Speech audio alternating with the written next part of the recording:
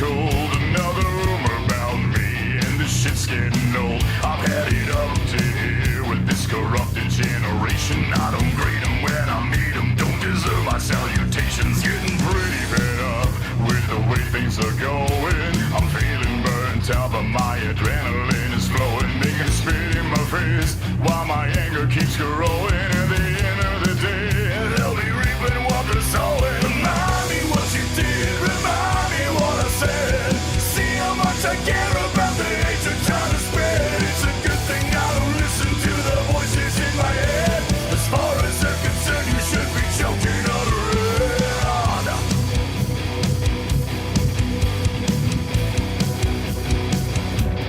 Choking on the red.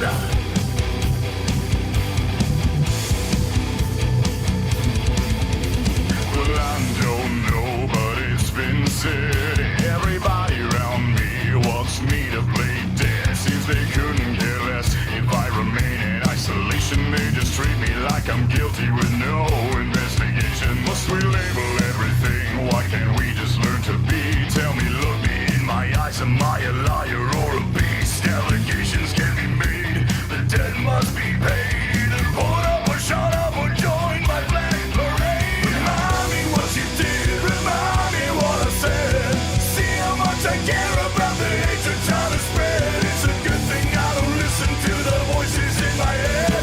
As far as they're concerned, you should be choking. Remind me what you did, remind me what I said. See how much I care about the hate you're trying to spread. I don't listen to the voices in my head. One day you're gonna learn or you'll be choking on the red. I'm nobody, I'm a tramp, a bum, a hobo. I'm a boxcar in a jug of wine and a straight razor if you get too close to me.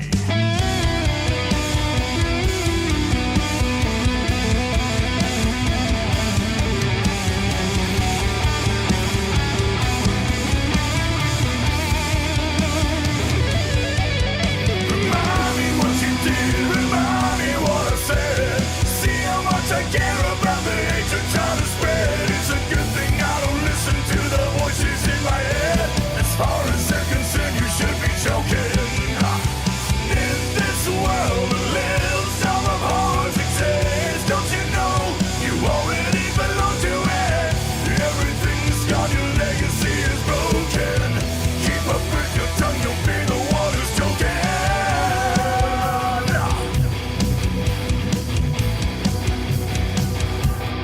Choking on the red.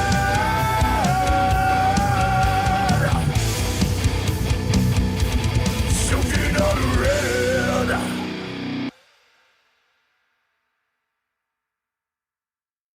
Welcome to this way of life.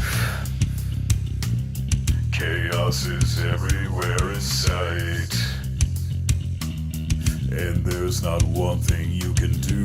You're not supposed to even move. Sit tight, just live in your own mind. Welcome to my way of life.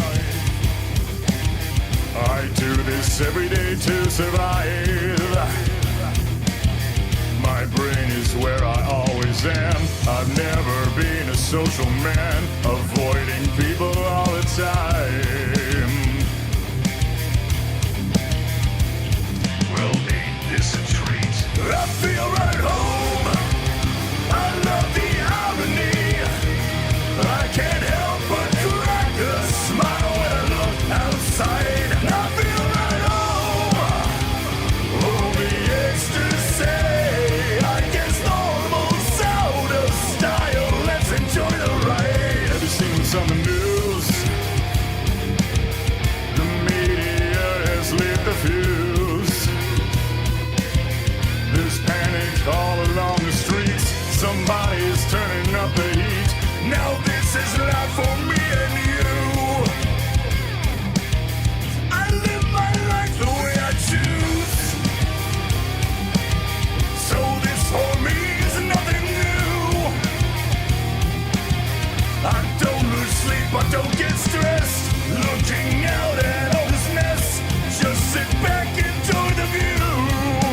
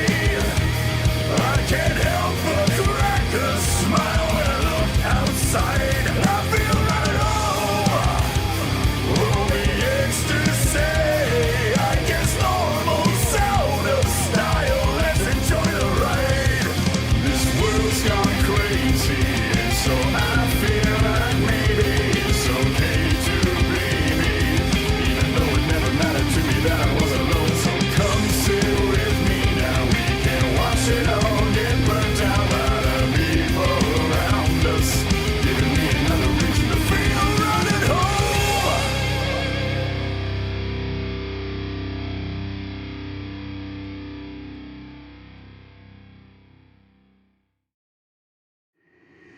Los geht's.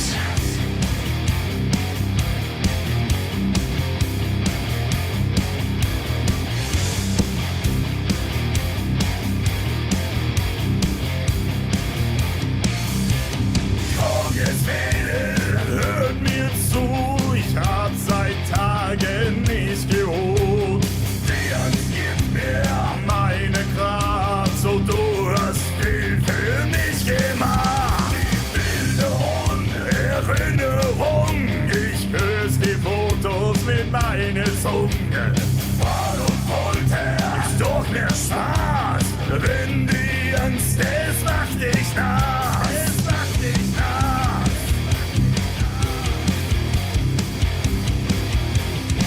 Ich bin nur ein Tier, ich will dich für immer hier. Ich greife tief in dich hinein, die Seele gibst du mir.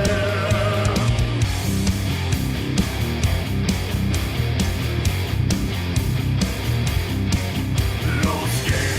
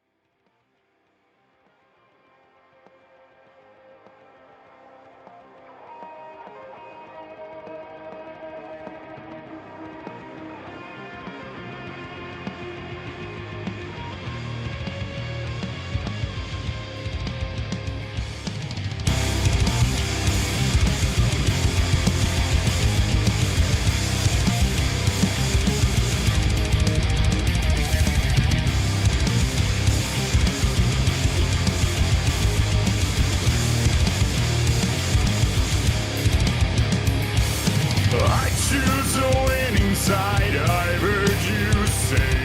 Observing closely, I know more than you think I may. Gamble with human lives as you're playing chips.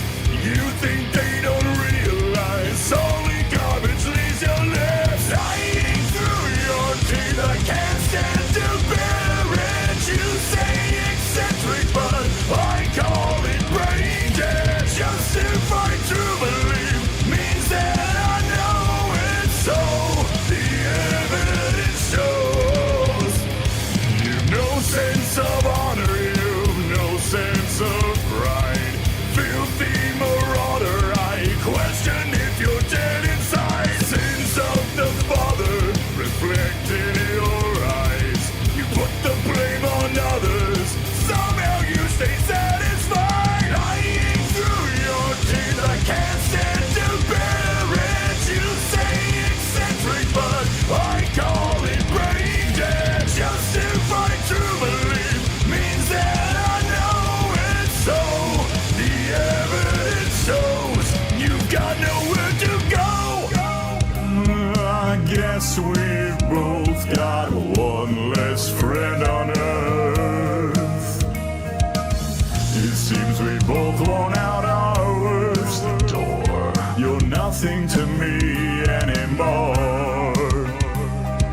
Now that I realize it, I have finally decided we should go our separate ways unless you wanna test me.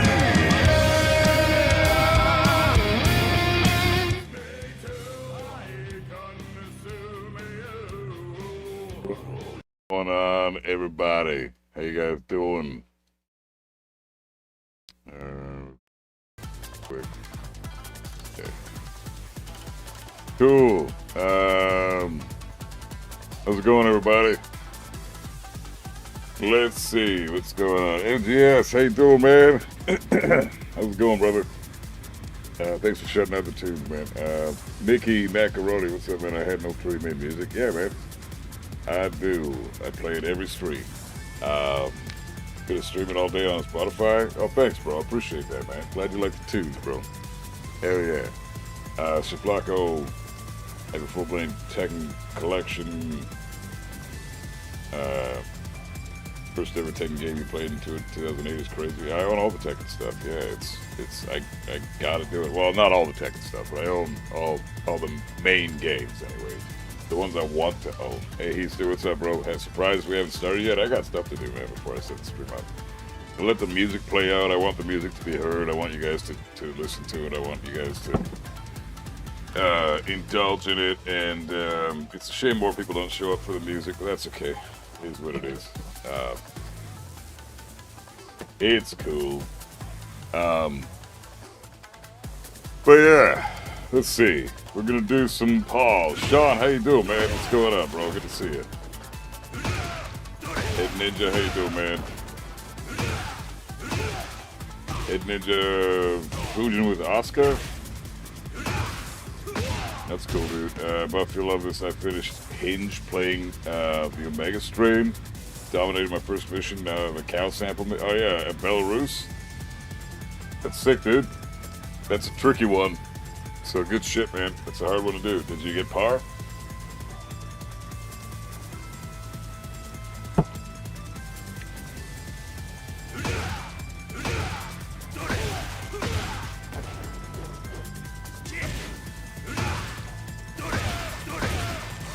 You're working on matchups and it's not going well. What are you, how are you working on the matchups? Suck at par? Ah, you gotta get par, bro.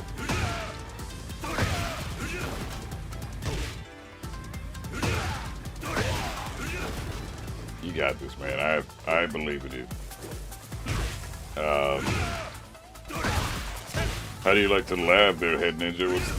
What's the process that you go through? Do you do what I'm doing here, like with this, where you set shit up and you go through a routine? Like, for example, if you get Paul to do these two moves, and practice fuzzy guarding.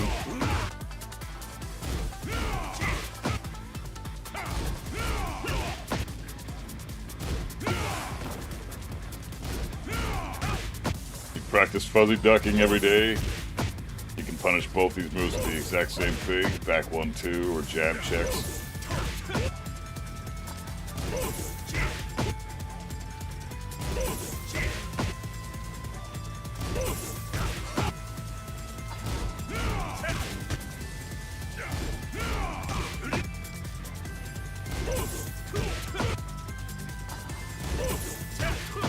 This is the type of shit you gotta do if you want to learn matchups, bro. This is how you learn.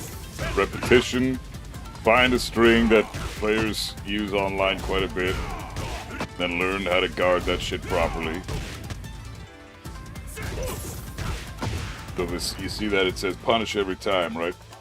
That's because I'm fuzzy ducking in between the two hits. And you do that by understanding what the frame data is.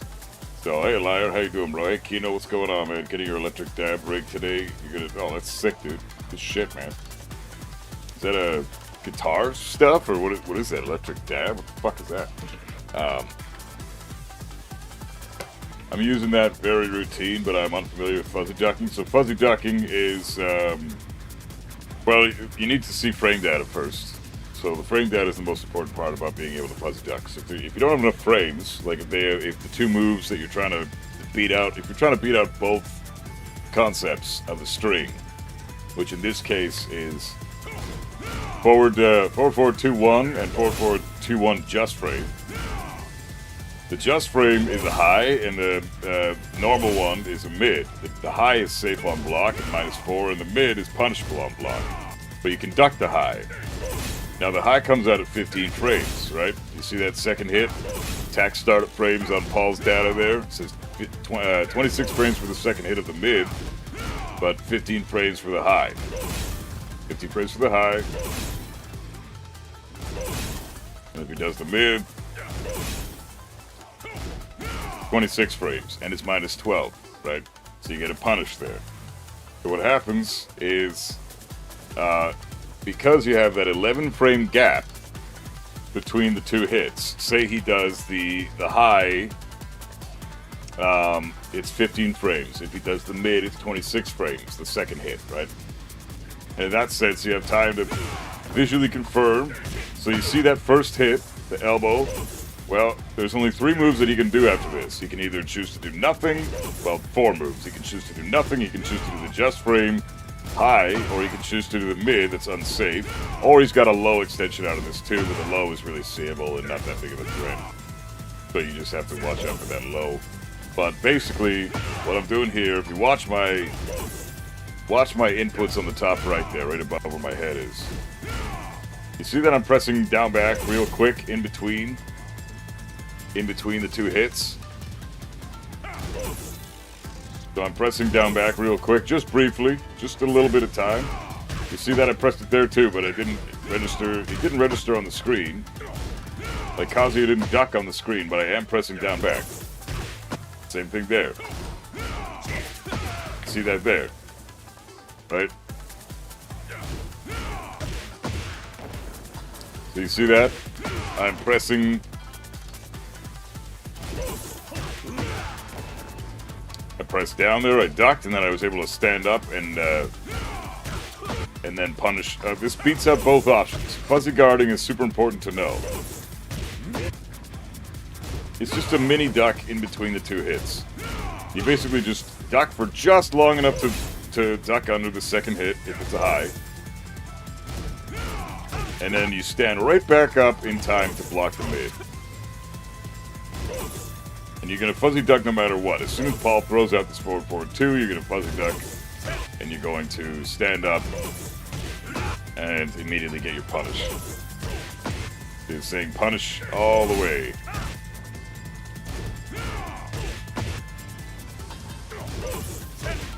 See this? That's a punish.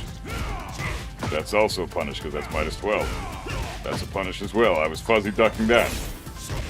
I fuzzy ducked too fast there.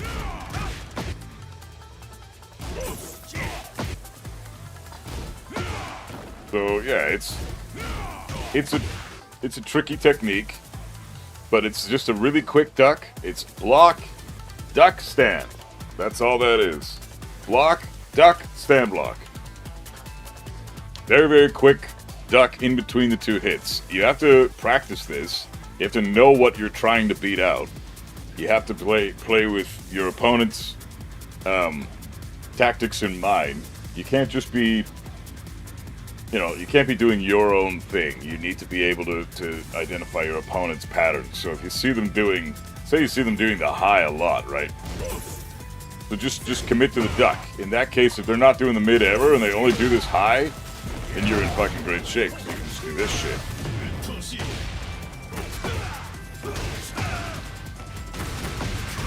Then you get your damage. That's if you hard call out the high, though. You're gonna hard call that out. Like they're spamming this, and you call that shit out. That's when you commit to the duck and you get your big fucking lunch. But otherwise, if you're not sure, I'm gonna fuzzy duck this all day. I don't know what he's gonna do. He's gonna go either high or mid here. So let's fuzzy duck right after the 4-4-2. Okay, fuzzy duck. And I got my punish. Again, fuzzy duck. Get your punish. Get your punish.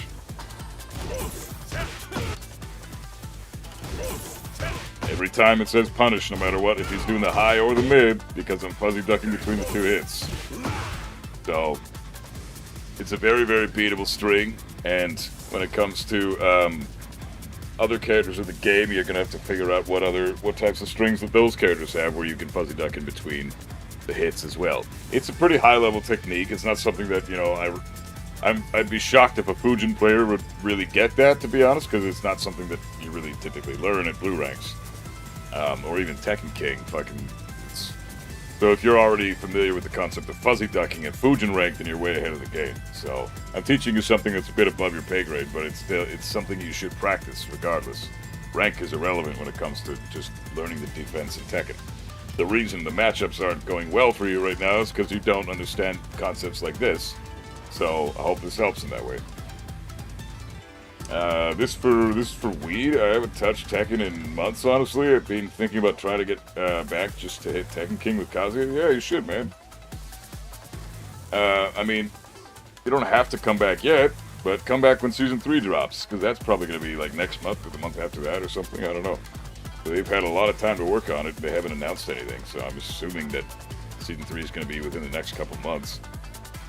Maybe just take another 2 months off and then come back when Season 3 is out.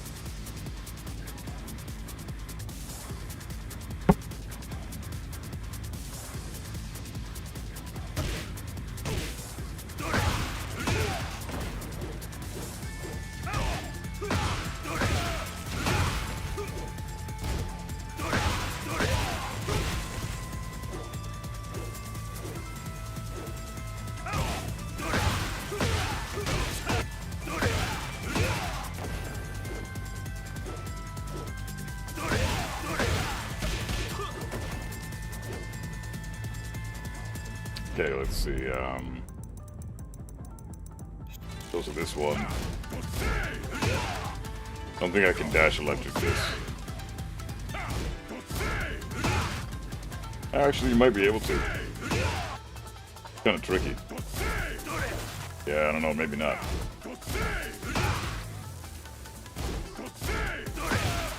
Yeah, it's gonna be hard. Oh, you can.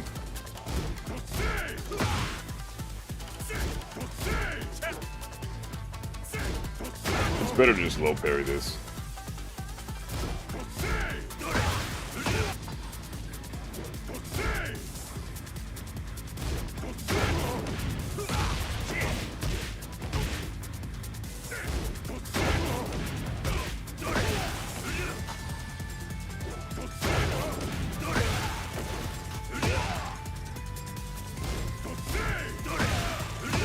So hard to launch punish that. Goddamn.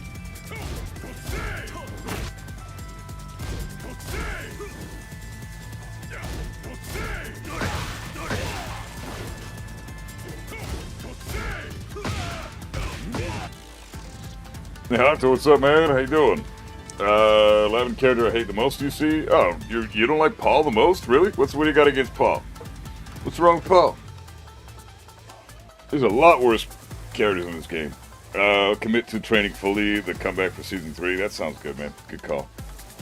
Hopefully season 3 will be better. We'll see. The most fun I've had was doing offline First to Pies with my friend. Yeah, season 3 I see being better for sure. I got so annoyed with Tekken in season 2, I'm back to playing Smash. Dude, season 2 is garbage, so yeah, there's no point in even... Don't even bother with season 2. It's such a garbage fucking experience. Nobody's having fun. All the pros are not playing in tournaments. Nobody's really signed up for EVO. Like the game is in shambles right now. So honestly, just chill until season 3. We'll see what happens. I have trust that they're going to fix it because honestly, it's been 2 years, right? Which is usually the cap. That's usually when we get a decent Tekken experience. So if we include like Tekken 7, for example, came out in 2015. And then it went through a series of changes, and then in 2016 we got another adaptation in arcades, but we didn't get it on console yet.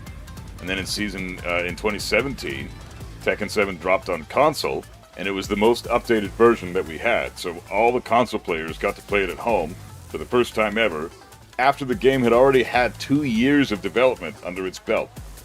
So the devs had 2 years to work on it and adjust the problems, and then bring it to console.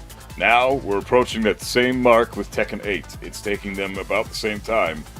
And guess what? The console version that we got for Tekken 7 in Season 1 was far better than the version that we got in the arcades in 2015 and 2016.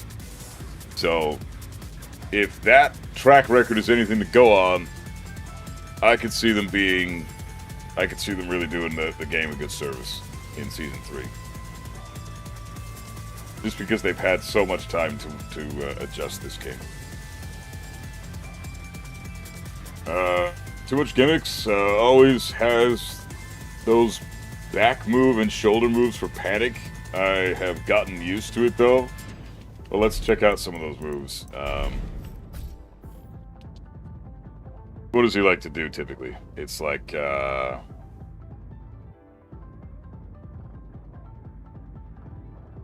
what does the Paul player usually do? You do something like this? Down forward 2 into shoulder? Something like that?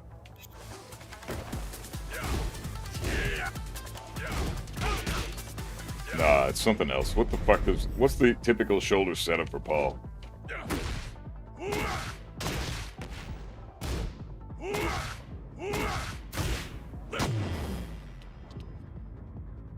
Forward 3 into down.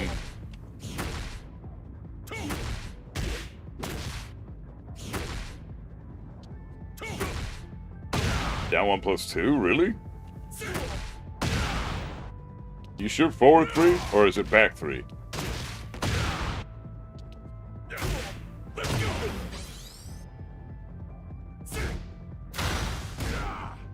Forward 2 into back move. Forward 2 into down 1. Yeah, that's it. Forward 2 into down 1 plus 2. That's the one.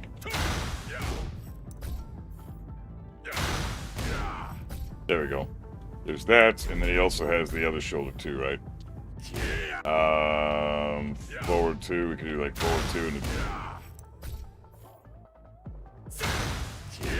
Forward 2 into forward 1 plus 4. Hey, Big Red, what's up, brother? How you doing?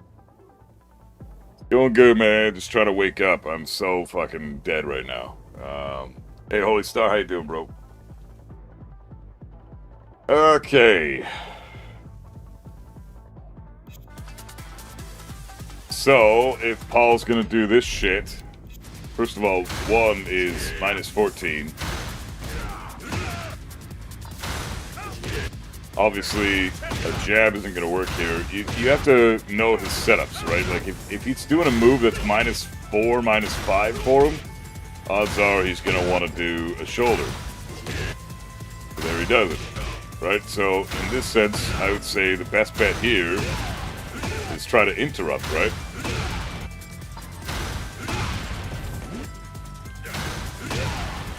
What's he going to do if I do a down forward 2 here? He's fucked.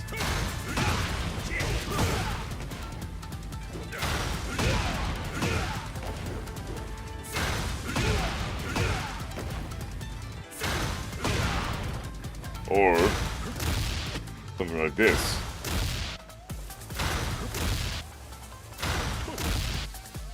Try a throw instead. Forward 2 is -5.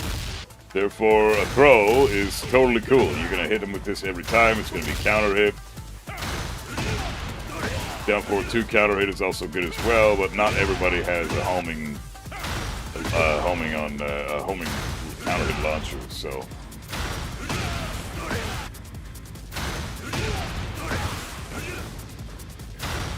This is the best way to beat the setup. So as soon as you see him do forward 2, odds are he's gonna do some kind of fucking stupid setup shit with the shoulders.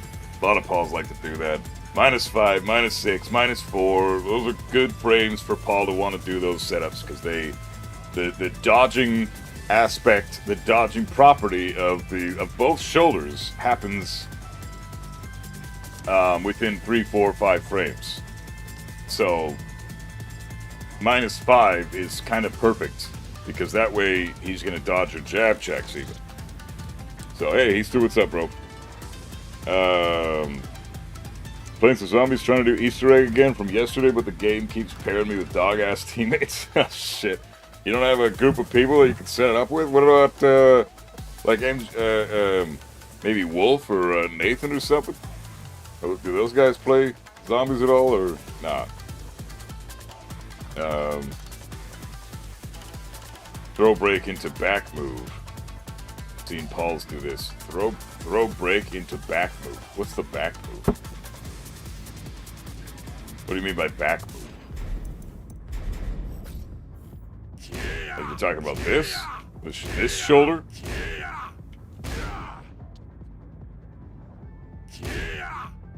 I see this trash a lot. Back 1+2. Oh fuck, this move. We gotta lab this. This is a guard break in heat. That sucks, and it hits grounded. That's fucked. They think Call of Duty sucks and they're low-key, right? Yeah. Low-key? I don't know about even low-key, bro.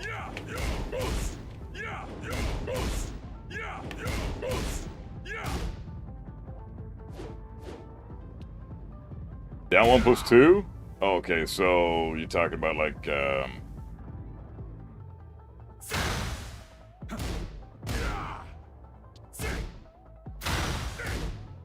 you do hate that shoulder? It evades everything? It evades a lot of jabs, yeah.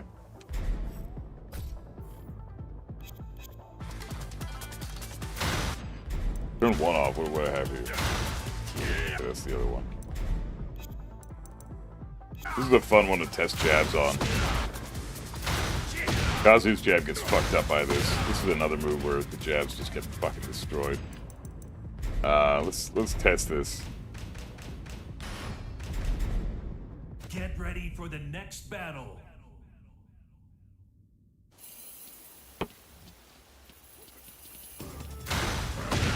Oh, damn. Go up the line then, I guess. Who's got a better jab than King? Claudio? Get ready for the next battle. If you break Paul's throw, he throws out down 1+2. Yeah, but then he's -2, right? Oh, shit. That is fucked up, man. Claudio's jab to beat out Paul's shoulder here.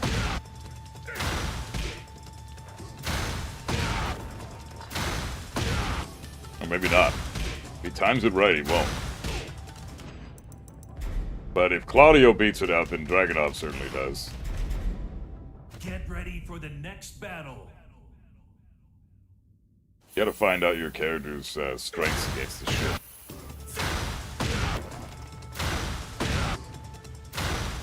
Damn, beats out Dragunov.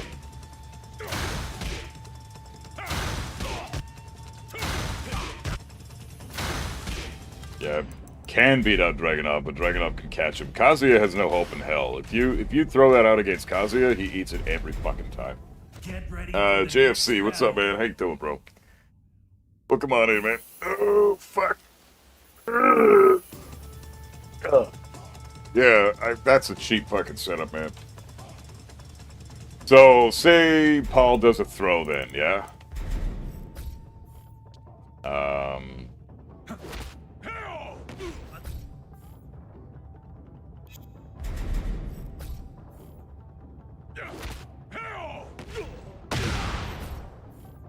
Right here, I'm gonna just mash throw. I'm gonna break it, and then he's gonna mash down 1+2. Okay, like that. But you gotta check the frame data on the throw break, right? It's -6, which is exactly why he wants to do the shoulder. But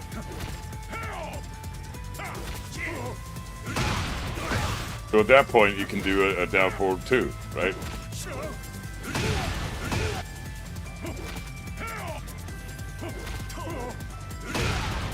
So make sure you go for a mid check if you break his throws, because a lot of the time Pauls will, or even try something like do your own throw. Because a lot of times they like to just, if he throws you and you break it, a lot of times they're gonna go for like a power crush or something, right? This is gonna guarantee that you at least interrupt whatever the fuck they do. What does Cammy stream? Right now she's working on Ghost of Tsushima. Fucking hell. Ghost of Tsushima. And she's going to be streaming on Saturday. So, that'll be good shit.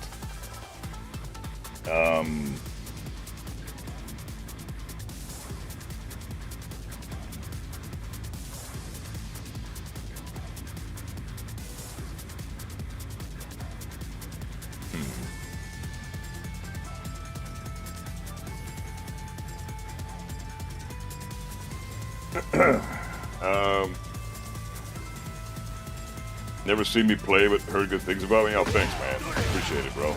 Glad that people are saying good things, so that's kind of fucked up. Really good things about me? Well, I'll tell you, I'm not very good at teching. I think I suck, personally, but if people say nice things about me, that's cool. Ghost of Yote is really good too. Yeah, she's really into Ghost of Tsushima, and that game looks so fucking sick. It's beautiful.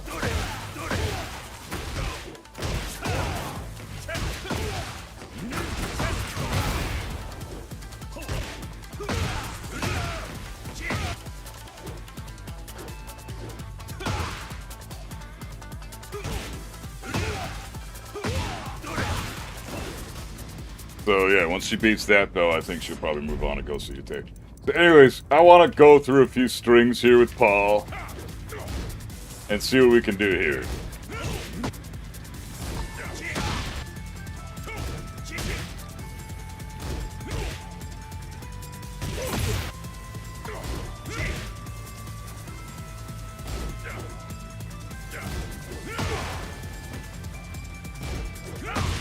Yeah, they're not my taste either, but they're a lot of fun to watch someone stream. Like, I like watching Cammy stream Ghost of Yote or Ghost of Tsushima, and it's a good time.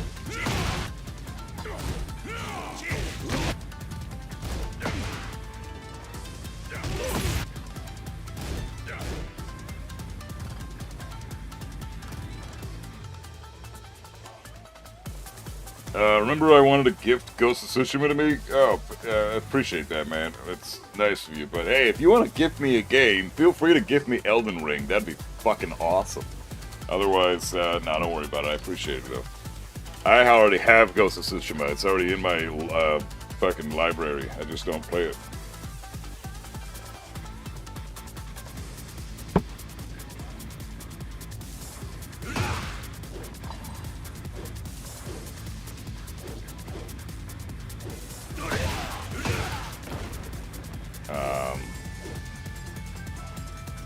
Sekiro, I already have Sekiro.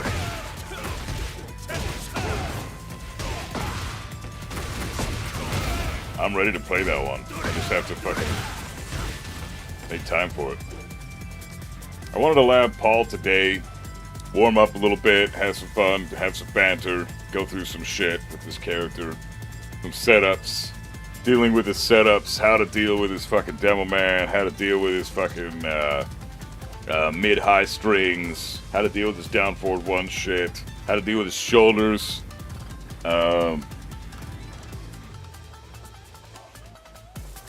I will do in a few days. I love Elden Ring. Oh, thanks, but nah, I was just kidding. If you're serious and you want to actually do that, I'd be very grateful. But I'm not expecting it, and I'm definitely not asking. I was totally kidding, dude. But there's the thought that counts. So thanks, bro. That's nice of you. Yo, brother, I have the hardest time with Paul's on the ground Oki setups. Yeah, I hear you. I hear you. So say he does fucking what's a good? I don't know. What's a combo with this dude?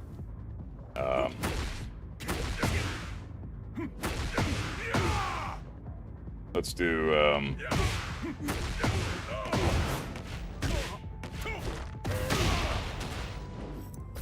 oh, fuck. This shit.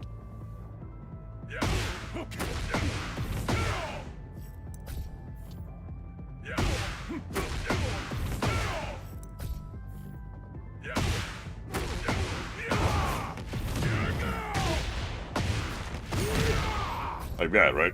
This would be something that you'd see Paul's do quite a bit.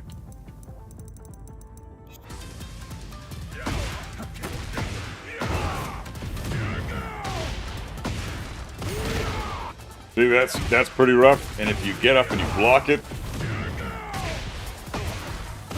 guard break, and then you're fucked. 12 frame, he can kill you with a 12 frame move. So in this sense, you're gonna get launched, you're gonna get comboed.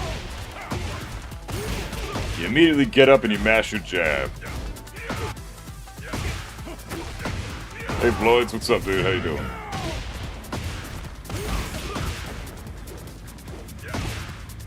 But keep that in mind. You can absolutely get out of these Oki setups. The only thing you can do here, even if you stay on the ground, you still get hit. So that hit's grounded. So it's a really bullshit scenario. You could try a perfectly timed side roll, but that's a little bit unreasonable. I don't think you can't even get that done. It's not possible. So, the best thing you can do here is get up off the ground by holding back. Mash your jab. And it will connect every time. That's exactly how you counteract that Oki shit, right? So this is a scenario that I'm going to probably have to throw in the video as well, because this is something that a lot of people have issues with. Can we look at QCF neutral 1-2 into the different options he has? Sure, man.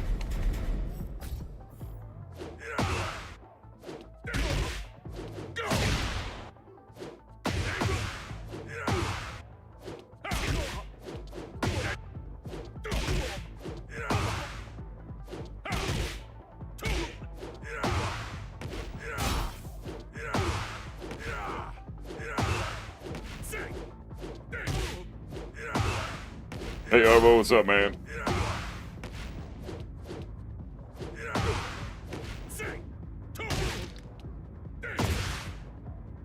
UCF neutral, how the fuck do you do this? There we go.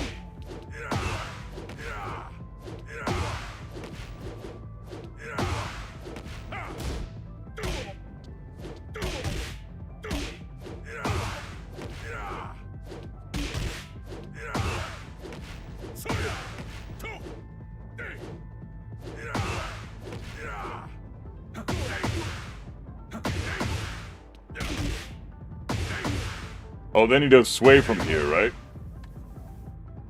Can you get up, sidestep, or does it track? No, you don't have enough time to side. Well, you can sidestep, but yeah, it tracks a little bit more than you would like it to. Like, for example, let's do this again.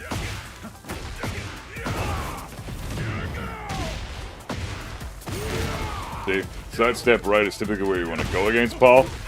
That is a left-handed attack, though, so it might work if you sidestep it left, so we'll try that. Sidewalk it to the left.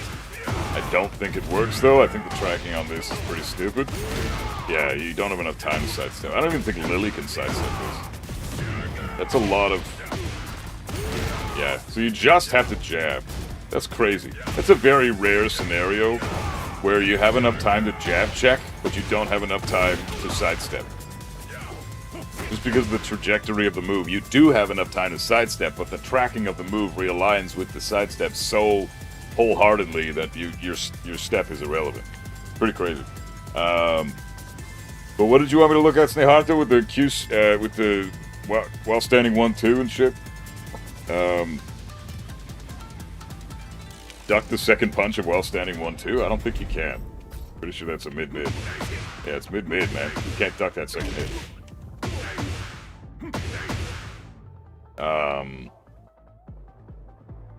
Then he starts going layer 2 demo, man. Hey, Rigdon, what's up, dude? How we doing, Arvo? We're going good, man. Just trying to fucking lab some Paul. Super stoked, finally getting this character. I enjoy Paul. It's fun to fight Paul. Ugh. Kazuya versus Paul is a fun matchup, but sometimes you get fucked over because I don't like that he's got he's got some cheap shit. Like, this is fucking stupid. And then you can cover his other side with this shit. So, for example, if you do something like, I don't know, classic setup with Paul. This. And the other thing would be this. So, you really don't have a lot of options here. You're -5 here, and if you try to step right, he clips you with back 3. You can dodge his down forward 2 there, but if you try to step left, you can dodge his back 3. But then you get fucked by the down forward 2. And both options are uninterruptible.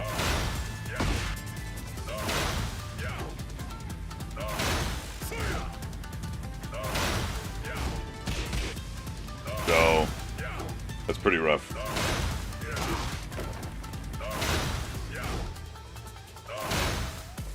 Can you parry? Kazuya can't. Right? Because I've got a punch parry only. Right? So that just dies to back 3.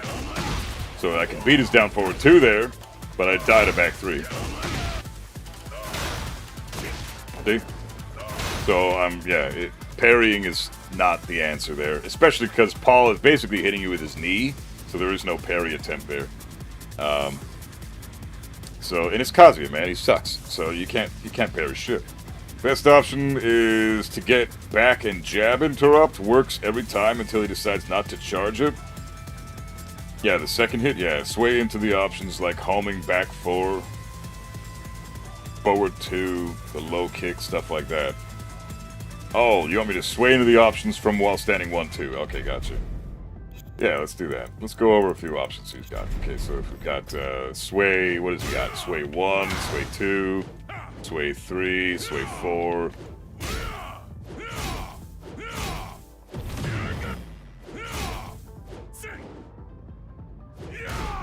Sway 1 + 2. Sway down forward 1, sway down forward 2.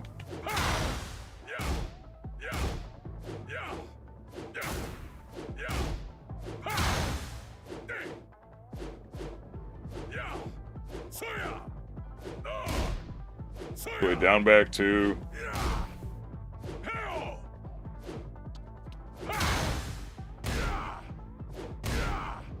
You can even sway shoulder. This is kind of dumb.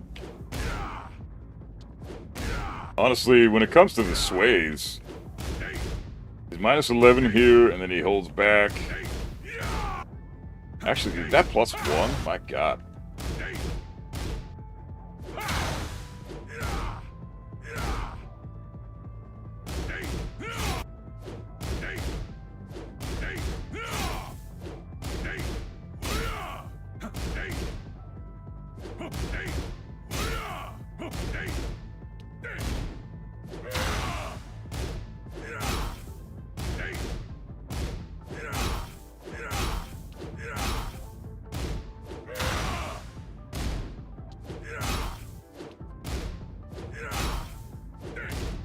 Wait, 3, 2, 1? Yeah, that's trash, though. No one's gonna want to do this shit. This is stuff you see at, like, Tekken Emperor rank and below. Like, a lot of players at Tekken Emperors and below will use this shit. This is some of the worst stuff he has. This is option selectable with a fuzzy guard. These two scenarios, let's just do these real quick. 18 frames for the last hit there.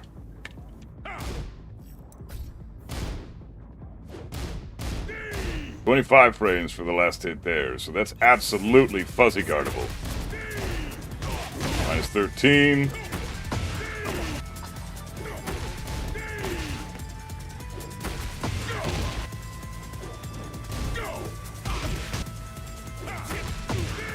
Why am I getting hit by that? There you go.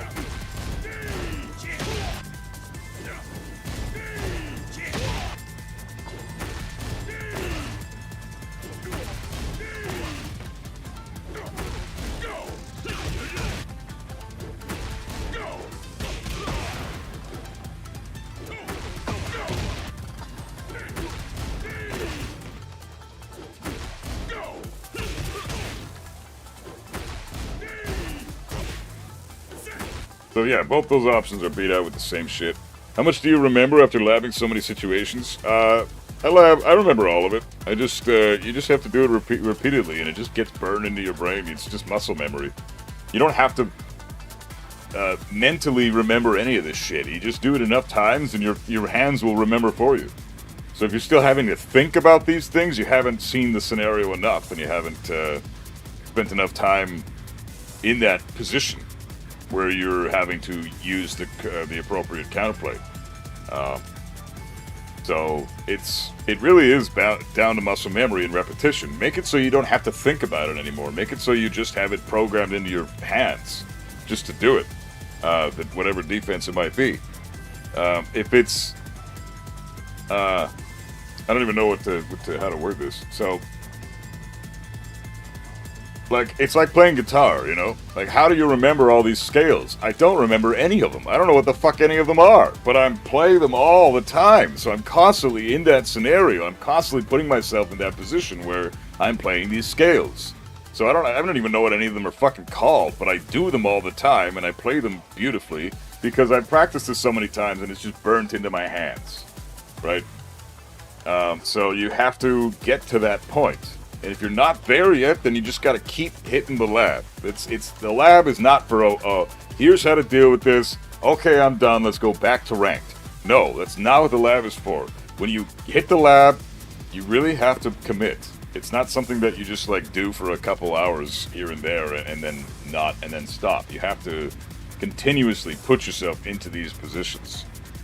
And burn those animations into your brain, so that your hands just react without you even having to think.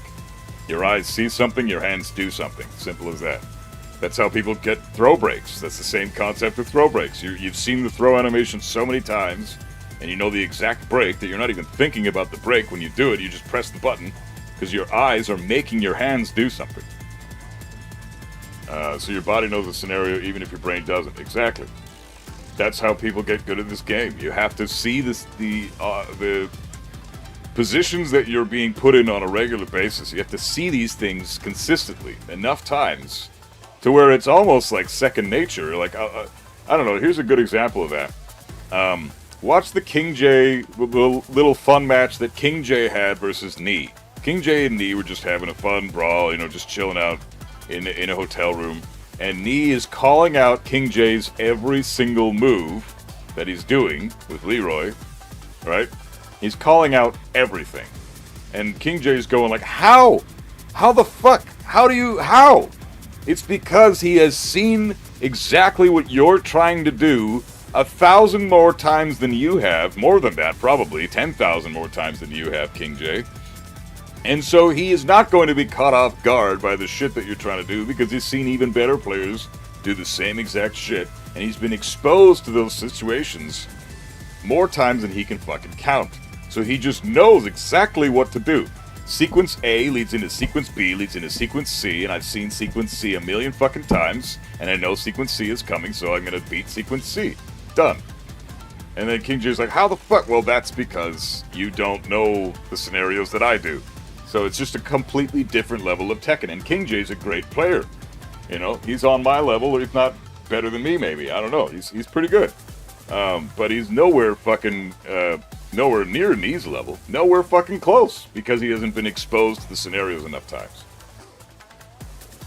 Problem is, a lot of people find labbing boring. Well, that's something you're gonna have to get past. If learning this game is boring to you, then maybe Tekken's not for you.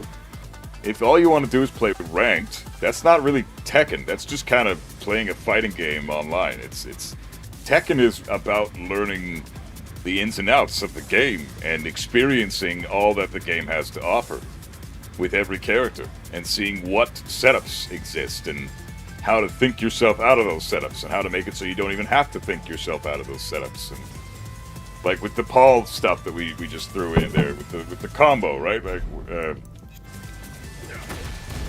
well, this shit is no.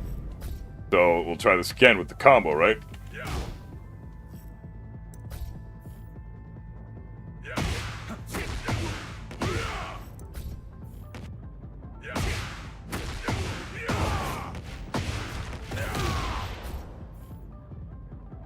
I gotta go in heat for this. Yeah, you're right.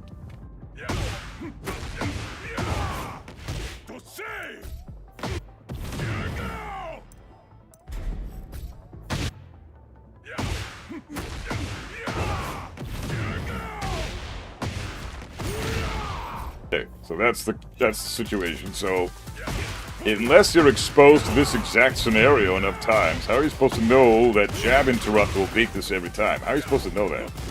The only way you know that is because you've seen this 1,000 times.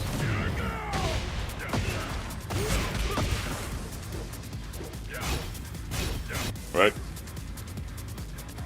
What guitars do you have? I mainly play acoustic fingerstyle. I have two Martins I work my ass off for. That's sick, Mr. Bell. Right on, bro. I have this beautiful beast right here. This is my favorite girl. Her name is Ratigue. It's just guitar spelled backwards. She's fucking phenomenal. This is a Jackson Flying V.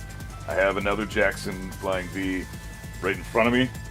And then I have a Dean King V right next to me here. And I have an acoustic Yamaha downstairs. And I also own 3 bass guitars, and a keyboard, and several microphones, and all the shit. So technically I have 3 electrics, 1 acoustic, 3 basses, and yeah, acoustic, and a keyboard, and a fucking shit ton of microphones. But yeah, I'm a Jackson guy. Jacksons are my shit, because they sound the best in metal. Most training regiments are boring, but those regiments are essential to learning anything. Yeah, well, and honestly, they don't have to be boring. You can totally make the training regiments fun. You just have to find a way to make it fun, that's all. And everybody's different that way. It's not something you can learn from somebody else. Don't want to name names, Buff, but I just saw a Elite player stream who doesn't even know how to punish Kazuya's down forward 2, and they are GOD rank. That sucks.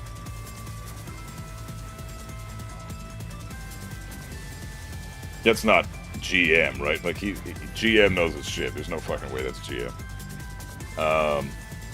Bro, the amount of people who fall for that is crazy. Well, it's a very tricky scenario. Like, Paul, this is a really good Oki setup, and Paul doesn't have to do the full charged one either, right? He can just do the mini charge. Or the medium charge, even. Let's try getting him to do the medium charge. Same exact combo.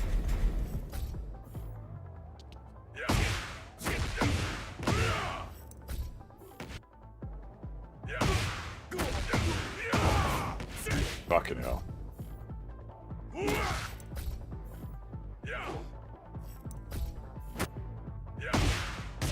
God damn it.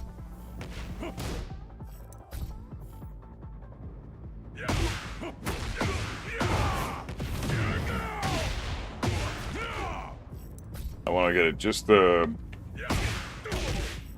Come on, man.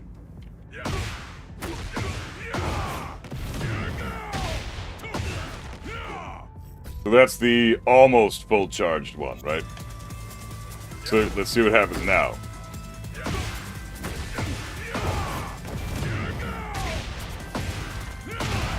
At that point, you get counter hit. So this is a tricky setup, right? That's why it's not necessarily the worst thing in the world that players fall for this.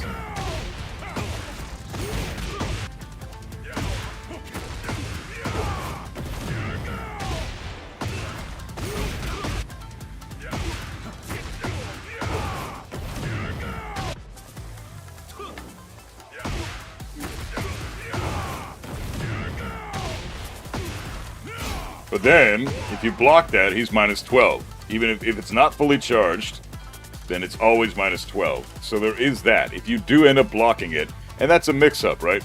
So if he sees that you know the jab interrupt beats that fully charged Oki option, then he's going to start mixing it up with the almost fully charged option. But that option is always minus 12. So you just get right up, you block that, and then he eats your punish. So... as a GOD, Paul, I can offer some insights. I'll say, hey man, what's going on? Yeah, sounds good, bro. I would appreciate that. So sick that Jackson is. I own a Yamaha buff and a PRS Tremonti. Oh, that's sick, man. Right on. I've seen them run their flowcharts. You can't be a lead player and do that. Oh, we're talking about Tekken player. Setup is finicky out in the open because you can backdash option selected. It's better at the wall. Yeah, that's true. Let's try doing that.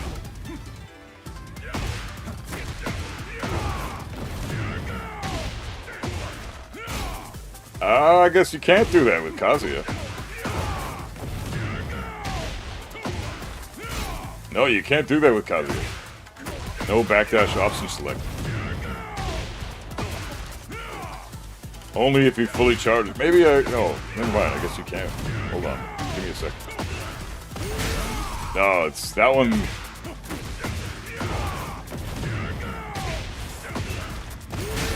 No, the guard break it hits too far away. That was a full backdash. Yeah.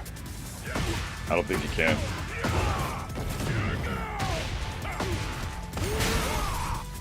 I guess it also depends on the combo.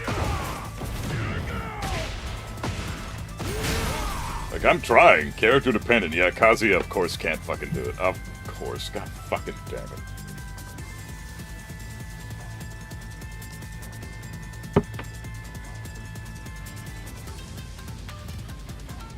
God damn, you gotta be fucking kidding me, man. Every time I lab a new character, there's always something that Kazuya can't do that other characters can. There's always something. And it's not just a couple characters that can do it. It's like half the fucking cast or more can do the shit. And Kazuya just can't do it. Every goddamn time I lab a new character, we're on character number 25 or some shit, and it's every single fucking character. There's always at least one thing that Kazuya can't fucking do. That he needs to be able to do to option select this bullshit. And why can't I do this? You know what? To be honest, I didn't even know you could. I didn't even know there was an option because I'm Kazuya. Right? I play Kazuya. So I'm just never exposed to the idea that you can fucking backdash that because I named this shit character. God damn it, man. I mean, I'm okay with Kazuya being difficult, but just giving him less utility than other characters in scenarios like this makes no sense to me. That's a different concept altogether. How are you going to make the hardest character in the game so fucking useless on top of that?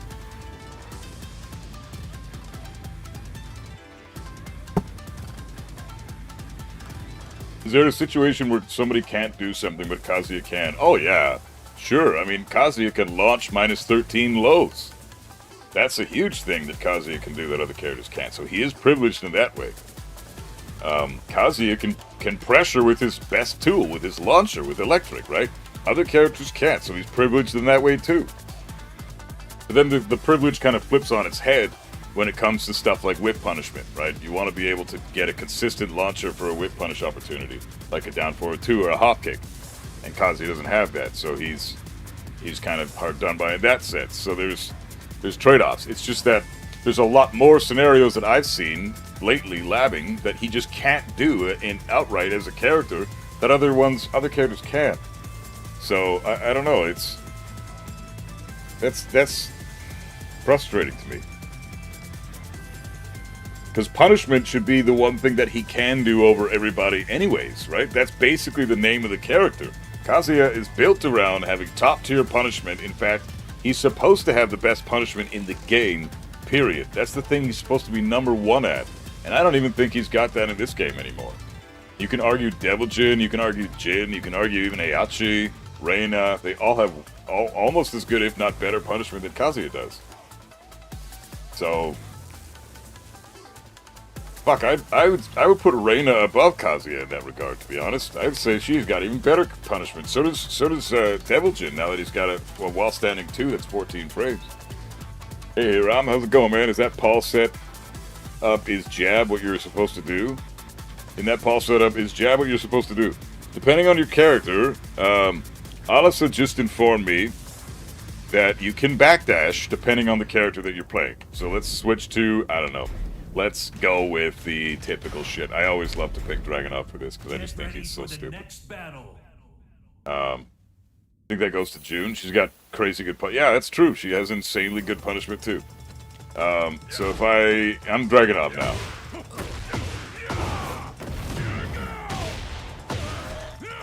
Yeah. Of course Dragunov can fucking do it. I did it first try. Oh, but he can't backdash the guard break.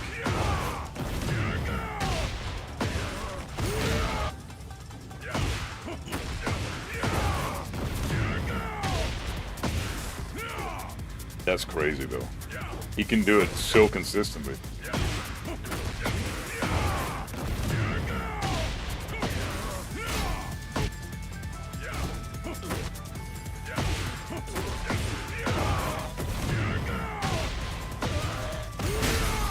Yeah, I don't know if you can. Okay, Dragunov might not be able to backdash the guard break. Let's try Lily. Oh, who's got a really good backdash? Raven's got a great backdash. Let's go with Raven. Can Heihachi do it? Yeah, we'll check out Heihachi next. Does Kaz have one slight benefit to his in this matchup? Paul's 3-2 sway into Death Fist as a wall combo works on most male characters except for Kazuya? Oh, well that's good to hear. That's not exactly an advantage, but at least it's something.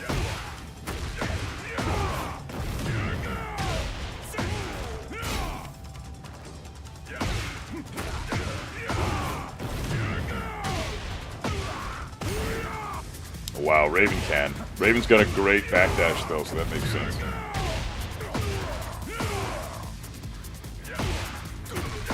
Can Feng use Kenpo to get out of it? I would say probably.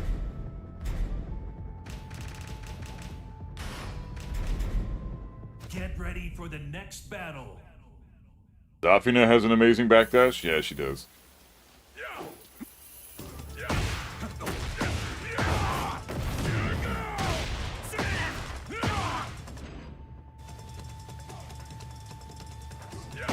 Think Alisa can? I'm sure she can. Although Alisa's backdash is ridiculous too.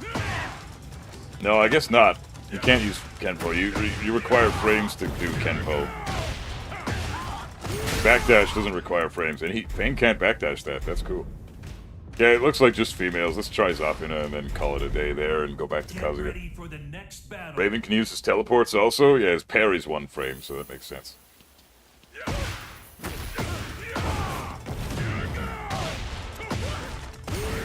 Wow, effortless.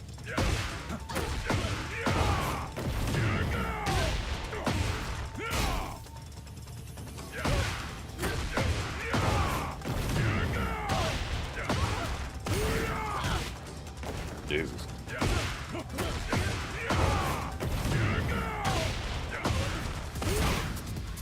I always thought you'd get up immediately and jab, interrupt the guard break, or maybe I was drunk. No, you do. It's just that is the ultimate counterplay, but he can also do that. He can charge it almost all the way. See? And then I get counter hit, smacked on the ground again, and then I get Oki flipped over. But that is the classic way to beat that, is just get up and jab. I think Yoshimitsu can just wake up Flash on that. Maybe, I don't know. I'm not really too worried about that stuff, to be honest. Like, this is... I want to just focus on Universal. Get ready for the next battle.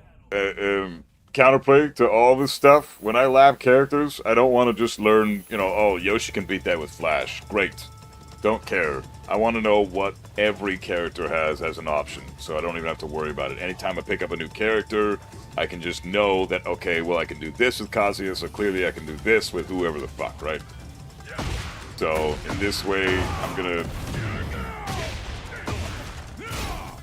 He didn't charge it all the way there.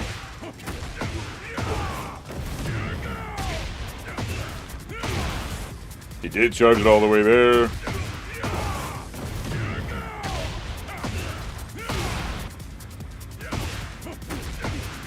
Yeah, universal counterplay is the way to go. So you get your 12 frame punish if he doesn't charge it all the way, so that's good. But try the sway into forwards, sway dance of Paul that high level Paul players do. Sway into... like this. Sway into deep dive.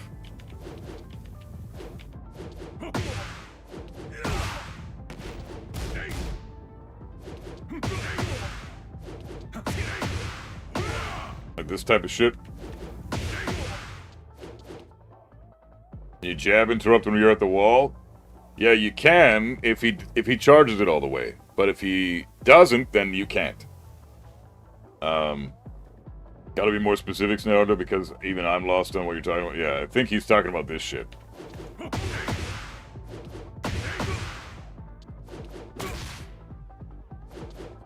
Deep dive is a genuine stance. This is not a crouch dash. This is an actual stance. Paul has a fucking stance. Crouch dash and sway, back sway like this. These are not stances. If these are stances, crouch dash and back sway are not stances. Because sidestep isn't a stance, full crouch is not a stance. These are just states of the game. But Paul actually has a stance now with deep dive.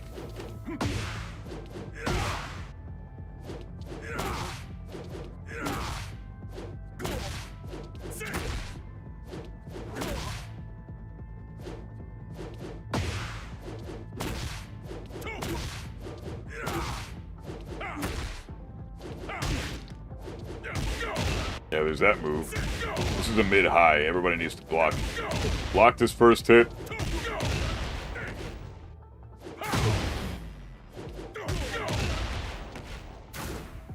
What is it? Up, back.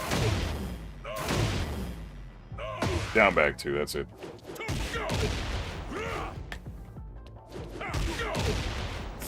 That's all guaranteed. The sway mix is one of the most important things to learn about, especially from down forward 1 and while standing 1-2. Yeah, absolutely. Plus 14 on hit. And it's plus 1 on block, too. This fucking sequence is plus fucking 1 on block. But Paul from sway only has 4 options, right? Got 4 options, right? 5 options.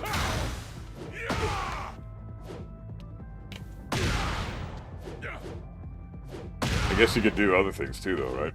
Shit.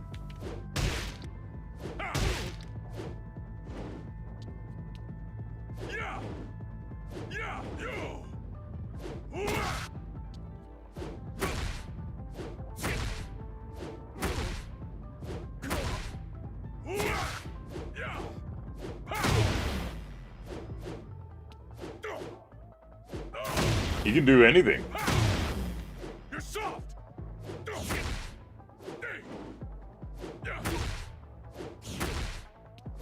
That's crazy. Forward 4. From sway is another fucking homing mid heat engager. Jesus. Okay, I'm trying to think. God damn. Sway canceling and sidestep low and other stuff.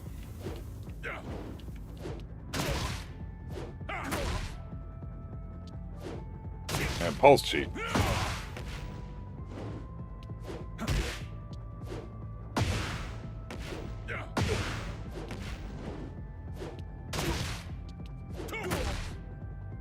The while standing 1-2 mix is nasty because he sways way further and he does off of down forward 1. Sway 4 is also plus on block. Yeah, this is plus 1. Yeah, you're right. Let's go over some shit. So sway cancel and a sidestep low and other stuff. Yeah. Well, this low is minus 12 on block, plus 4 on hit. This is minus 12 on block, plus 4 on hit.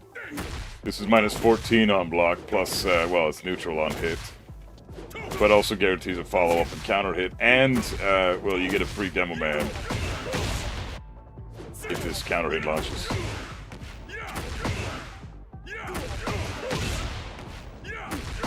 Give me the blue sparks, bitch.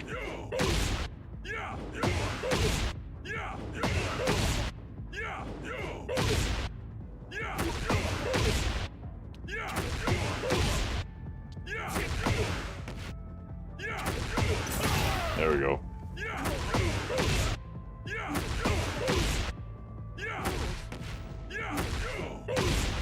Anyways, it's said that they even made Paul cheap. Yeah, Paul's pretty cheap.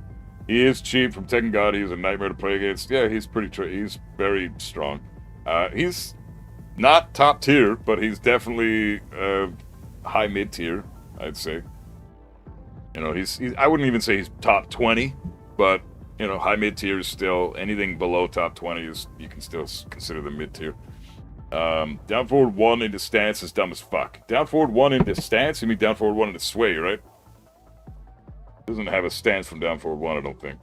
He's got the back sway, but again, that's not a stance. Swaying is not a stance, because if it is, then you can say sidestep is. Is this a stance just because it gets a different move out of sidestep? No, it's not a stance. This is not a stance either. Neither is crouch dash. Just because it gets different moves out of it doesn't make it a fucking stance. Right, so...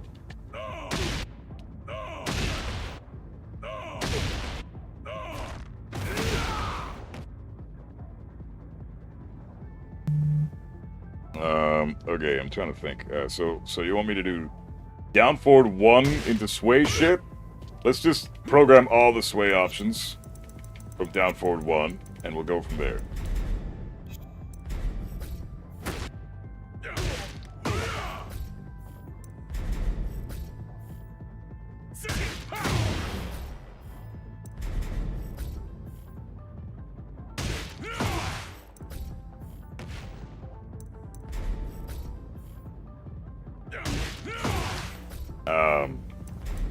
To tell you right now, a strong dick jab is probably the way to beat this entire sequence.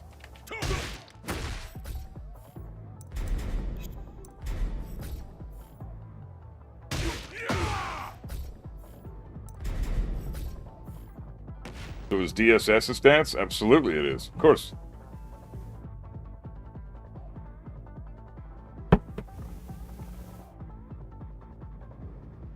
When the fuck is the new patch? Season 3 it will be. What else is there? Let's see. So there's 5 options. We'll go over the other ones in a minute.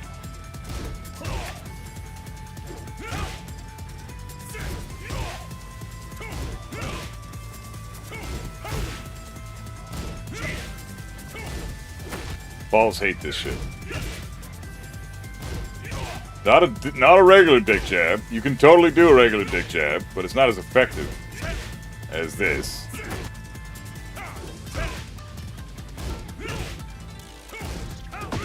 Because of that. Sway 1 will kill you most of the time.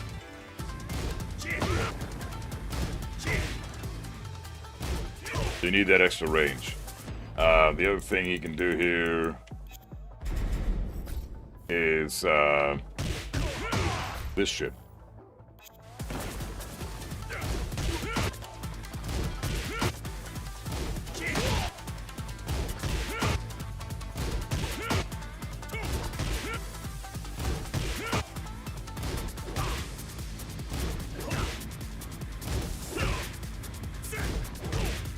The trick is you gotta duck and then strong dick jab in this scenario so that you option select the whole stance. Duck, then dick jab. Don't just do down 2 as a dick jab. Down 2 will get you counter hit. Duck and then dick jab. Depends on how far back he sways. Yeah, good point. Dick jab loses to sidestep, low parry, or delayed back sway into button. Yeah, that's true. All those things beat up the dick jab. So then you have to correct your timing, right? So that's also layers that we can talk about the layers, but say he does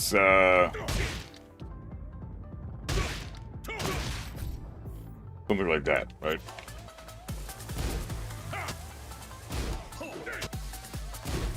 So then dick jab loses.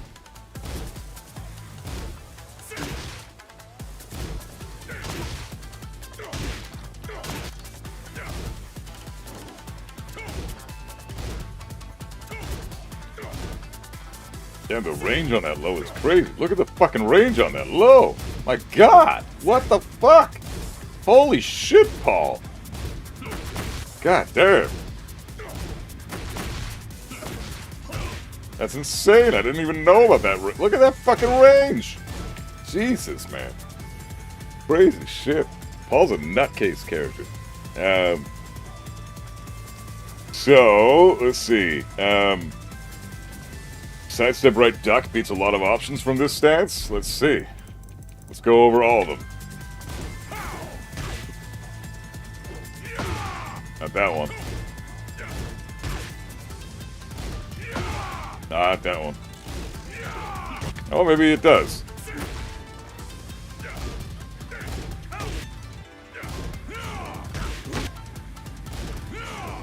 This might be the best, most optimal counterplay. Look at this shit.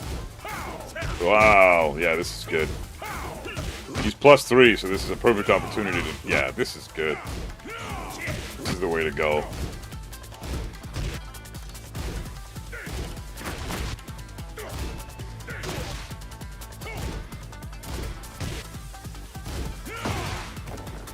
Hey, Maz, what's up, brother?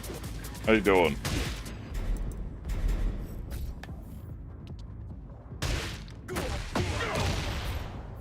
I want you to do the whole screen, bitch.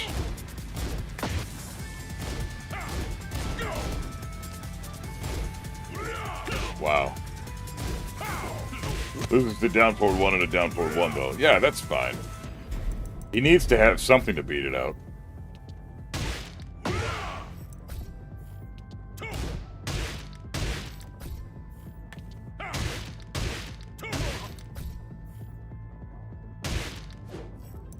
Be a little quicker there.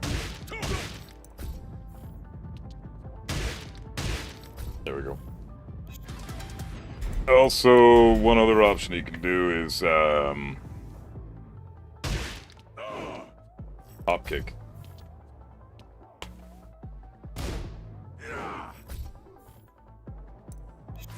See what sidestep right duck does here.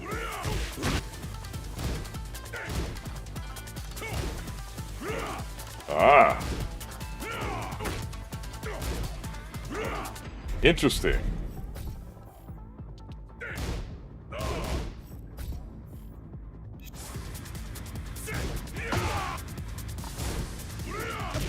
I'm great, man. I'm labbing some Paul shit, and it's going awesome. So sick. Sidestep right duck, man. Super good. It actually, sidestep right duck is like an answer to all things in this fucking game. We just went over zapping it yesterday. Sidestep right duck, or not yesterday, the day before that. Sidestep right duck is fucking incredible against stopping this shit.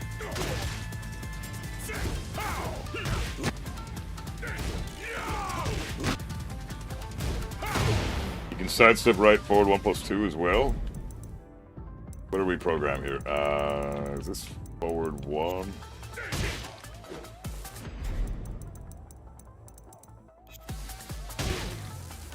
Yeah, that's the sidestep down, sidestep low. Let's swap out the down forward 1. If we do sidestep forward 1+2. Oh yeah.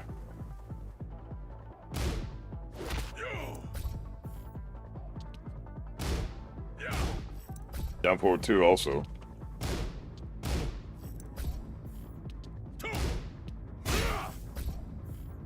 This is like your opponent.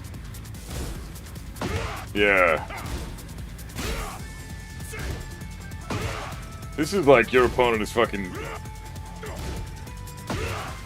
really pissing you off with the sidestep right duck counterplay, and now you're adjusting your game plan to beat their shit. This is a very situational type move. Like, you're not going to get Paul players that are going to be throwing this out on the start. You're going to make the Paul player want to throw this out, right? Oh, he's sidestep righting into duck all of my options and I can't fucking hit him. I'm going to start throwing out Hammer of the Gods. Sounds good.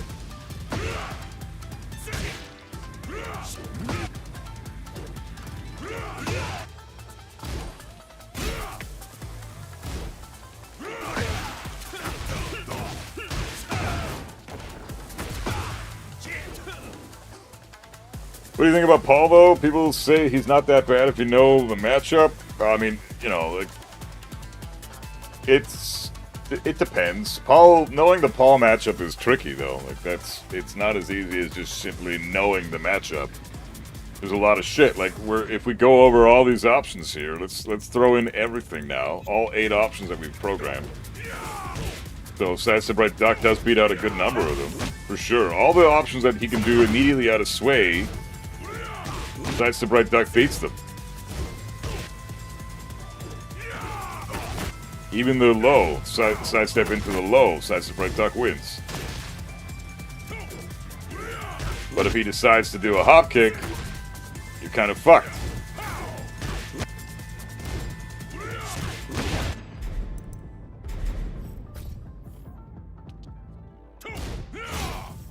There's that one. Let's do this one.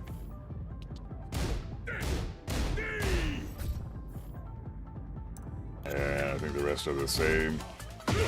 Yeah, Hammer of the Gods are gonna fuck you up every time.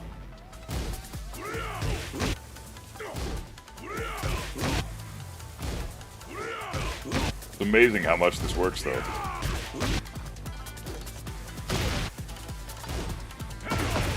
But the hop kick can fuck you right up.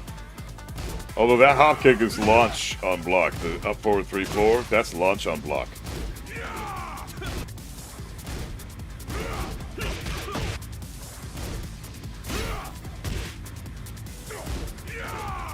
I'm going with sidestep right block. Sidestep right block seems better. Because then I just eat the low. I don't worry about eating the launcher. And I'm okay with eating that low too. And I'm okay with being +1 on block with the homing move. At least I'm not getting launched and I'm not eating Hammer of the Gods. Oh, that's -13. What am I saying? It's not launch.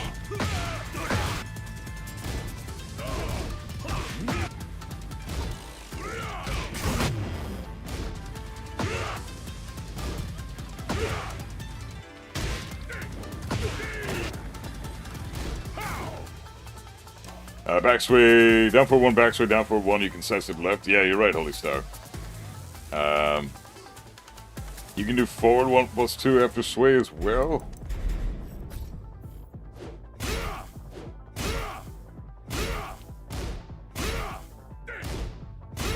Alright. There's other things you can do from sway that isn't part of the sway mix-up either, right? Like it's... You can do like down 1+2. Yeah, I'm doing sidestep right block.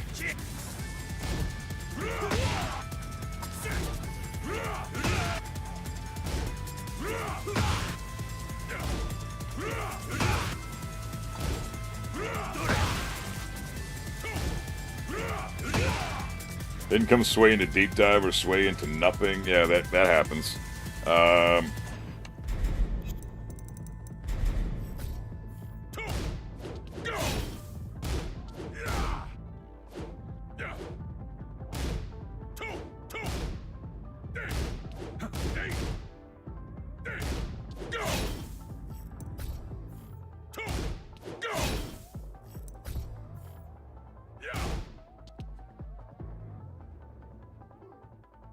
Does deep dive into while standing 1-2 track the sidestep right? Yes, it does.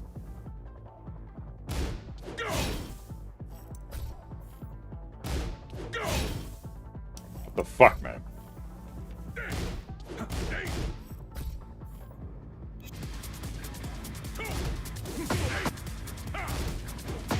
Yep.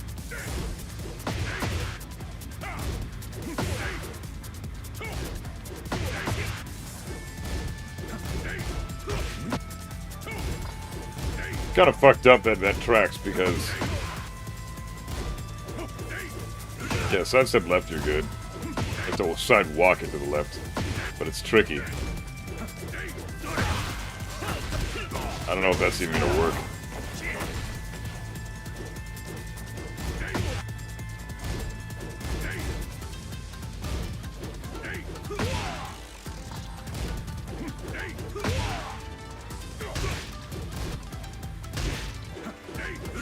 Even if you get hit by the down forward 1.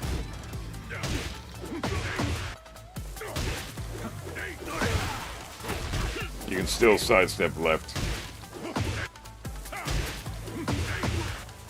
The only issue here, like that's +1 on block into mix-up.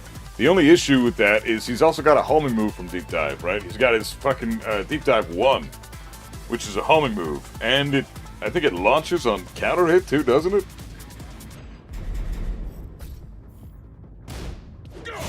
That move is really good.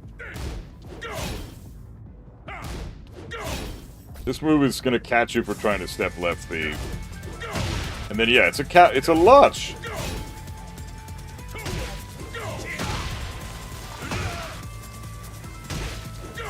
Yeah, you did.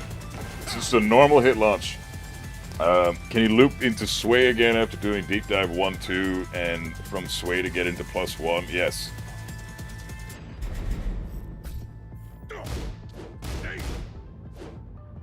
See?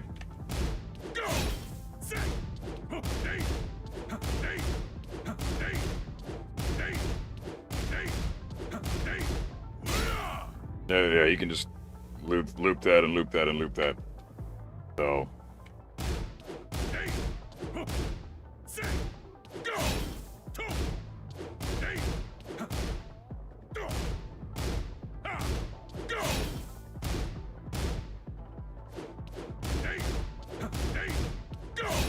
And then if he wants to, he can just hold down forward, maintain the deep dive stance, and do deep dive 1. Yeah, that's hard to deal with, man. I don't know. What's the option there? Let's try to figure out an option that can beat that shit, because that is fucked up.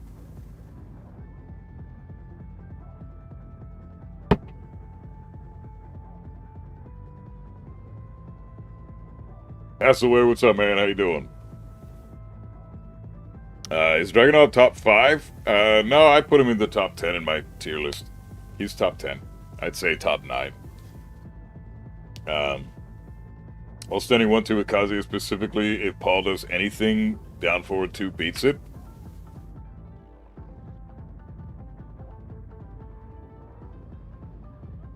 Oh, with Kazuya. Down forward 2 is it defeated to that?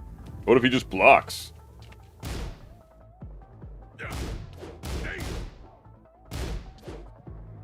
What if he just does this?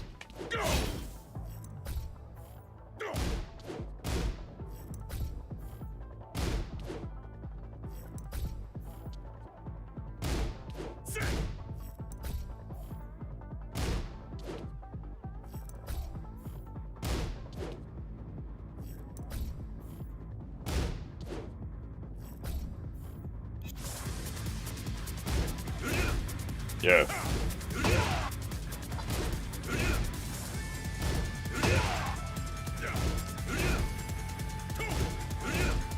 That's... So you can hit him in the deep dive animation, but if he blocks, that beats down forward 2, but most Pauls are probably not going to block. Yeah, you're right, they're not going to block. But, I don't know, man, that's ridiculous. This is really stupid.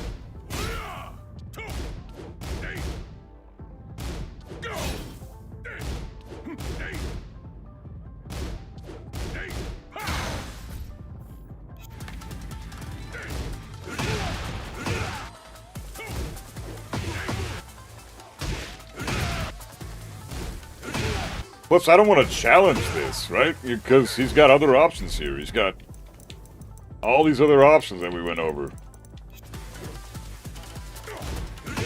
So challenging down forward 2 is not necessarily the smart idea here.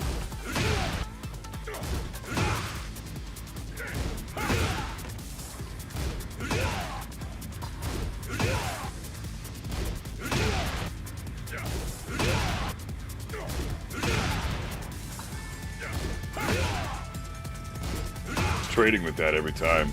This is like a pretty decent sized sway too, right? We don't have to do this big of a sway.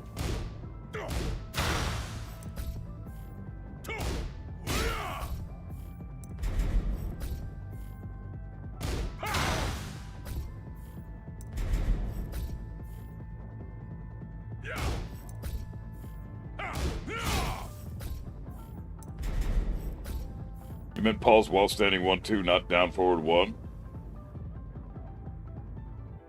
No, I mean, well, it's the same thing either way. He's plus on block either way. Down forward 1 is even better for Paul, because it's +3 instead of +1 like while standing 1-2 are. DJ, what's up, man? Are you playing on stick or pad? Right now, I'm playing on pad because it's practice mode, and I'm just faster with the shit on practice mode with pad. But when I play matches or when I play anything else, I'm using stick now because I have to learn that shit. I suck at it, but I'm learning it slowly. Broken? I don't know about broken, but it's tricky to deal with, that's for sure. So let's try,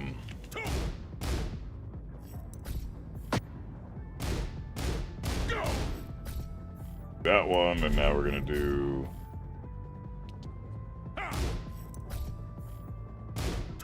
Fuck. Fuck.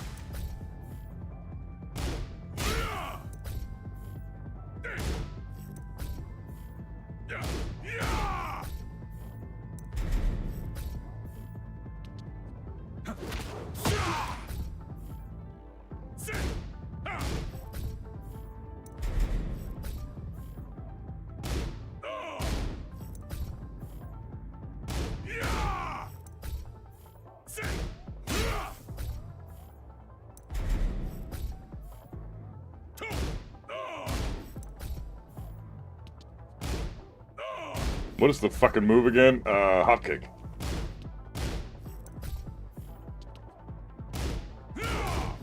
Okay, shredder kicks. Let's see what this does.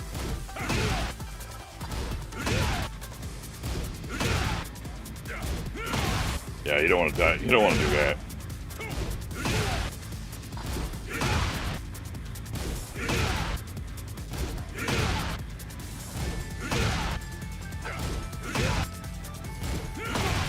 Yeah, backswing 4. I think backswing 2 is going to beat it out too. Backswing 4 wins. Backswing 2 hasn't been hit yet. Well, do backswing 2, bitch.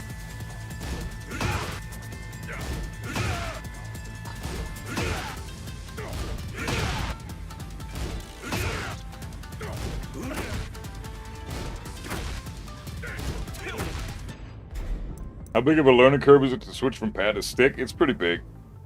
I'm reteaching myself Tekken right now. It's very frustrating, but it's worth it. I'm gonna stay disciplined and just keep up with it, because if I am able to switch to stick and actually play like I normally do, I think I'm actually gonna be. I think I'm gonna be a pretty fucking. It's gonna be pretty good, because if I can take everything I know about this game and then implement it without having to worry about dropping most of the shit that I drop on pad. Like, it's going to be easy hitting God of Destruction, I'll tell you that much.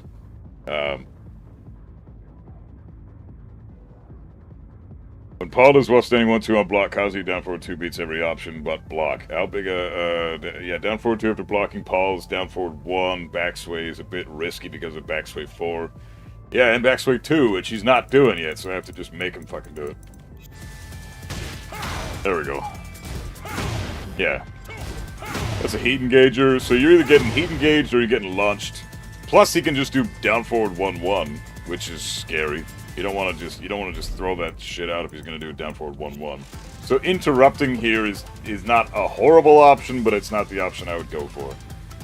What about keyboard? Keyboard and hitbox are kind of cheating in my mind, so I don't really want to switch to those.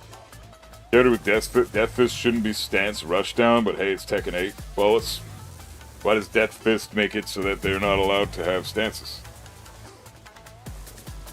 What's the correlation there? Death Fist is not that good of a move. I'm sorry, but that's just not the case. Like, I don't think people are... I think people are overestimating the fuck out of Death Fist. It's a very strong move, and you hate to get hit by it. But it's not... It's far from Paul's best move. Down forward 2 is his best move. A fucking side-swaying, launching, normal hit launcher, +4 on hit if they're crouching. You know, launches on counter hit as well. 15 frames, tracks to sidestep left. I mean, that's a fucking crazy move right there. Safe on block? My god, dude. Paul having a down forward 2 like that is so fucking cheap. That's his best move. That's the move you spam as, like, with Paul, spam down forward 2. There's no reason not to. Any character with a safe down forward 2 mid launcher is so beyond privileged, it's fucking stupid. Death Fist in heat when he is plus is scary though. Oh yeah, Death Fist is good in heat, but outside of heat I don't think it's worth even remotely complaining about. Minus 17 on block, right? So if you're seeing Pauls do fucking Death Fist a lot, then just fucking do your long range punish, right? Find your character's long range punish and kill him for it. I can even electric his ass if I'm really on point. It's not even it's I can even do down back 1-2 here. Oh, maybe not. Yeah, but I can electric his ass.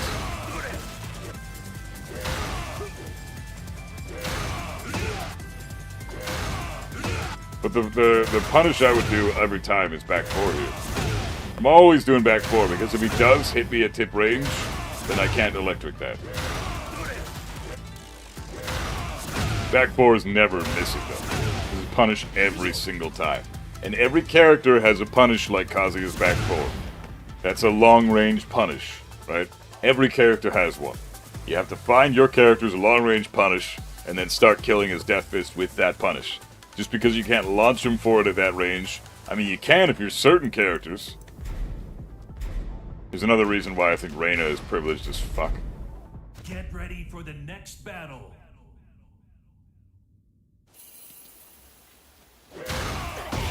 This is another reason why Reina tip range, it still whiffs, but like at tip range it whiffs.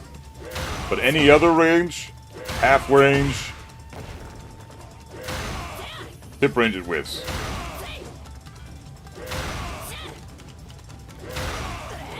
So does hop kick. But then you can still fucking hit him with this shit. Like, this is crazy. Like, what the fuck is that, Reina? Cheap ass bitch. So, yeah. I don't want to hear anybody bitching about Reina if you're a Reina main. You guys have so much bullshit. Kazuya doesn't have any of that, so. Pushback in real match situation, though, I miss punishing it often. Well, you have to find the appropriate punish. Find your character's long-range punish. Like, I know Kazuya's and Heihachi's and Armor King's, and I can show you all 3 of them right now. And you have to find yours.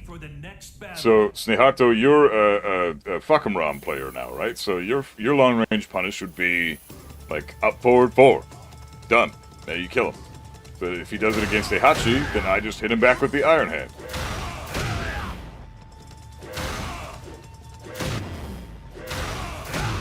He's dead. So if I am Armor King, my other character, get ready for the next battle.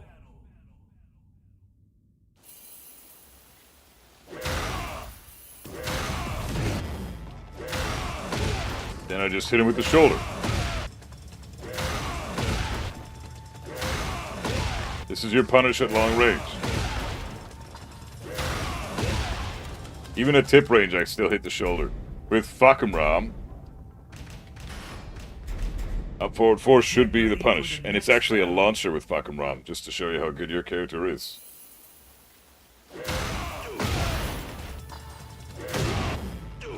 Oh, that's 20 frames. So I guess you would want to do... What's the...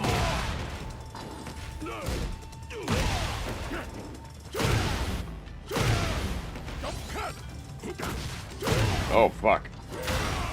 Is it up 4-3? God damn, never mind.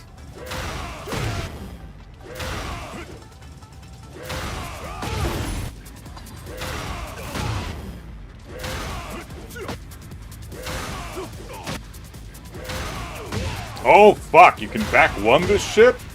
Damn.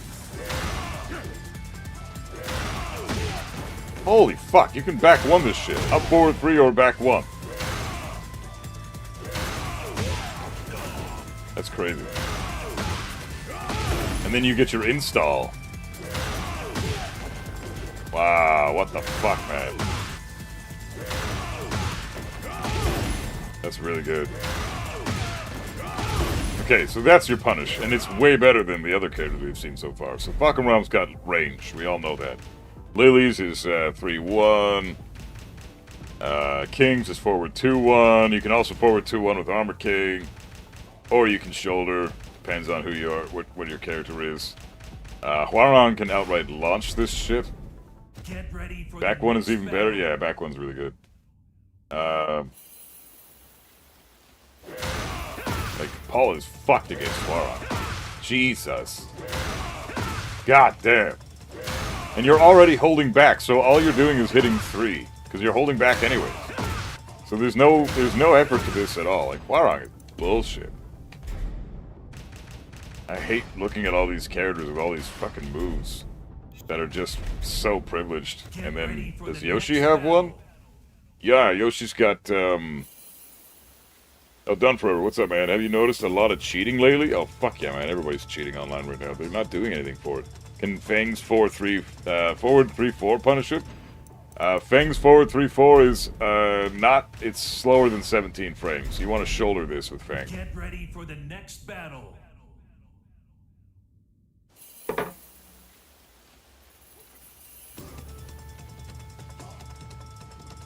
Does Jet Kick reach it? It's too slow. You need 17 frames to punish.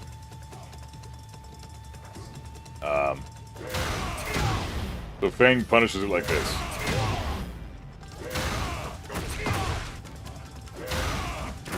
Do that. So forward 3, that's a 21 frame move, right? So you don't even need to ask. If you know the frame data of your character, you don't even need to ask. So if this is your character and you didn't know if that's 21 frames, then you should probably lab your character more, man. And I mean that in the nicest way possible. It's just like, if you're unsure of your own character's frame data, you got a lot of work to do. But that's Fang's punishment here, is shoulder. And that's a great punishment. Like, Heat Engager is never a bad idea. So, you can use forward 3 1+2 buff with Fang, or forward 4 1+2. How? He's minus 17.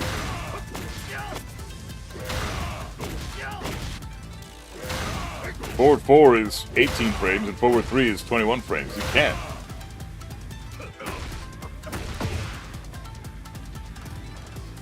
No, you need a 17 frame attack or faster to hit that. Wonder if Yoshi's forward 1+2 would work? Of course it works.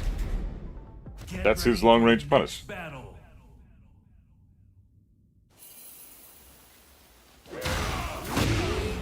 Oh fuck, it's 20 frames, my bad.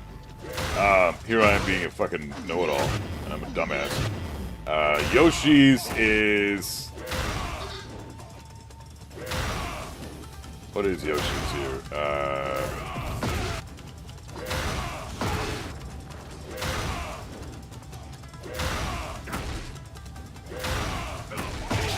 Okay, it's down forward 3.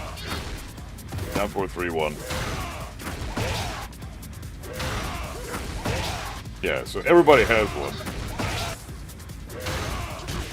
Oh, also back 2-2. Shit, the range on that is crazy. Back 2-2. Yeah, it's back 2-2 all fucking day.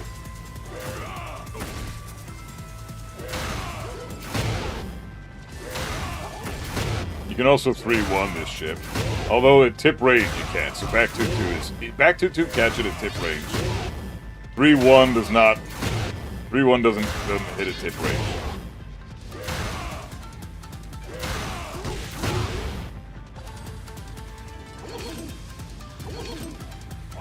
Back 2-2 is insane.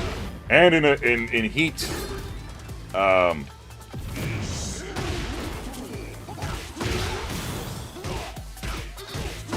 you can launch in heat. That's crazy. With back 2-2 in heat, that's a launcher against Paul. What else do we have? Nina's got down forward 3 or some shit. I can't remember what Nina's is. Devilgen is up forward 3+4. Jax is back 1+2. Jin's is Demon Paw, I think. Or forward 4 if you want to be lazy. Bears can consistently punish Death Fist, I think. Yeah, down forward 2-1, I'm pretty sure. And it looked like forward 1+2 did work as well. No, forward 1+2 doesn't work. Does not work. Yeah, Jin needs to demon paw this.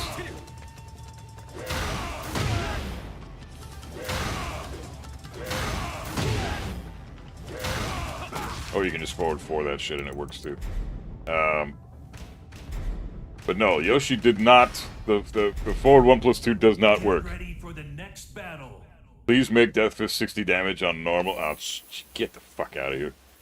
Paul versus Paul? I think forward 3 punishes Death Fist, doesn't it? Or forward 2, I mean. So you see this? Yes, that connects because he's not blocking. Now if I block with Paul...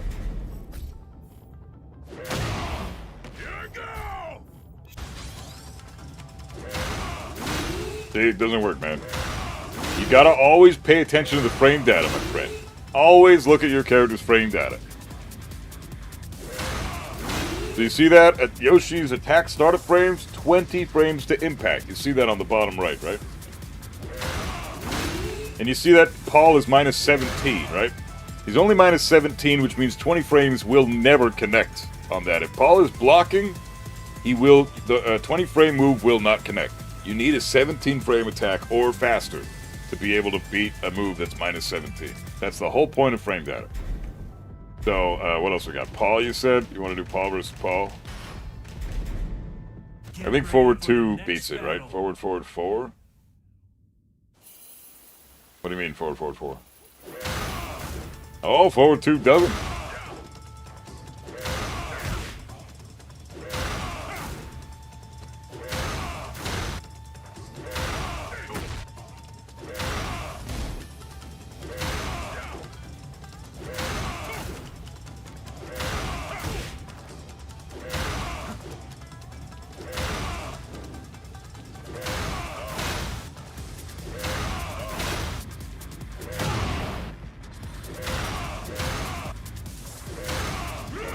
I don't know what Paul's, oh, maybe forward 3?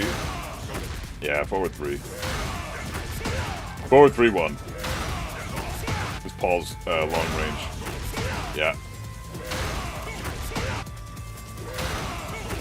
Yeah, Paul's long range punish is forward 3-1. What else we got? Forward 2-1.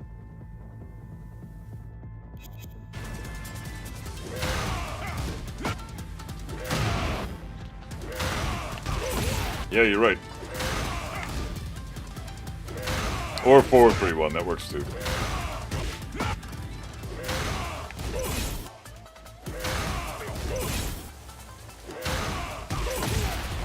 Tricky to punish them with that, but yeah, you can do that. That's cool. Steve, what does Steve have for minus? Oh, Steve's got the. Get ready for the next battle. I think Death Fist can work too, but you gotta be fast. No, Death Fist doesn't work because you can't buffer it. Steve can just launch this. At tip range, you can't, though. So you got a Sonic Fang with Steve.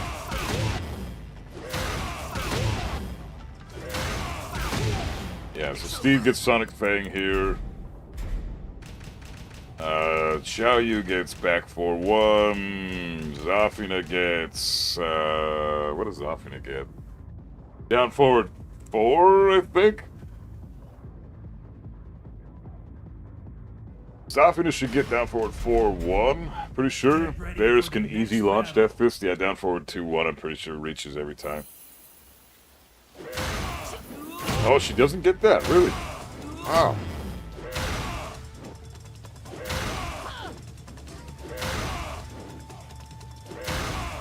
That's fucked up.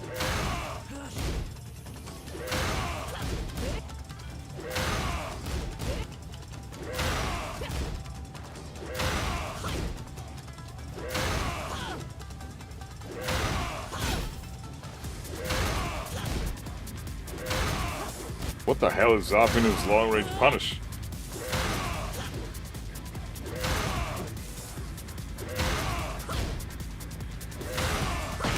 Ah, there we go. Forward 3.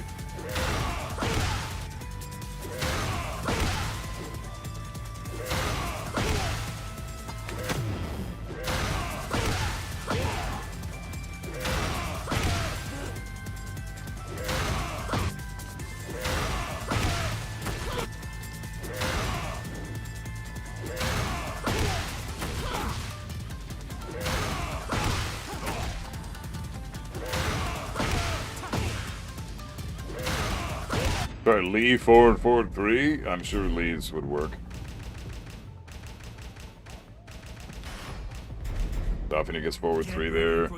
I think Nina can do Blonde Bomb. I think Nina can launch this, can't she?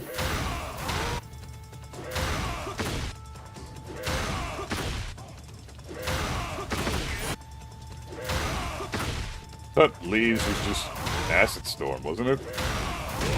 Yeah, you can punish her with forward 4-3. 14 frame Demon Paw, my god, it's so sick. He's got a crazy Demon Paw. Yeah, that's no problem for Lee. But you can also just Acid Storm this shit.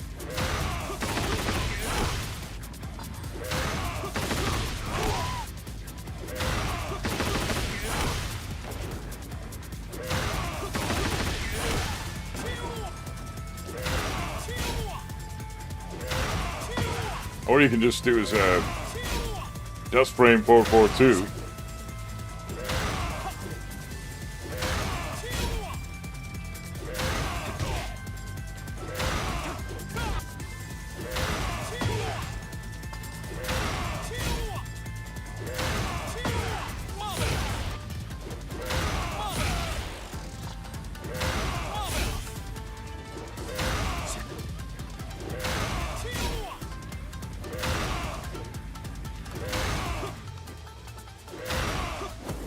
Yeah, if you're at tip range, you can't hit him with that.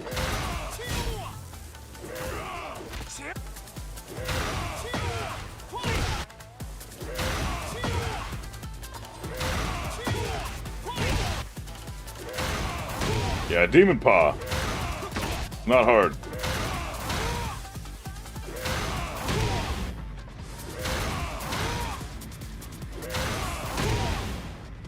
Yeah. Let's see. So what do we got?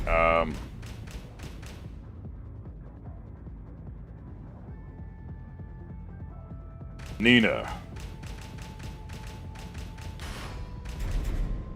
Get ready for Pretty sure the next Nina can battle. Blonde Bomb that. Again, well, what's Nina's frame data with Blonde Bomb, isn't it? More than... Yeah, it's 70 frames. She can, yeah. Yeah, she can.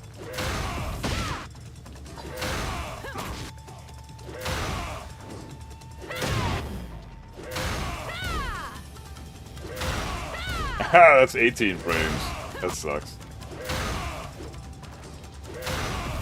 Yeah, she's got a Blonde Bomb this. So that's cool. Who else do we have? We've got, there's Victor. I mean, who really cares at the end of the day? I'm gonna take a quick breather. Let's do the Bears, and then I'm taking a quick break. Get ready for the next battle. June can probably launch it with forward 2. Yeah, she can. That's her 17 frame wave punish. So yeah, she can launch it with forward 2. Bears have insane utility with down. Yeah, Bears can launch this all fucking day long.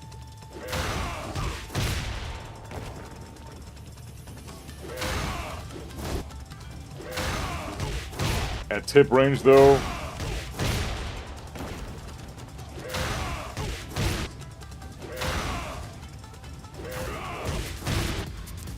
Easy TK, I got a Hori fight stick years and years ago. I'm just learning how to play it now. But I'm using controller for practice mode because it's just faster. What can Armor King do? Shoulder? Yeah, shoulder or forward 2-1. Certain characters get shafted at certain ranges. It's true.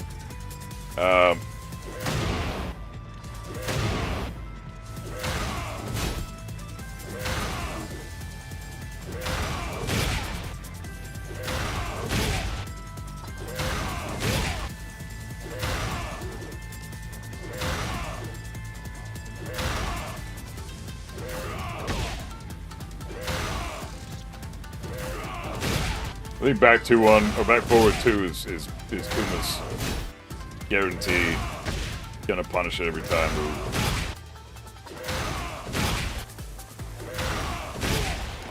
Yeah, the undisputed winner is Hwarang. Yeah, he's got one of the best long range punishers in the game with back 3, and it's a whiff punish, and fuck that character.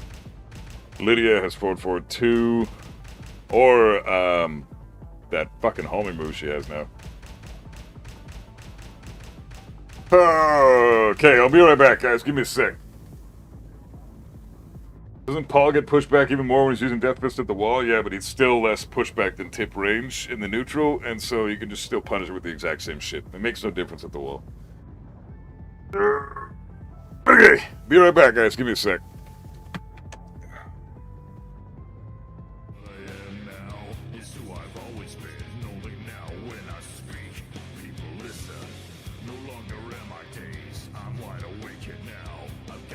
Myself, where do I go and how? I may be all alone, but that's perfect for my needs. I'd rather be alone than not be able to breathe. I'm nothing special, but I've conquered it all. Ich stehe da, wo ich immer musste sein. Dieses Schicksal, es ist mein.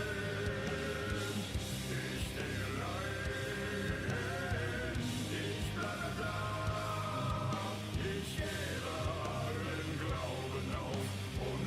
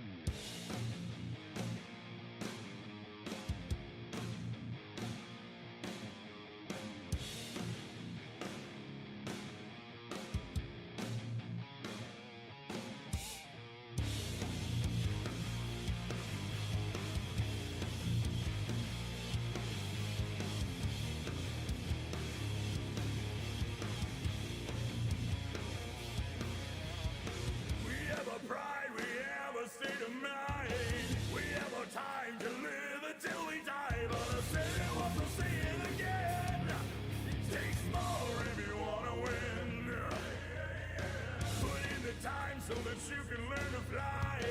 And you will find the thing that makes you shine. Yeah, because you live your love on the edge, you'll come out on top in the end.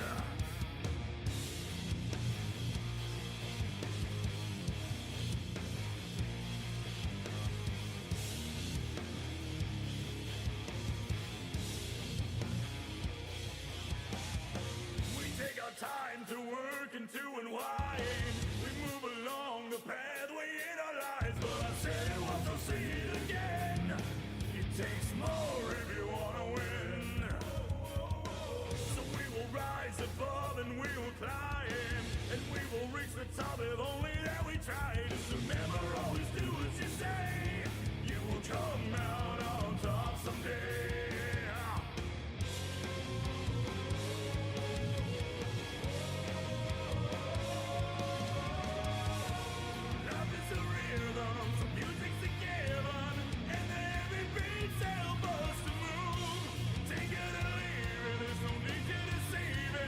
Love is what you make, just get in the groove. Love is the rhythm, so music's a given, and then every beat's help us to move. Take it or leave it, there's no need to deceive it. Love is what you make, just get in the groove.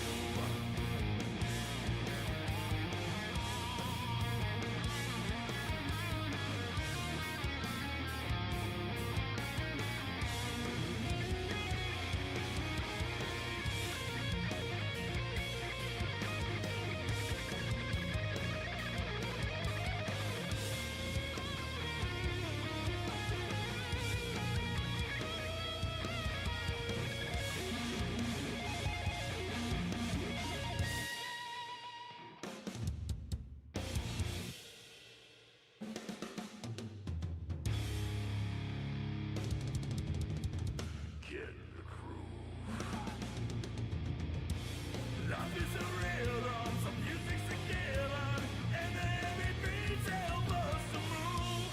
Take it or leave it, there's no need to deceive it. Love is what you make, just get in the groove. Love is a rhythm, some music's a given, and the heavy beats help us to move. Take it or leave it, there's no need to deceive it. Love is what you make, just get in the groove.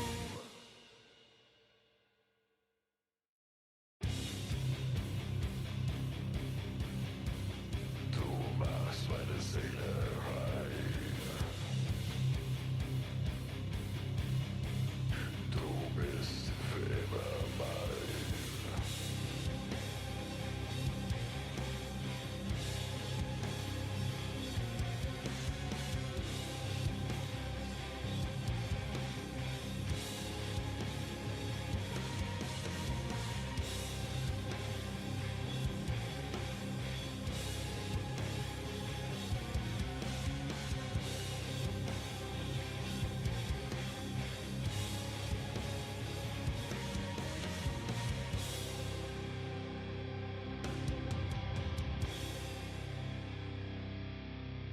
Dein Körper ist so schön und Augen sind wie Sterne. Dein Haar ist wie aus Hammeln, will ich haben es so gern. Und ich hab's gesehen, wie du dich bewegst und so, ich muss dich fragen. Die Stimmen, die deinen Namen rufen, weißt du, was sie sagen? Ich liebe dich, schönes Fräulein, komm zu mir. Komm zu mir. Und jetzt gehört mein Herz für immer dir. Ich bin doch hier. Du bist so sehr, so sehr, so sehr. Du bist so schlimm wie ich. So komm zu mir, komm zu mir, komm zu mir. Haben nur für dich etwas kreiert und jetzt muss ich dir zeigen. Ich schmeckt so gut und fühlt sich toll, du kannst es nicht vermeiden. Wir haben hier zu viel zu tun und keine Zeit zum Leiden. Ich brauche dich so ganz und gar, der Tod kann uns nicht scheiden. Ich liebe dich, schönes Fräulein, komm zu mir. Komm zu mir. Und jetzt gehört mein Herz für immer dir. Ich bin doch hier. Du bist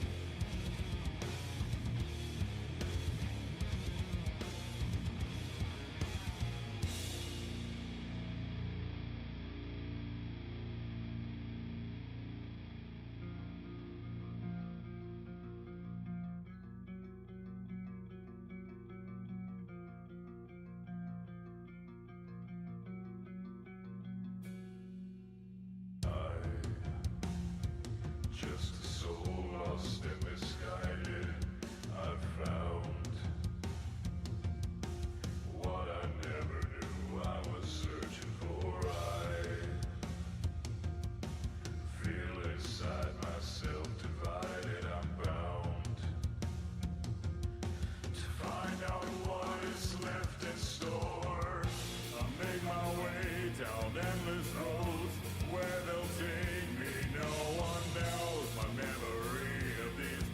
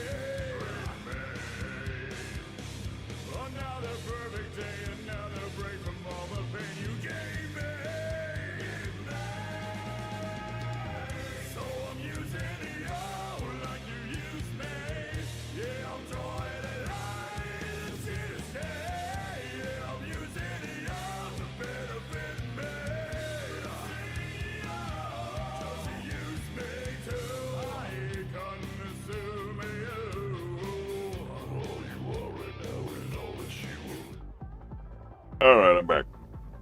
Needed to grab some grub.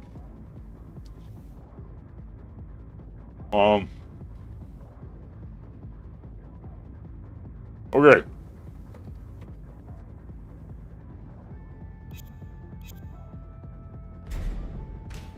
So Paul Mains in the chat.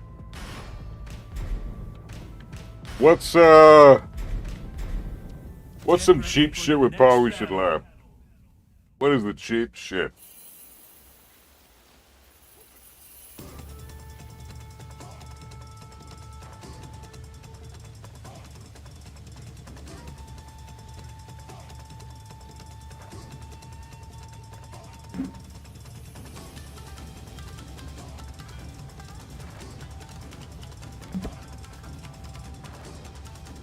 I know that typically you want to sidestep Paul to the right.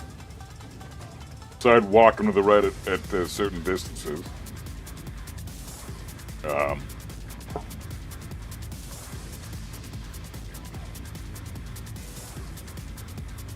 don't fucking know.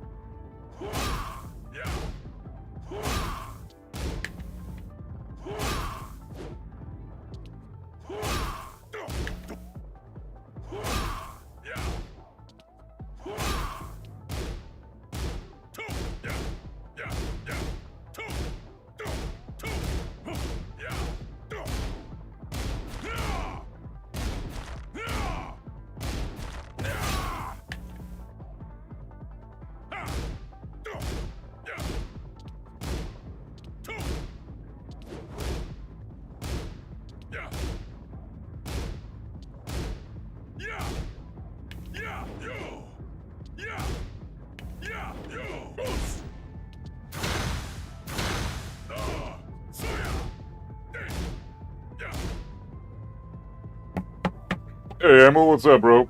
I'm just trying to figure out, I was just on a break, so you didn't really miss much. We went over a few things. I'm gonna throw in the video a little bit later. But I don't know, I'm trying to figure out some shit with Paul that, what's the best way to approach this shit? How do I...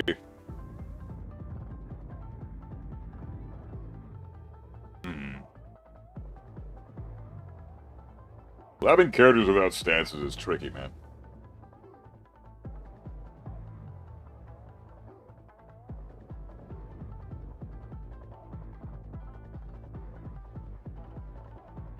Got his down forward one into sway.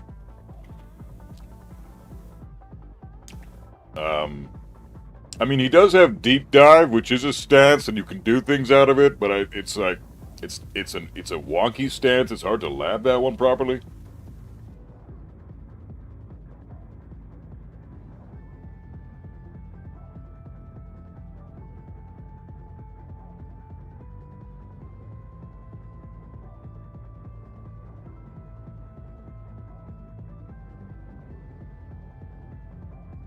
Are you labbing to use him or defend against him?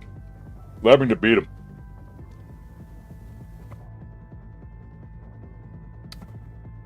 Holy Star, what's up, bro? What? What is it? What is that? Paul's weak to sidestep right on like 90% of his tools.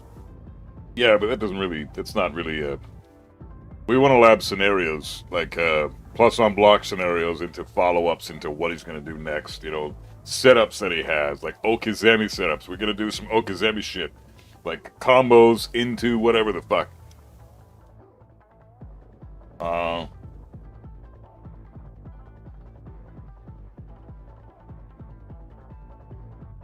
Yep. Down for one sway into down for one. Really good. But yeah, talent. I'm not a Paul player. I'm a Kazuya player. I only play good characters, not little bitches like Paul. So, but I'm making my lab, Let's Lab Tekken playlist, right? This is gonna be one of the videos on the playlist. I just have to figure out what the fuck I'm doing against this guy. I'm gonna eat, finish this last piece of pizza, and I'm gonna fucking go into it hard. Labbing Paul is hard, to be honest. Yeah, I'm gonna have to come up with some fun, some weird shit. Like, well, the up forward 2 setups, back 3, down forward 2, that's a good thing to know.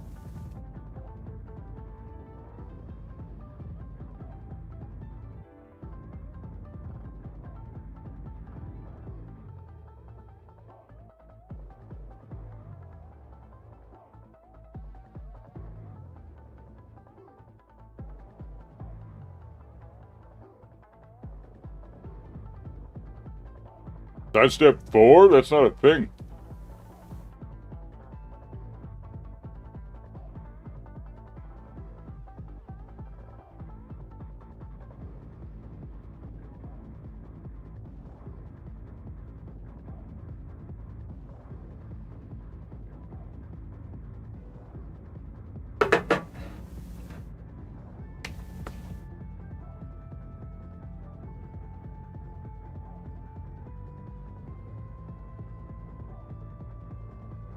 Sidestep 3 is a thing, yeah.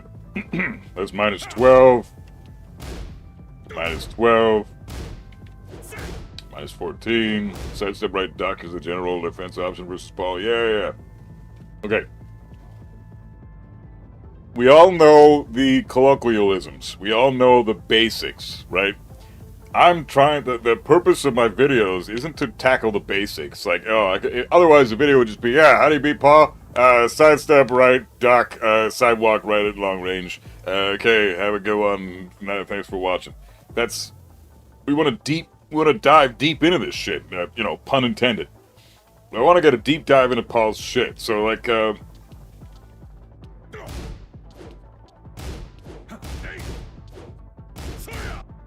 shit like this.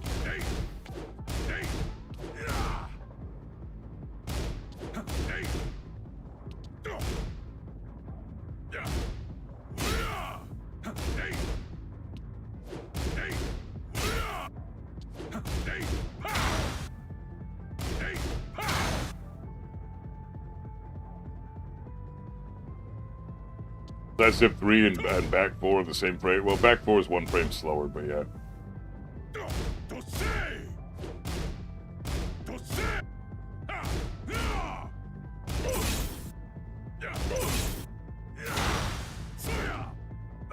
There is this shit. This is a great move for Paul. You gotta duck it.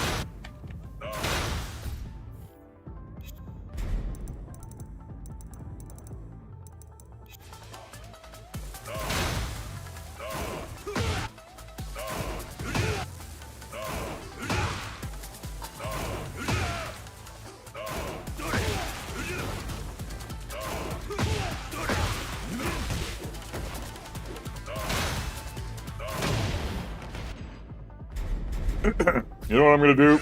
I'm going to,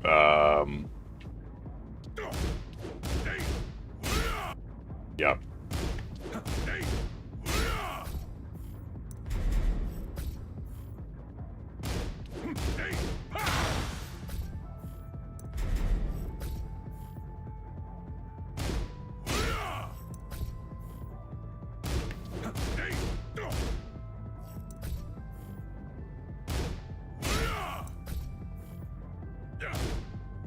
Fuck off, man.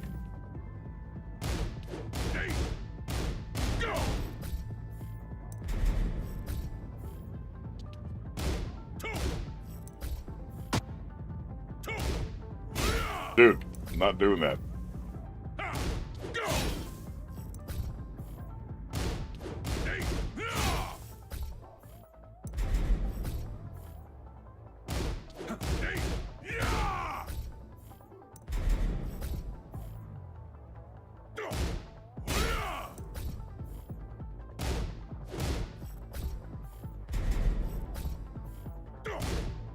Dude.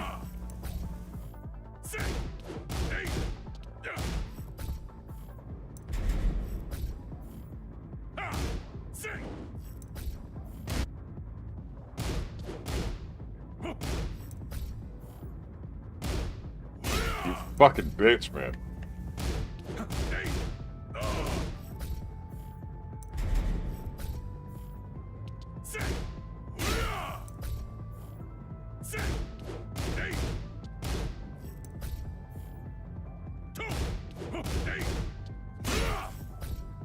Okay, so, I'm gonna leave those last 3 off for a minute and go through these 5 options.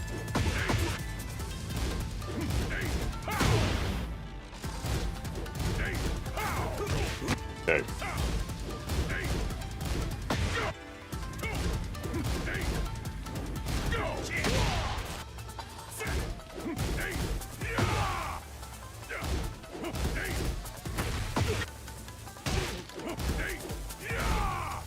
Wow.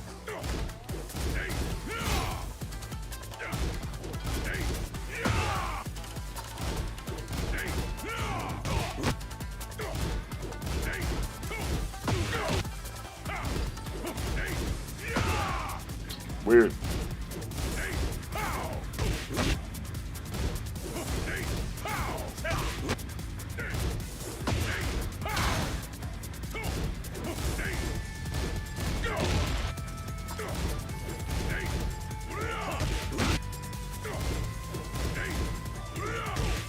Yeah, that's the bright duck. That's the bright duck beats all these options. Just don't fucking mash. Try down forward 2 after while standing 1-2. Well, that's the thing, though. I don't want to. In case he's doing something that's, you know, if he does while standing 1-2, and I try to go for a down forward 2 immediately, he could just be blocking after that, right? So I want to try to be as defensive as possible here, right? Obviously, down forward 2 is going to work against all these options.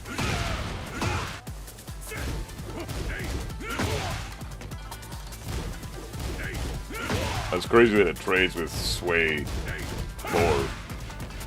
Yeah, it's too much. What the fuck?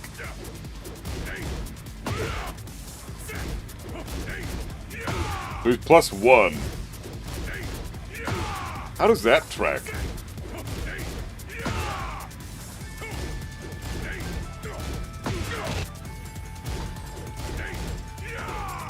There we go.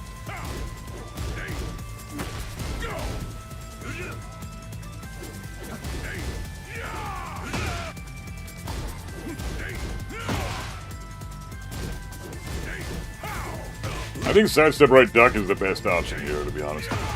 Like, that is weird that that hits me. But at least I'm beating out everything else.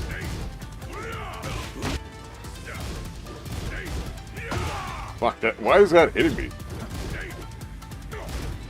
I gotta figure that out. What the fuck is that all about?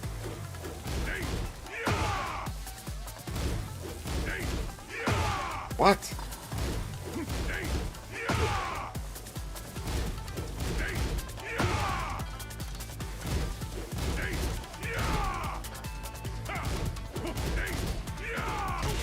Used to be 1 + 2 is only -14 and can evade mids.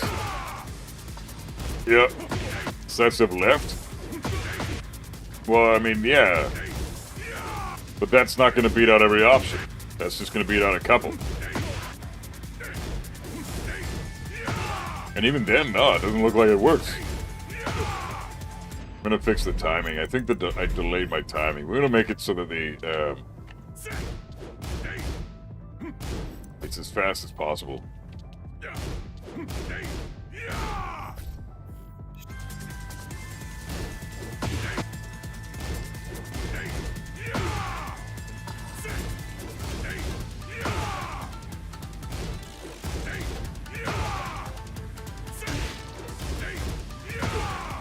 Sidestep right duck loses if the Paul delays the QCB2.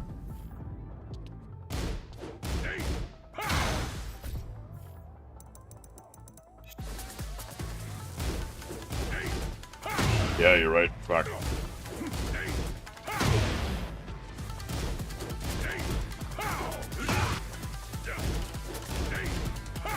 Yeah.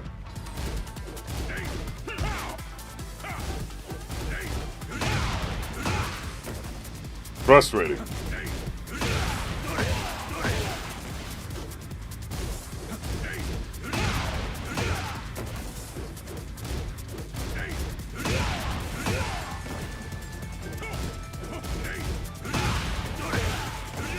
You can interrupt there if the timing is delayed. So I guess with delays, interrupt is the key.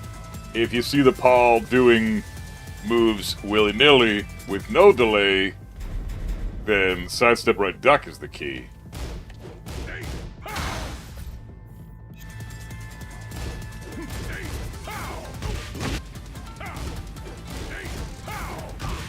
Yeah, sidestep right duck is the key here.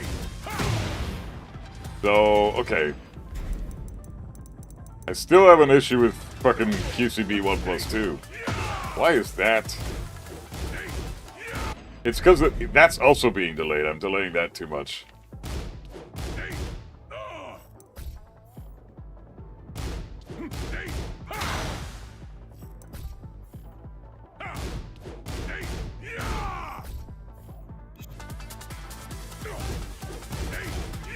Yeah, there we go. Okay, so if you don't delay it at all, delaying it is how you beat sidestep right duck.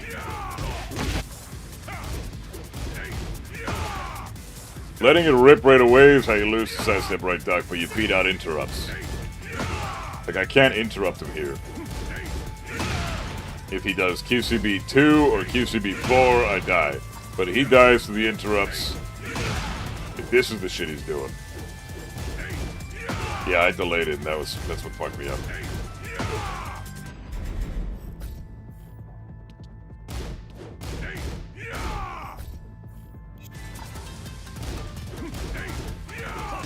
Yeah, there you go. Yeah, so if you don't delay it, then you beat him out with sidestep right duck. If you do delay it, you beat their sidestep right duck. But that's where the mind games come in. So if you see a Paul that's not delaying the sways, sidestep right duck wins. If you see a Paul that is delaying the sways and then inputting later on, you have to try to interrupt that.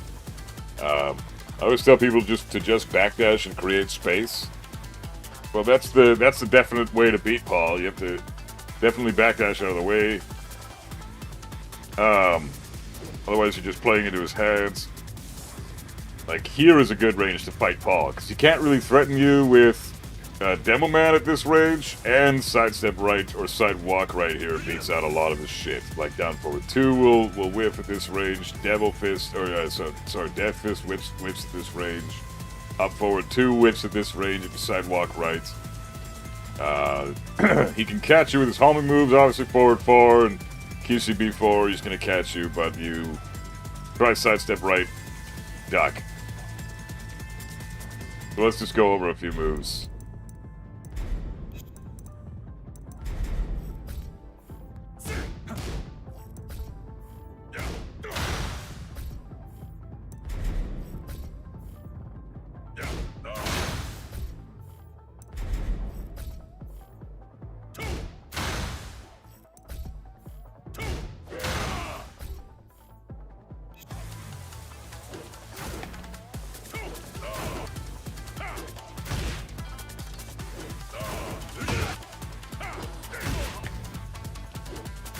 Yeah, forward 2, man.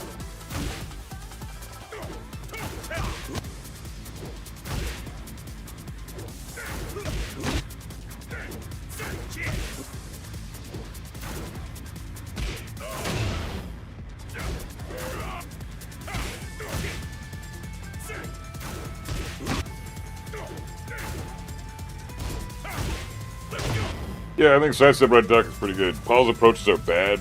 Play better neutral and win. Yeah, but we want to figure out how to beat the actual characters bullshit once he's got you in the blender. Don't have to worry about the delay, because most Pauls won't throw it out unless they see a whiff. Well, the delays are for Paul players that are trying to counterplay your counterplay. So I don't think we have to worry about beating delays just yet.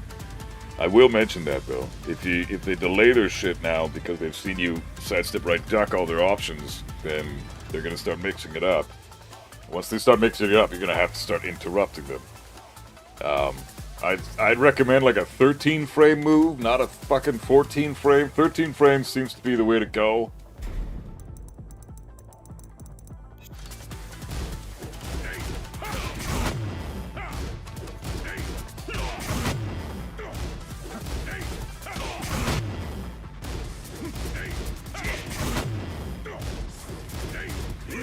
Just down forward 3 all this shit. Or down forward 4, I mean.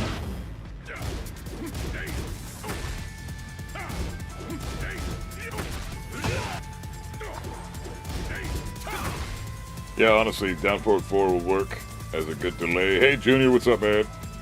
Forward 2 is certainly a move. Yeah, it tracks a lot to sidestep right. I'm impressed. Reading the opponent and doing the right counterplay, whether it's sidestep right duck or block backdash, is key. Yeah, you have to see what your opponent is doing. He mostly will resort to QCF3 poking. Oh, it depends on the player. A lot of Pauls will do sidestep 3 or back 4 for their lows instead, or just outright fucking demo man.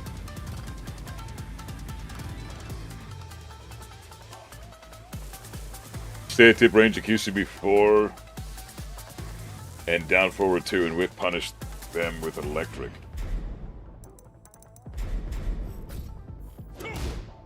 QCB4? Oh, yeah, QCB4. I was thinking QCF. What the fuck? Yeah, you're right.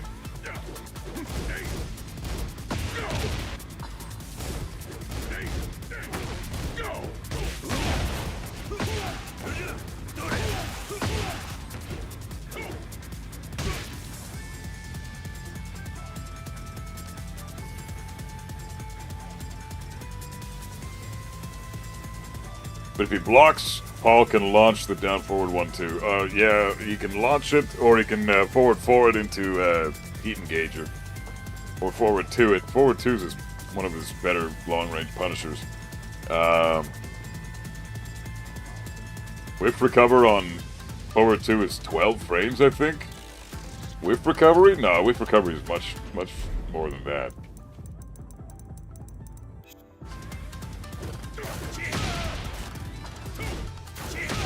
If his whip recovery was 12 frames, I wouldn't be able to get this punish. This is 16 frames.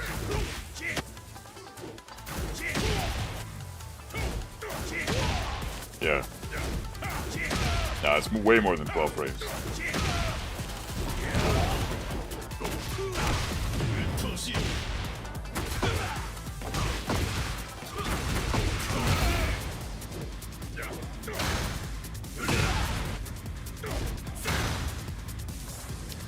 Forward 2 into shoulder is pretty fucking common. We're gonna have to include that. Okay, I'm gonna write this down in the notes. So we're gonna go over. Okay. Way moves. We're gonna go with forward 2 shoulder setups. We're gonna do up. Forward 2 setups. We're gonna do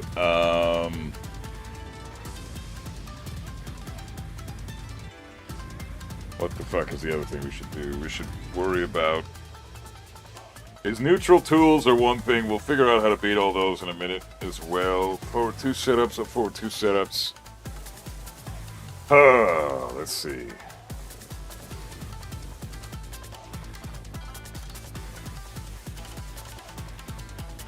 Maybe I just heard it was 12 frames. Nah, it's people talk. People don't believe shit people say.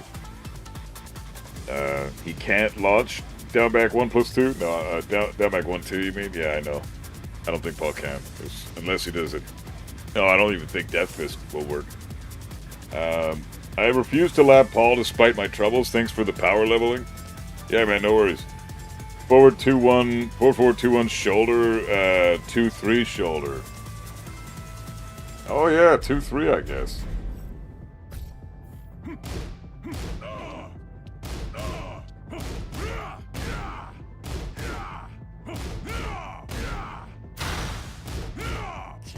That's annoying. So 2-3. Yeah, you're right. 2-3 shoulder setups. Forward. 2-1 shoulder setups. Forward. 2-1 fuzzy guarding. Demo man. Options on block.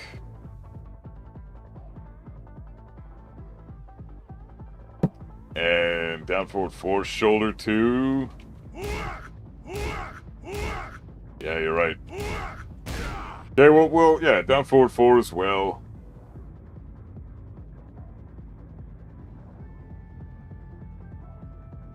All those things are going to put into the same shit. All the shoulder setups are going to be the same. So this, that as well, and not that, but this. This as well. Back 3. You see a lot of Paul players do back 3 into shoulder.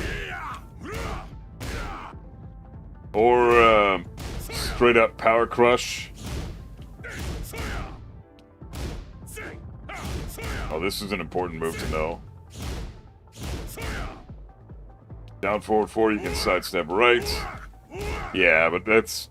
I mean, again, Paul is weak to step right in general. The issue is, like, are you gonna be stepping a 17 frame move? Like, without a hard read? I mean, you gotta fucking...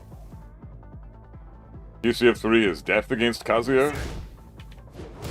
Well, it's only minus 14. That means I get a Twin Pistons, but keep in mind, Kazuya only gets 63 damage with a typical Twin Pistons launch. It's not that much.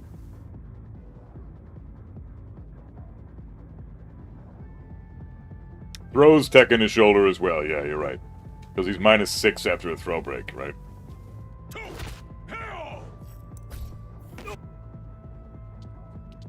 Let's see. Oh, QCF1 as well. Perfect frame data for shoulder.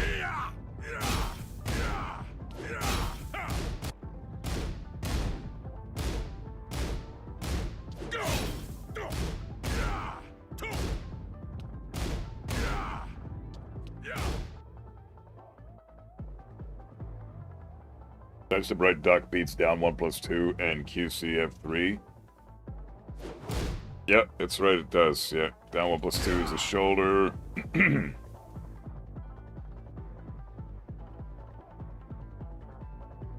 Oh, man. Okay, let's see.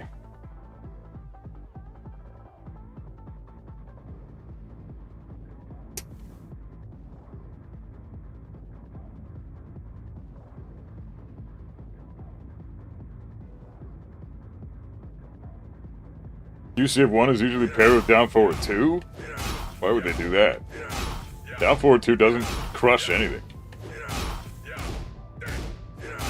Like, yeah, I could see this being a thing against Brian or something. Sure. Brian, yeah, or Lee or something. Let's go with Lee. Oh, motherfucker, dude. I just did the wrong character. Shit, now I gotta set all that fucking shit up again. God damn it.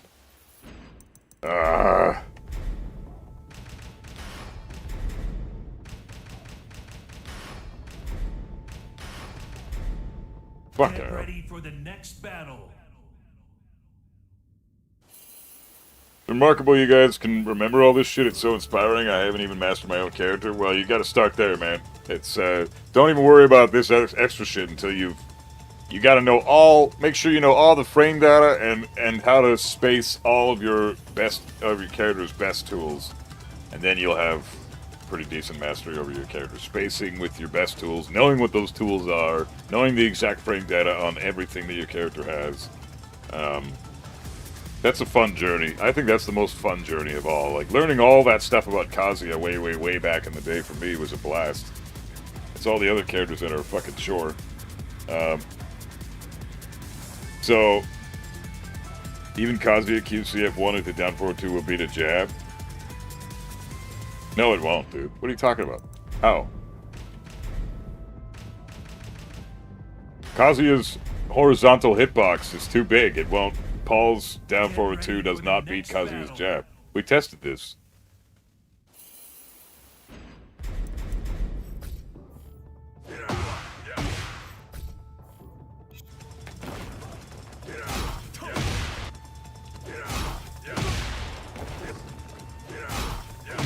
Are you serious? You must sway back a little bit, because if you do this, jab into this, then he can't, he's +1 here. He's not even -4. He's plus. But my horizontal hitbox of my jab is solid enough that it works. What the hell? Well, alright, let's try Dragunov then. Get ready for the next battle. Yeah, it's the space. That's what it is. Yeah. So, that's so fucking strange.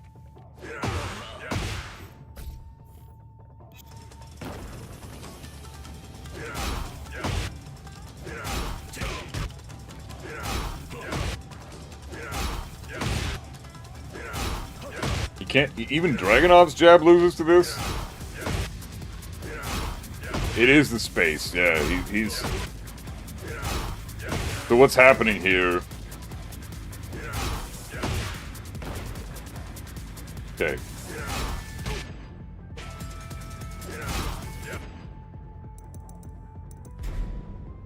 Yeah, okay. So we've got an idea of what's going on here. Alright. Obviously, we all know, as we did the test with Paul's down forward 2, right? So, he sways to the right. How viable do you think using Kazuya's down forward 4 is? It's like, you have to use it, but it sucks. You have to use it. It's his only 13-frame mid-poke. But so you have to do it. But it's a terrible fucking move. It's so shit. But yeah, it's not about how viable it is. It's about what options do you have, and you don't have any, so you have to use it.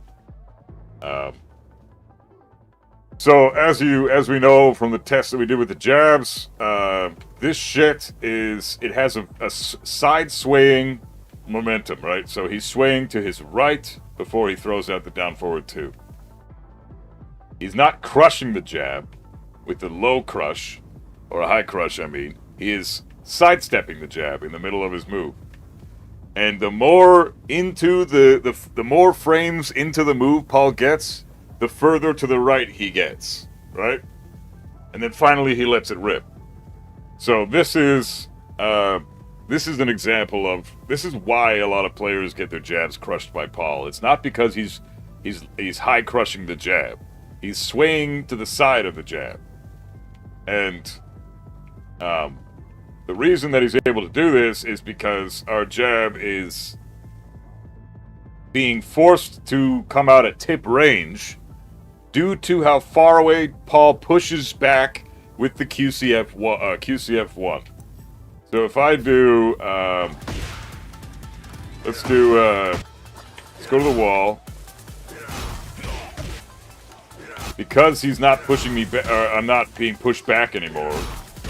There's no pushback on the QCF1. Now the jab works. Because there's no pushback. But in the neutral, there's a lot of pushback. Look, that's how far we are now. So my jab will hit at tip range, but at tip range, the horizontal hitbox is significantly less, and Paul's swaying to the right, and he's got all fucking day to sway that far to the right because your jab is taking that much longer to come out because you're at tip range now. And in that amount of time, Paul is able to completely sway to the right and sidestep the jab. So that's what's happening here. Not a high crush. It typically does not beat this jab, depending on what you're gonna do. Like I said.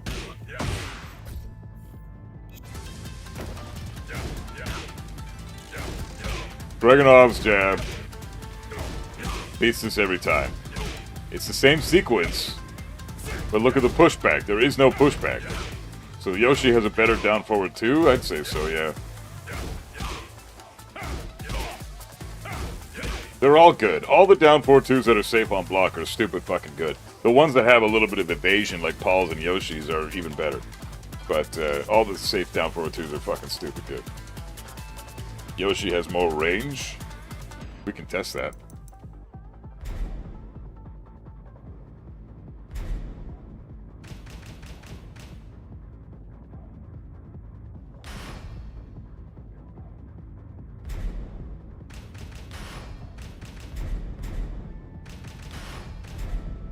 Get ready for the next battle. Yoshi's got the hop knee too. Yeah, but that's not safe. So it's not quite the same comparison.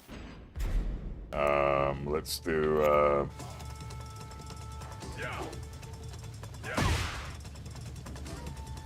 1.86, 1.92, 1.93. 1.92. 1.98, 1.96, 1.97. 1.97 it hits. 2.0 it hits. 2.13. 2.04 it misses. 2.04. Yeah, 2.05.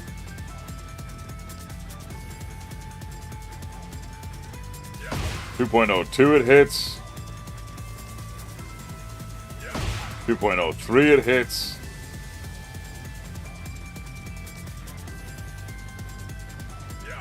2.04 it whiffs. So Paul's down forward 2 hits at range 2.03. See what Yoshi's got. Get ready for the next battle.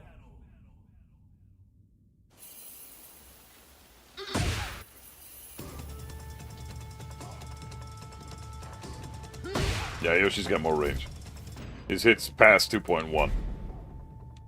Okay, let's see.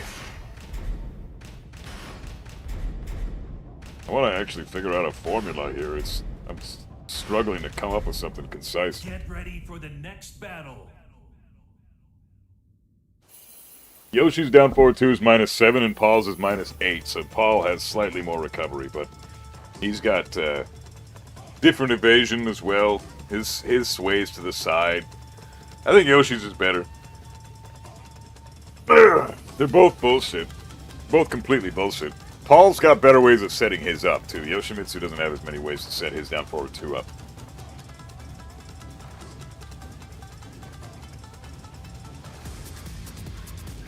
Hitbox is probably attached to the mesh, so it might be more animation dependent than hitbox size dependent. I don't know about that.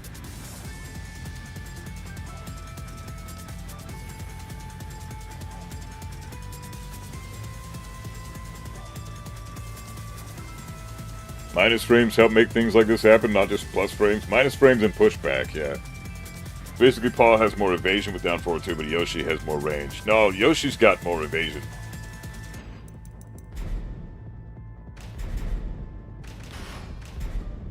Yoshi crushes more jabs than Paul does.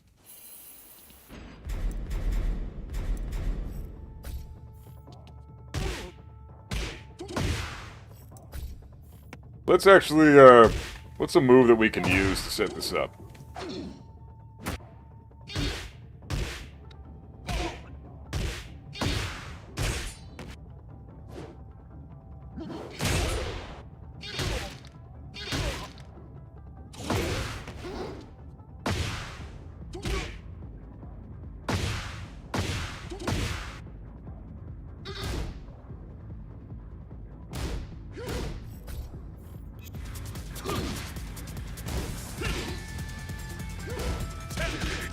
Yeah, there's no pushback there. Fuck it, we'll just do jab into this. So if I try to jab Yoshi's down forward 2.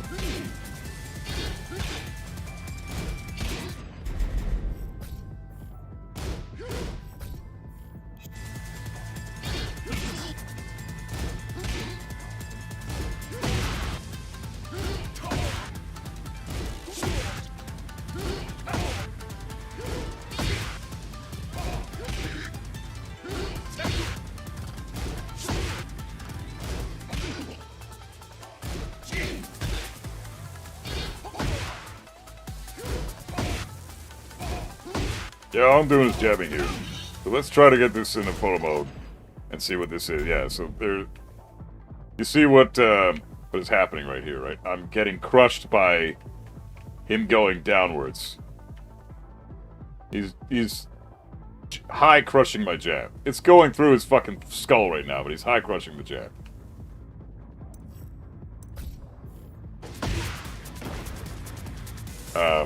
So that crushes more jabs than Paul's does, because more characters have a decent horizontal hitbox than they do a vertical hitbox.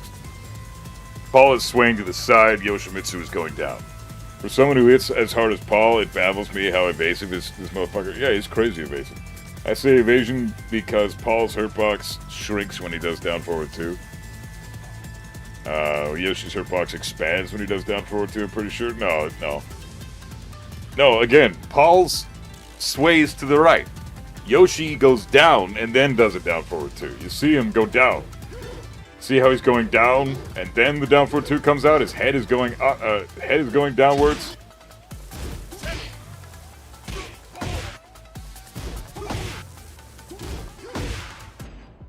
Whereas with Paul, same exact occurrence. Not gonna evade my jab if I... Get ready for the next battle. Paul's got a better high crush. It's not a high crush. He's swaying. He's not crushing by going down. He's swaying to the right. Hence why my jab will never lose to this interaction, because I have a decent horizontal hitbox with my jab. So I catch moves that sway slightly to the right. If I were to switch it to Lee or Brian or Steve or Anna or Nina right now, they would all lose to this sequence. The reason I'm getting hit after he does QCF1 into down forward 2 is because QCF1 has a lot of pushback. So when I try to jab that, his sway is a lot further to the right. So the horizontal hitbox of my jab no longer is a factor here. So that's a reason why I'm getting crushed. People don't understand that Paul is actually mad hard to win with.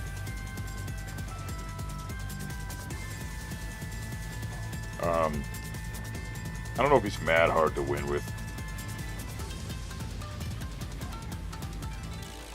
Like, at the end of the day, you have an evasive, safe down forward 2. Like, I don't think you can say a character's hard to win with when they've got this stupid shit, man. This is ridiculous. QCB 2 on block, then down forward 2 with Paul, that's a good idea. -9. That'll probably work because my jab has no range. Yeah, it works.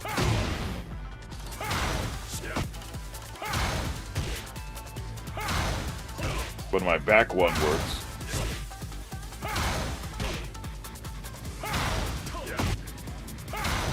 Yeah, I've got no range with my jab. This is stupid. So if I switched again to Dragunov, does that work then? Get ready for the next battle. He's got a lot of ways to set this down forward 2 up, man. It's cheap. What the fuck, dude?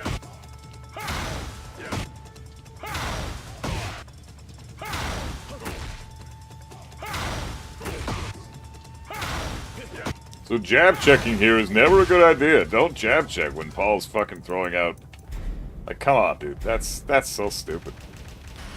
You can just win with that. You don't even need to fucking think. Just do your shit that you know has pushback, like QCF1 and QCB2, and fucking down forward 2 that shit afterwards, and you got tons of fucking...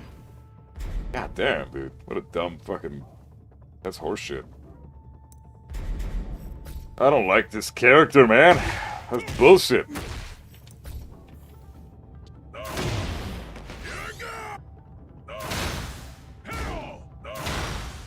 Oh yeah, this too.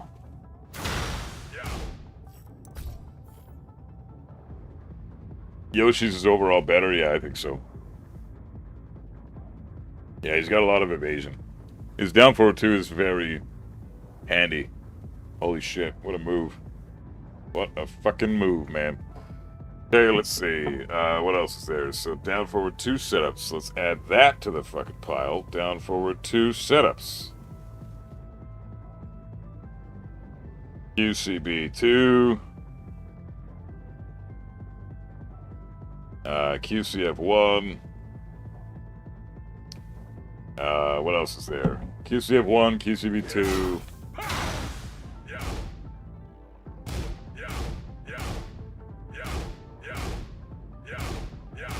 I think this actually works too.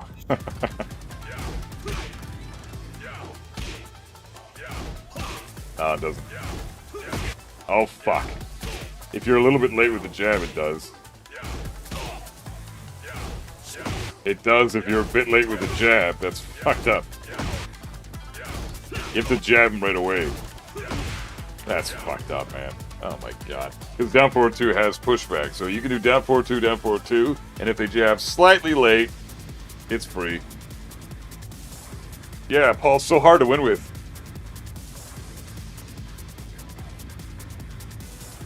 Death Fist can punish Death Fist? Oh, okay, that's cool. I would just do it with forward 4, I guess.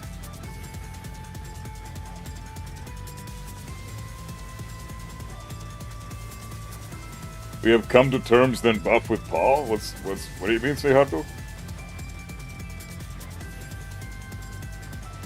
Sucks that Kazuya's back one is -10 because it's an alternative jab, yeah, but then he'd have a poke, and that's not how Kazuya is supposed to exist. God damn, that's crazy. Alright, so I'll add that to the list. Down forward 2 itself. What a fucking joke. Okay, and then what else we got? We got, let's see. Up forward.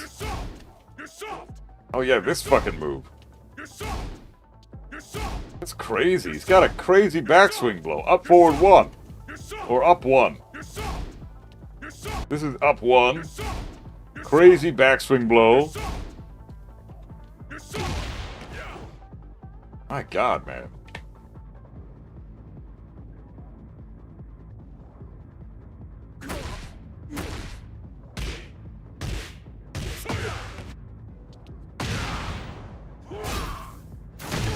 Forward 4 is +2.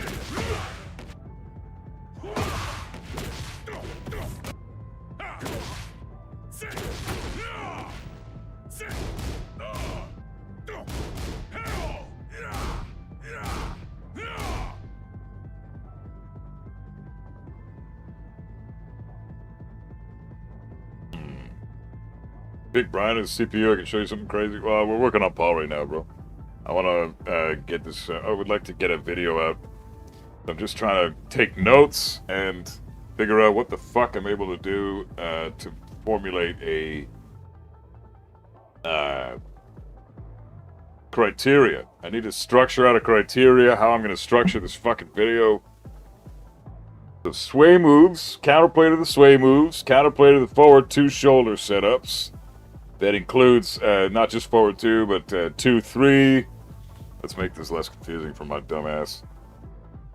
2-3.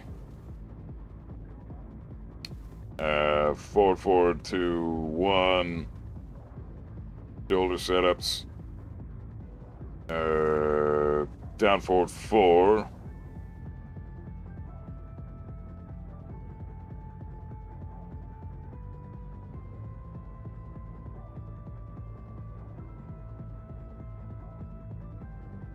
Down forward 4 shoulder setups, and then we've got down forward 2 sit-ups. The sway moves, what to do with the shoulder setups. Oh, Okizami. Back 2-1. Oki. Setup. Man, Paul's got a lot of setups, dude. Holy fuck. Back 2-1 Oki setup. We also have down forward 2 setups. With QCB2, QCF1, and down forward 2 itself, demo man options, forward 2-1 fuzzy guard option, and then I think just like figuring out what his shit is on block for the most part.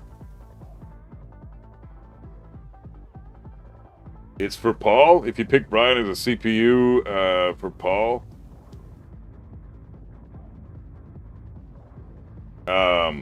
Well, is it anti-Paul shit, or is it something that Paul can do to beat out Brian? Because if it's something he can do to beat Brian, I don't care. If it's anti-Paul shit and Brian's a good way to showcase it, then I'll do it. But I don't want to just do things for shits and giggles. I want to try to structure this out. What do you do for 4-4-2 and to cancel? I get confused in real matches. Yeah, okay, Snake Octo. List off shit that is confusing you personally, like you did. Thanks for that. And then.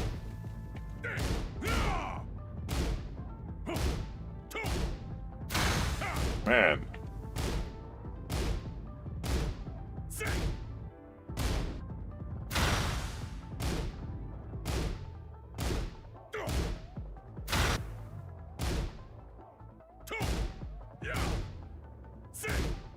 That's funny.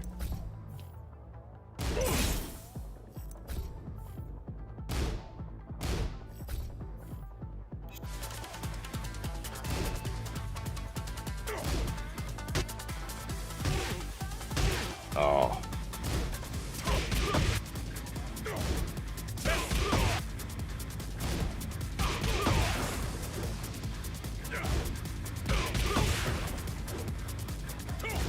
Do you think Tekken improves the reaction time? No, because I'm still a slow fuck. Alright, I'll pick Brian. Okay, what's up, dude? What did you want to show? Once a Paul player starts playing proactively with layer 2 and 3, he becomes unstoppable. Well, I mean, it's like that with every character, so it's you do have to kind of 4-4-2 cancel into Demo Man or Hopkick setup. Okay, I'll put that in there. What's the shit you wanted to show off with Brian? Something you can do to beat out most of the cast, not Kazuya. It's niche, so yeah, not essential.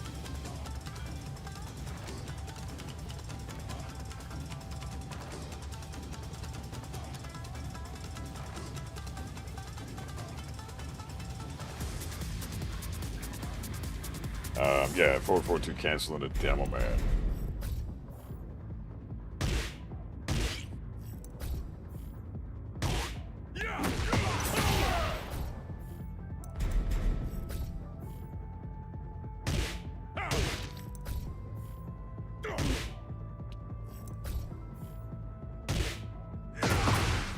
Yeah, that's annoying as fuck.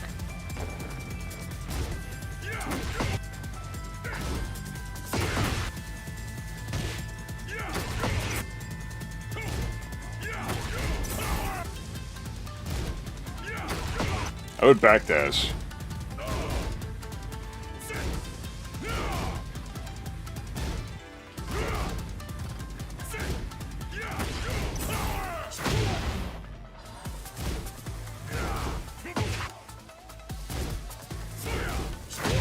Yeah, I'm backdashing all day.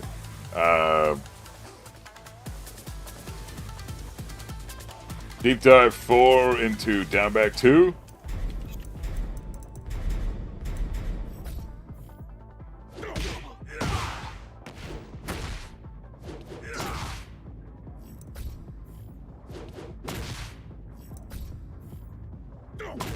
God damn it, dude.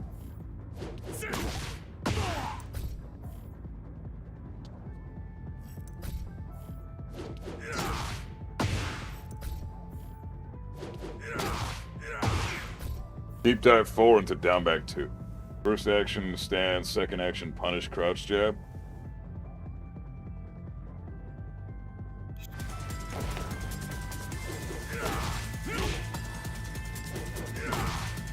What do you,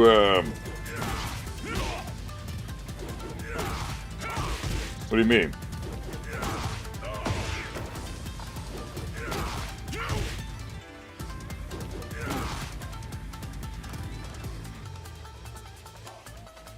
I mean, every character in the game. Oh, deep dive 4 into down back 2? What about it?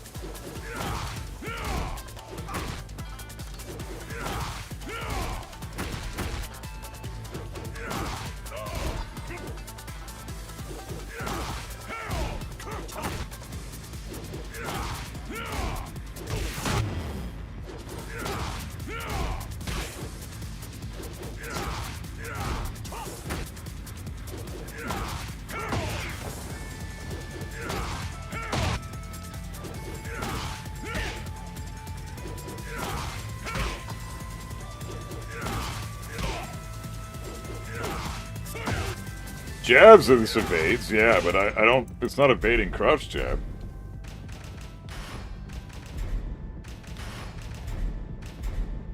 Get ready for the next A battle. little risky for Paul to do, yeah. 11 frame minus 11 is kind of, I don't know.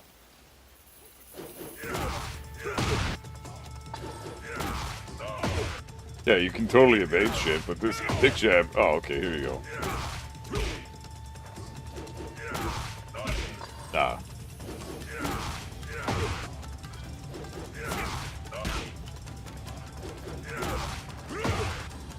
Strong dick jab loses. Dick jab can lose.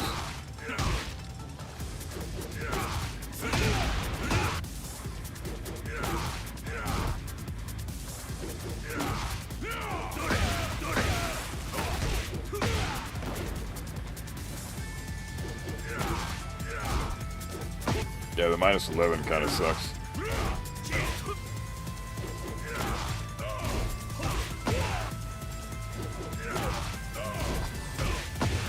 Can still get the punish though.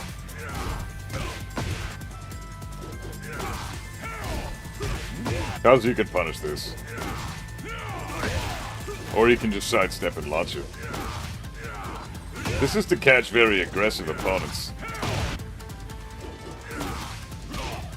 But even then, the dick jab will still beat it out a lot of time. So you have to be specific with that shit. Back forward, but that's cool tech. Yeah, I didn't know about that. It can catch jabs, and it is possible to beat out dick jab with that. It depends on the axis, I guess.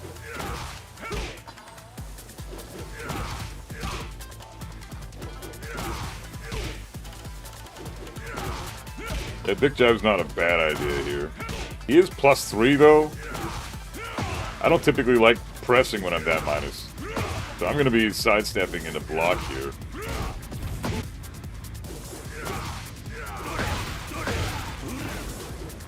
And then just kill him. Especially against Paul. You don't want to be mashing this as Kazuya versus Paul. That's not good. Oh, man. Okay, let's figure out how we're going to structure this bitch. So we got, what's the other shit I want to throw in? So we got common neutral tools, mid-high strings. Yeah, mid-high strings. We're going to beat out those bitches. Forward, forward, 2. Up, forward, 2. Bullshit. Down, forward, 1. Sway. Death fist. Blah, blah, blah. Okay. Alright. Let's try...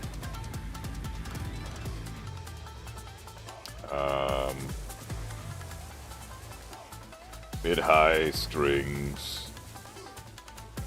And then we'll do QCF 3 as 1. Death Fist as another neutral tool. Another one will be, fuck, I don't know. Neutral tool for Paul. Forward 2.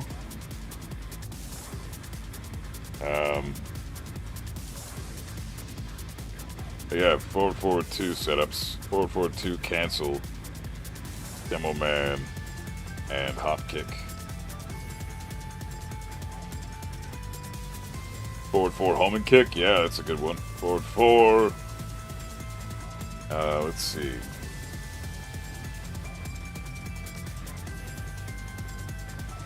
Yeah, I think I got some good shit going on here. This is gonna be a decent little... Okay, so how I'm gonna structure it. We're gonna start with the sway moves. Program some sway moves in there, and then program some moves that are gonna beat out your timing. Paul's down for 1 is I-14. Yep, that's true. Let's see.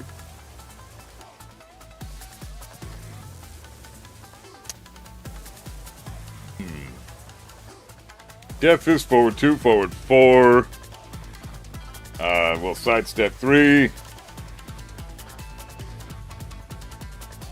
Back 4.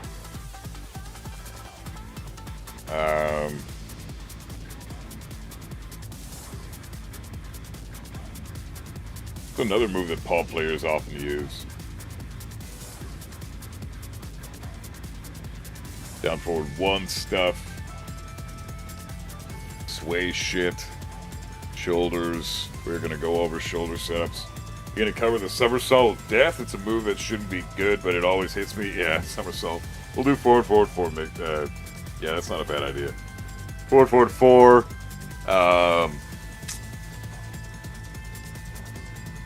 Another move he does. Oh, Hammer of the Gods. Forward 1+2. Figure out how to beat out all these moves, because these are decent little fucking home, neutral tools that Paul players use that you should all know how to beat out. So let's see, what else we got? Forward, forward, 4.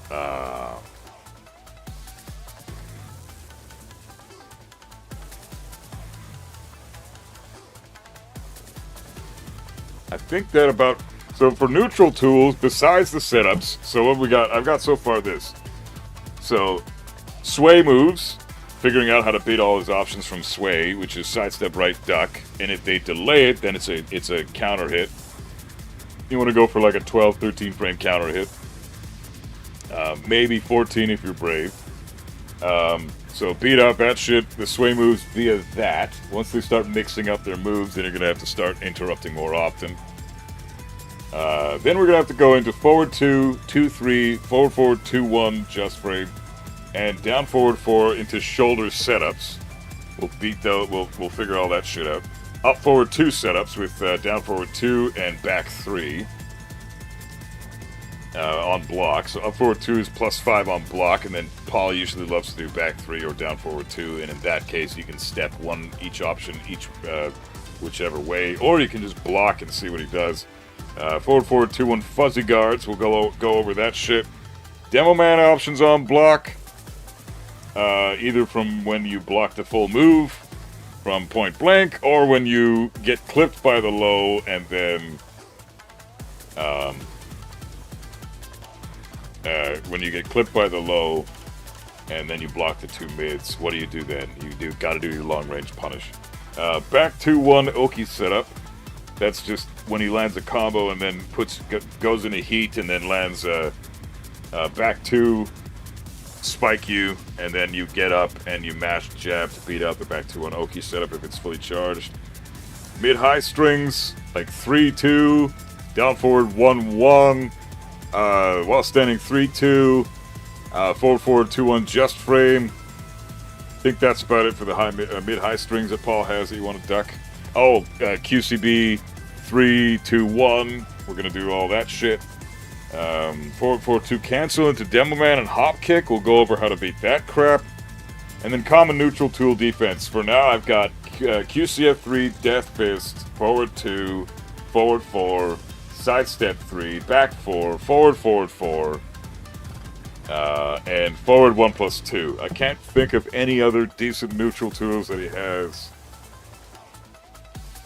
that are so common to throw out. I can't think of any right now.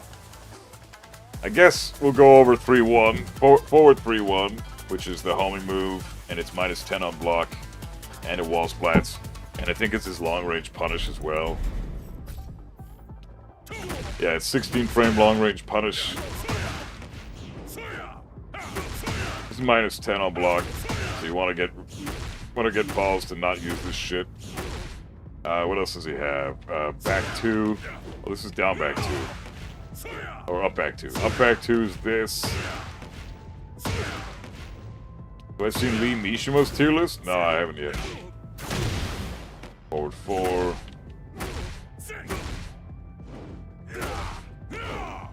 This hop kick is -16. You were having a laugh? Is it that bad? I mean, he's a pretty good player. It's too bad if he's got a shitty tier list. The shoulder's gotta go. Oh, it's perfect throw game. Right. What is the, it's got down forward 1+2. No, up forward 1+2 in this game. Yeah. What's his... Oh, yeah, he's got a homing fucking 2 throw. Damn, it's fucked up. He's got a command 1 throw with back 1+4. He's got a homing 2 throw with 2+4 back.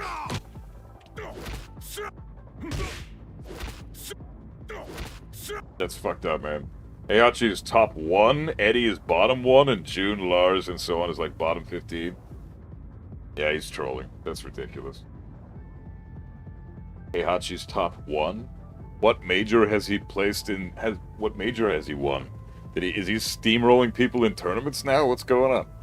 Because in the last few tournaments I've seen, I haven't even seen Heihachi appear once.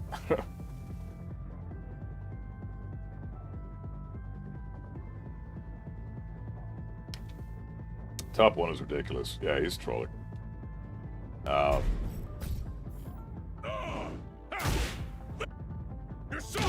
Top 1 is annoying. You're soft.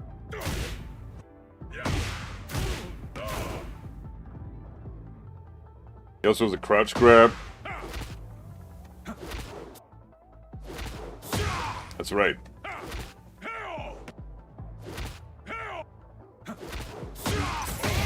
Yeah.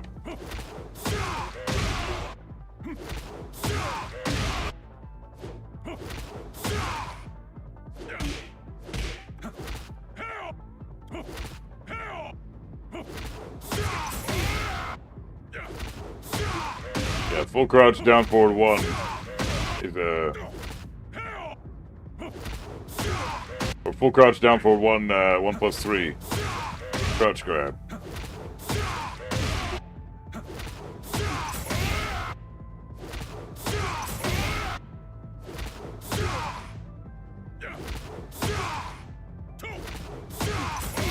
Okay, that's cool. It's just down forward 1+3? Oh, it is too, you're right. You can do it from crouch though.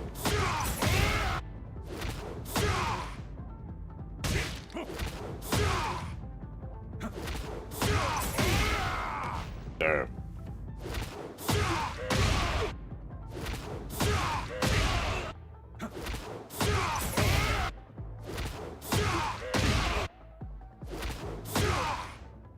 Cool. When like King where he grabs you to the floor? Does he have one of those? I don't think he's got one, does he?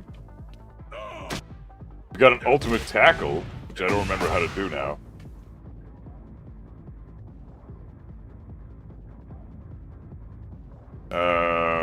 Oh yeah, full crouch down forward 4. That's another one that's good.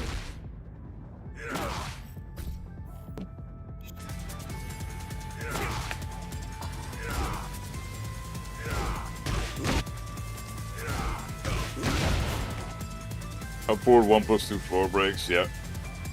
I think he had one at Tekken 7. I don't think he has one in this game. What else does he have? Let's see.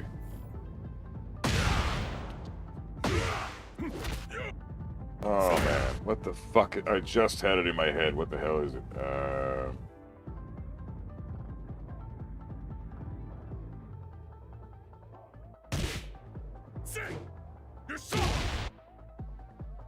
Tackle, yeah.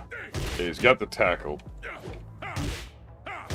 Which I don't know how to do the ultimate tackle shit. What's the break on the ultimate tackle again? I can always just program it for the computer to do it. Just select from move list.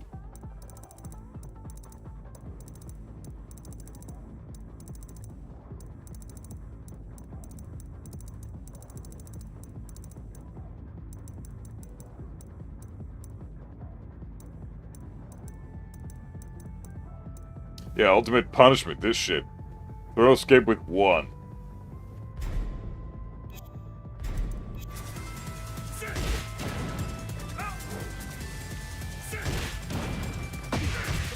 Oh, you have to time it?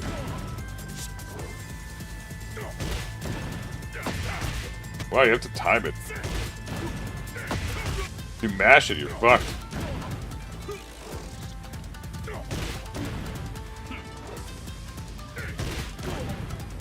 Yeah, you can't mash it. You have to mash it as soon as he knocks you on the ground. If you start mashing as he raises his hand, he's already got you. If you I started pressing 1 as he goes to reach, go for the first punch, and it's too late at that point. You have to mash 1 before he goes for anything. You just have to mash 1 or hold 1. Oh, mash 1. Wow. Yep.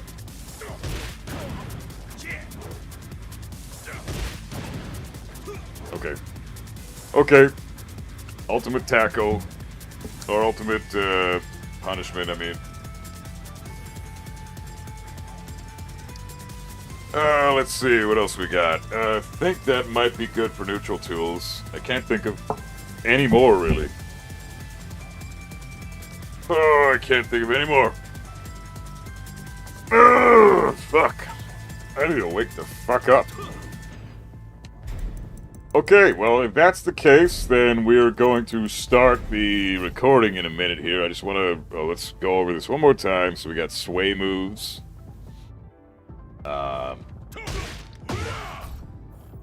No delay.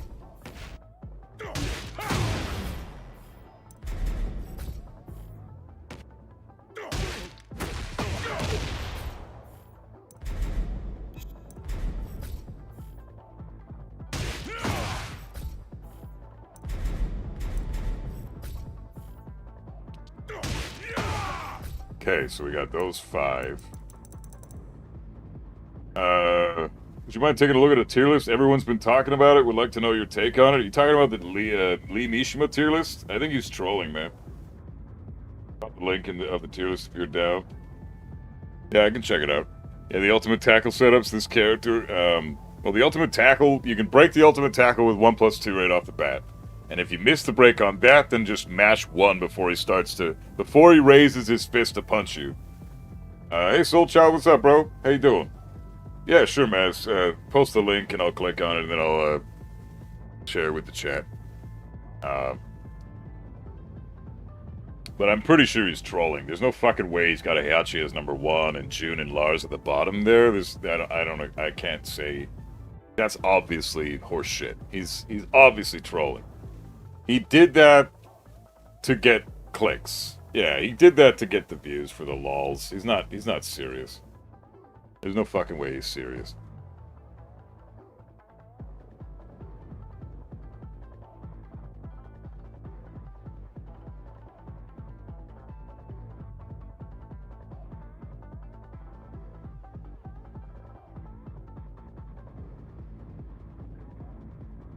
Doesn't make any sense then?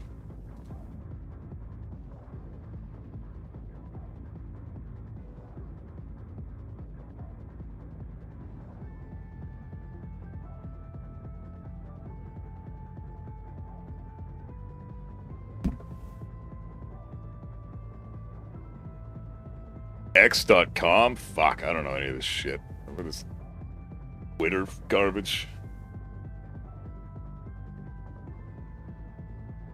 Taking forever to load.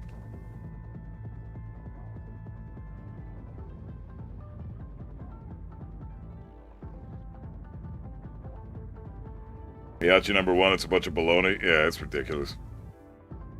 It is a bait list for the lols. I don't think there's no seriousness to that shit. That's ridiculous.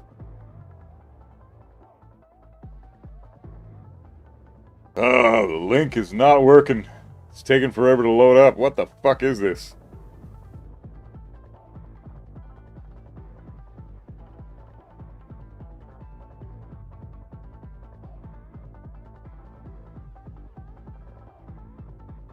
Weird. Link is working for you? Yeah, it's not working for me.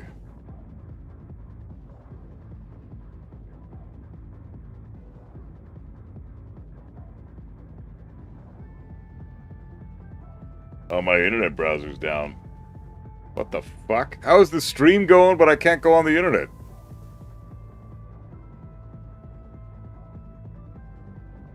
What? The stream's okay for you guys, right? Because I can't, my browser's not working.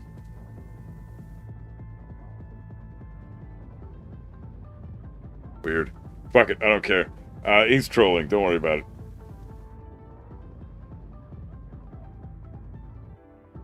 Okay. Who are the current top tiers anyways? Top 5 is, well, we just did a tier list on stream yesterday. And it was, my top 5 is Anna, Nina, Brian, Asuka, and Claudio. I don't think there's any dispute there either. Those guys have topped more tournaments this last year than any other character, so it's those 5. Like, guaranteed. Plus, they have incredible win rates online.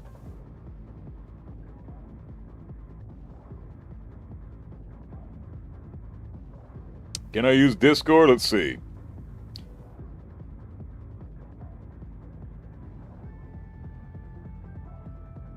All Death Fist in my browser, that's what I think it is, yeah, fucking guy.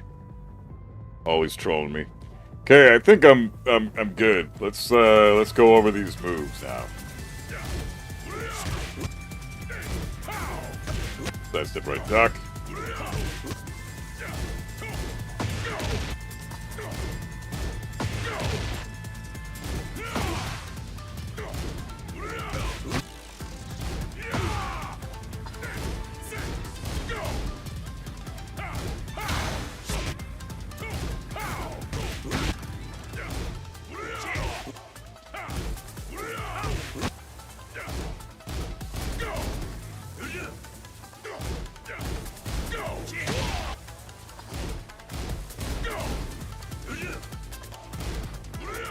Doesn't look, yeah, we're good on, looks like we're good on Discord.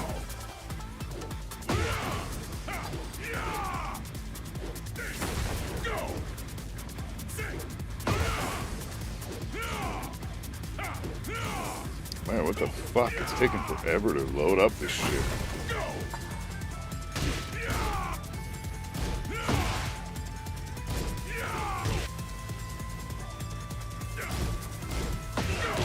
Oh, he's got Heihachi, Brian, and Anna, top 1, 2, and 3. Nina, Steve, Claudio, Asuka, Raven, Reina in S+.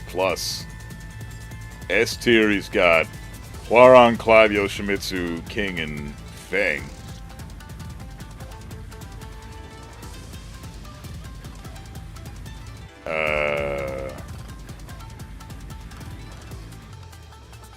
Eddie in bottom tier by himself? Yeah, this is a troll list. What the fuck? Although he's got a lot of characters in the... What the fuck is this? Alright, let me share my screen.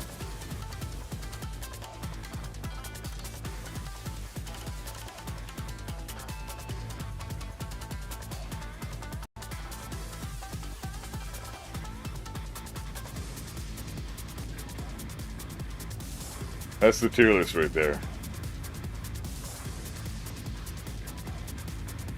Can you guys see that okay?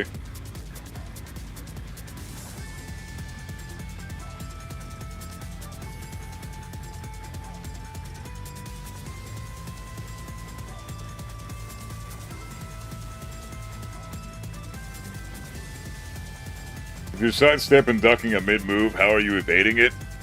Because the action of ducking is slightly increases the momentum of your sidestep. Not the momentum, the trajectory of your sidestep. So, if you micro-step, the action of crouch actually shrinks your character's hurt box a little bit. So, sidestepping the move already has the evasion taken care of, and then when you crouch, you shrink your hitbox. So it's like you're doing this. You know what I mean? If this is your hitbox normally, and then you go to a sidestep right, and then you crouch, you're doing this. You're shrinking the hitbox. This is you normally. Sidestep right, crouch. That's the action we're doing. So that's a visual representation of why you're able to evade things with sidestep crouch. But, let's see. So we got Hwoarang, Clive, Yoshimitsu, King, and Feng in S tier. I mean, those aren't unreasonable picks. Raven up there, I mean, Pina's been doing work with Raven, sure, but... I mean, have you seen how the pros fight against Pina? They don't have a fucking clue how to fight Raven, man. Their matchup knowledge with Raven is shittier than mine. I don't think that that's the case. I think, and Reina at the top there? What? No. Steve? Honestly, Steve, Reina, Raven, and Feng are way too high, in my opinion. All the rest are probably fine. I mean, I'm not really arguing with any of those. Heihachi at number 1 is fucking stupid, man. What are you talking about? Maybe in Warrior's Instinct, yes, but not throughout the rest of the fucking matches. Then he's got Jin, Law, Dragunov, Lydia, Leo, Alisa, Victor. God damn, this might actually be a legitimate list. He might actually be thinking... This is actually looking pretty clear to me. Then he's got Kazuya, Paul, Leroy, Lily, the Bears, Shaheen, and Jack. He's got June and Lars in bottom tier. Nah. Fakumram's way too low. Azucena's too low. She's way stronger than people think. Azucena is fucked up. That Libertador stance is crazy good. So hard to option select. You can't even option select anything from Libertador. Unless you're Yoshi. That's it. Kazuya's too high. Lily's... Lily's in a good spot. That's fair for Lily. That's fair for the Bears. I think Kazuya's too high. June and Lars are way too low. Way fucking too low. Bakumram is too low. Eddie is way the fuck too low. Raven, Reina, Feng, and Heihachi are way too high. But honestly, the rest of the list is pretty good. Do I agree with Armor King's tier? He's not very strong, so yeah, I agree. Armor King's pretty low tier. He's very linear. He's pretty easy to beat out with sidesteps and sidewalks. Unless he's been heat and he's doing the homing throws, then it's a problem. But Armor King is fine. He's not broken at all. He's very... In fact, he's weak compared to most of the cast.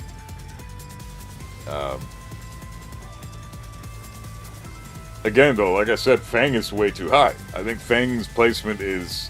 He should be like sitting where Victor is. So he's a little bit too high.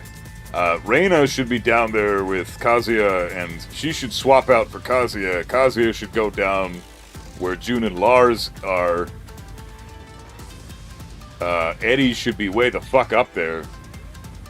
I mean, if you're gonna put Raven, I want to know what the deal here is. There's inconsistencies in this tier list. So you put Raven up at the top, probably because of how well Pina is doing with Raven, right? So why wouldn't you make the same logic for Eddie with how well Yonding is doing with Eddie? But not only Yonding, but Tekken Master is doing really well with Eddie too. Like, we've got multiple representatives for Eddie, but he's bottom tier. You only have one representative for Raven, and he's top tier. That doesn't compute at all. There's no logic there. I don't understand his logic at all. I want to hear what he has to say, but I'm assuming, going off of just this visual representation, I'm assuming that he's judging the Raven placement based on the performance of Pina, but then he's not doing the same thing for Eddie. So, how the fuck do you put Eddie at the single bottom tier by himself when he's doing way better in tournaments than most other characters? Eddie's really good. He's really fucking good. He's top 20 in my opinion. Eddie's top 20 for sure. No, this doesn't seem like a rage bait tier list. After you, like... The Heihachi placement is asinine. Complete, and how the fuck are you gonna say Heihachi is stronger than Brian, Anna, and Nina, and Claudio, and Asuka? That is horseshit. And Steve? That high? That's gotta be because of Newman. And that's not Steve. That's Newman being a god. That's not Steve being an amazing character. He's not that good. Steve is really strong, but you put Steve above Hwarang? And Claudio? And Asuka? And Clive? And Yoshi? And King? Dude, Steve is not better than any of those characters. What the fuck is he smoking? There's no fucking way. Steve's got... First of all those characters that just listed have exceptional whip punishment tools. They don't require you to press buttons in order to beat them. Steve makes it so... Like, you can't really do much with Steve unless your opponent presses into you. looks like the people that beat my ass and pissed me off tier list. Yeah, it kind of does, man. Ridiculous. You can't fucking do anything if you're Steve and they're not mashing. You just get fucked up.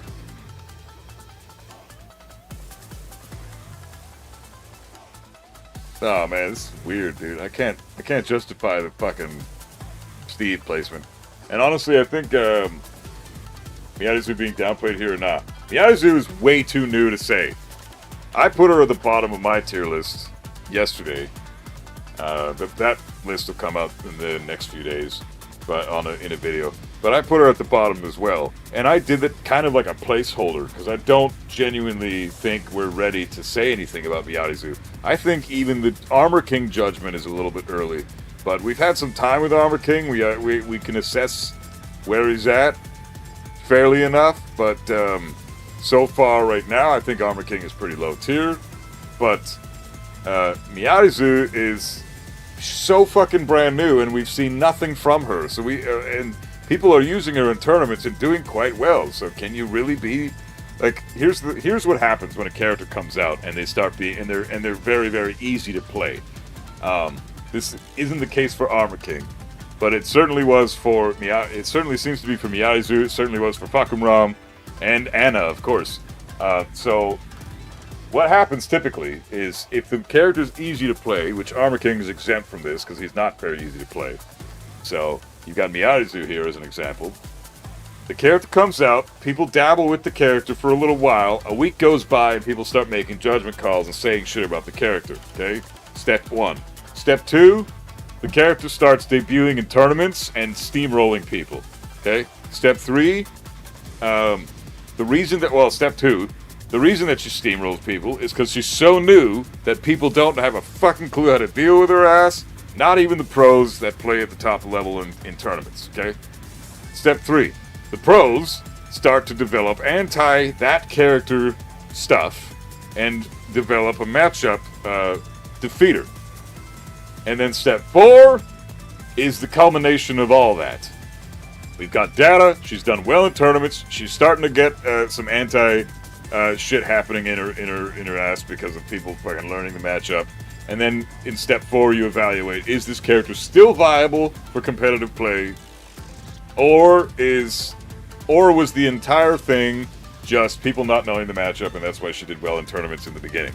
In my opinion, my personal opinion right now, which is completely subject to change the moment I see more evidence, but at the moment, right now, I think Miyazu is being represented in tournaments because nobody knows how to beat the character yet. She's way too brand new. We have not collected enough data on this chick, and she seems to have extremely good movement. So people need to figure out how to get around her good movement.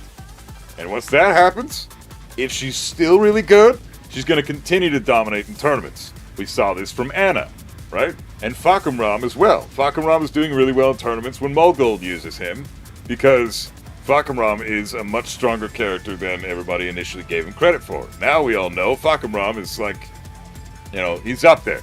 He's really fucking strong. But initially everybody was saying he was like bottom 1, right? There's no fucking way in hell he's even bottom 10.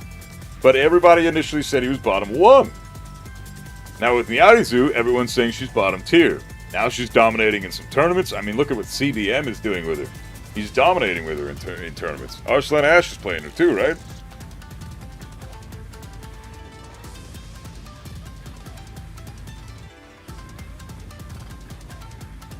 He's gatekeeping. He knows something we don't, baby.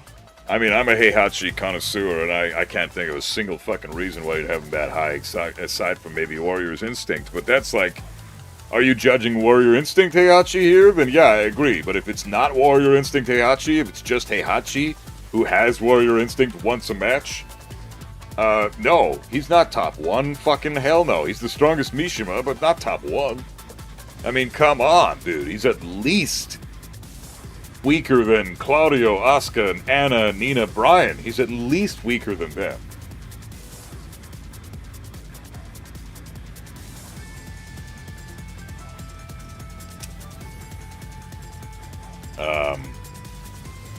When the pros and big content creators complain about a character, Namco listens to them and buffs them to the point they become broken.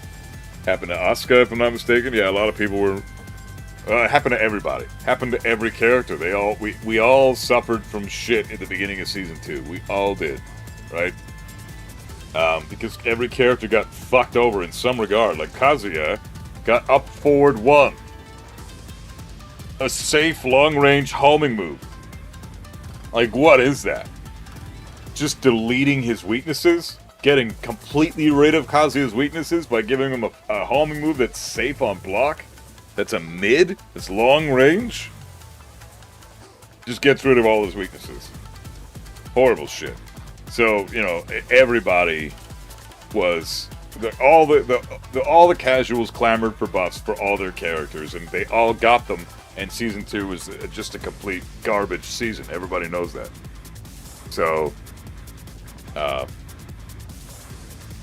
yeah, pretty ridiculous. I can't say I'm impressed with this tier list, but I can't disagree with a lot of it. I think he's got Ryan, Anna, Nina, Claudio, Asuka in good spots. I think he's got Hwaron, Clive, Yoshimitsu King in good spots. I think he's got Jin, Law, Dragunov, Lydia, Leo, Alisa, Victor, all in good spots. Can't argue with any of that. Those are all solid placements. I have him on similar spots in my list. Kazuya, way too high. Way too fucking high. The Bears are too low. I think Jack is too high. June and Lars are way the fuck too low. Azucena too low. A little bit too low. Lee is a bit too low. Zafin is a bit too low. Bakumram's too low. Miyarizu we don't know. And Eddie's way the fuck too low. So I disagree with like 12 of the characters, I'd say. Homicidal Hand, what's up, man? It's crazy how many people don't like characters having clear, defined weaknesses and strengths. Yeah, it's pathetic, man. Why? It's ridiculous. Hit Judy yesterday, Fayette? Hey, right on, man. Congrats. Good shit.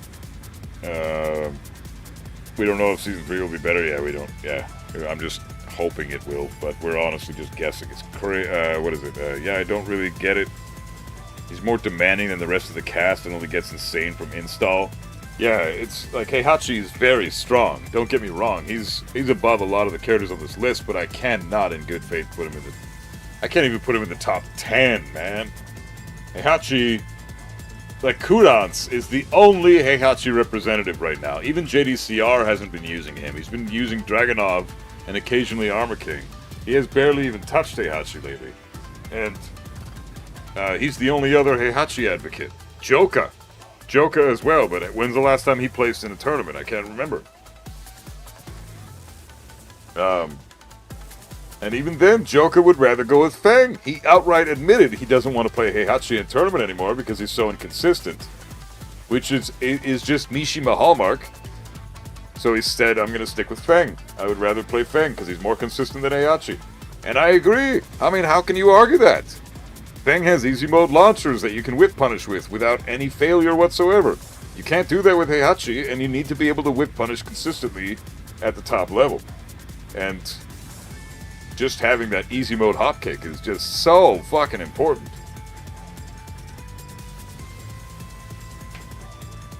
Wish they would remove Warrior Instinct. I refuse to use it in games. It's a bit too strong, but you know, it'd be nice if they toned it down. It would be pretty cool if they toned it down. It might actually be interesting.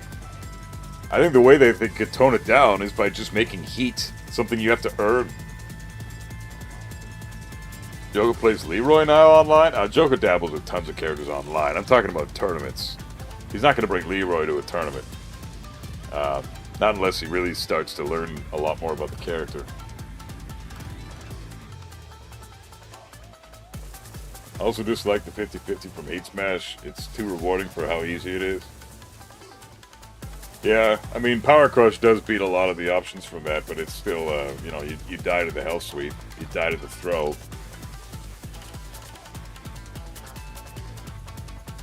And you still take a fuck ton of damage if you do Power Crush and it does like Omen or something.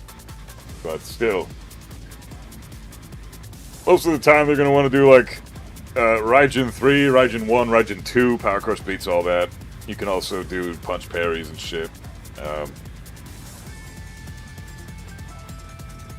For Raijin 2, anyways, you can punch parry that. But yeah, it's still, like, yeah, I agree. It's a dumb... Heat Smash shouldn't give a 50-50 like that. Especially when you don't even have to force yourself into Raijin. You can just hold block, and he's not even in Raijin stance, and he's still plus. Anyways, interesting list. Let's do the Paul video.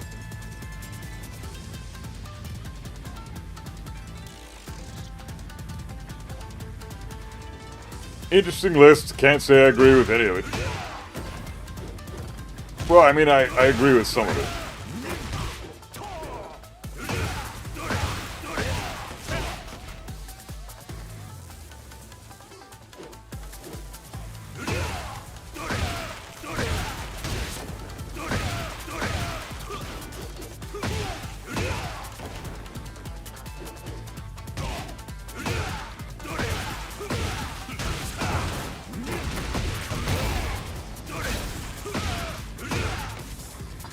So we've got the sway shit.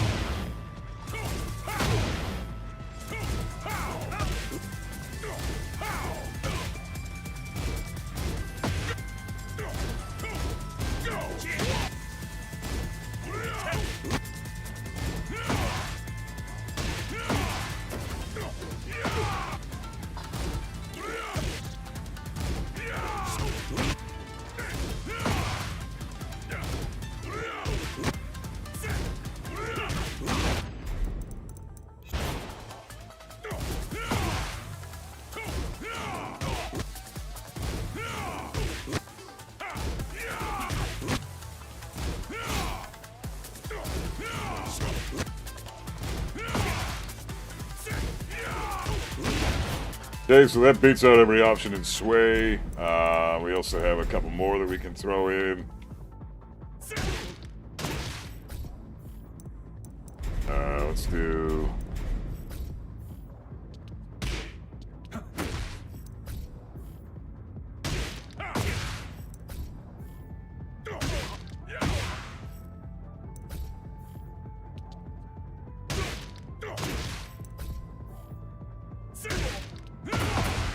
There's that, and then finally, let's just do like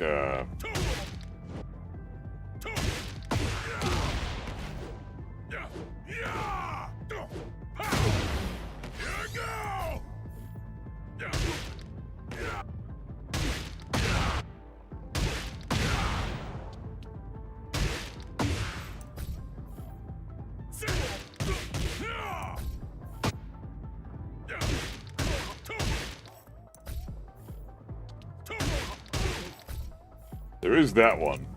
Throw this one in.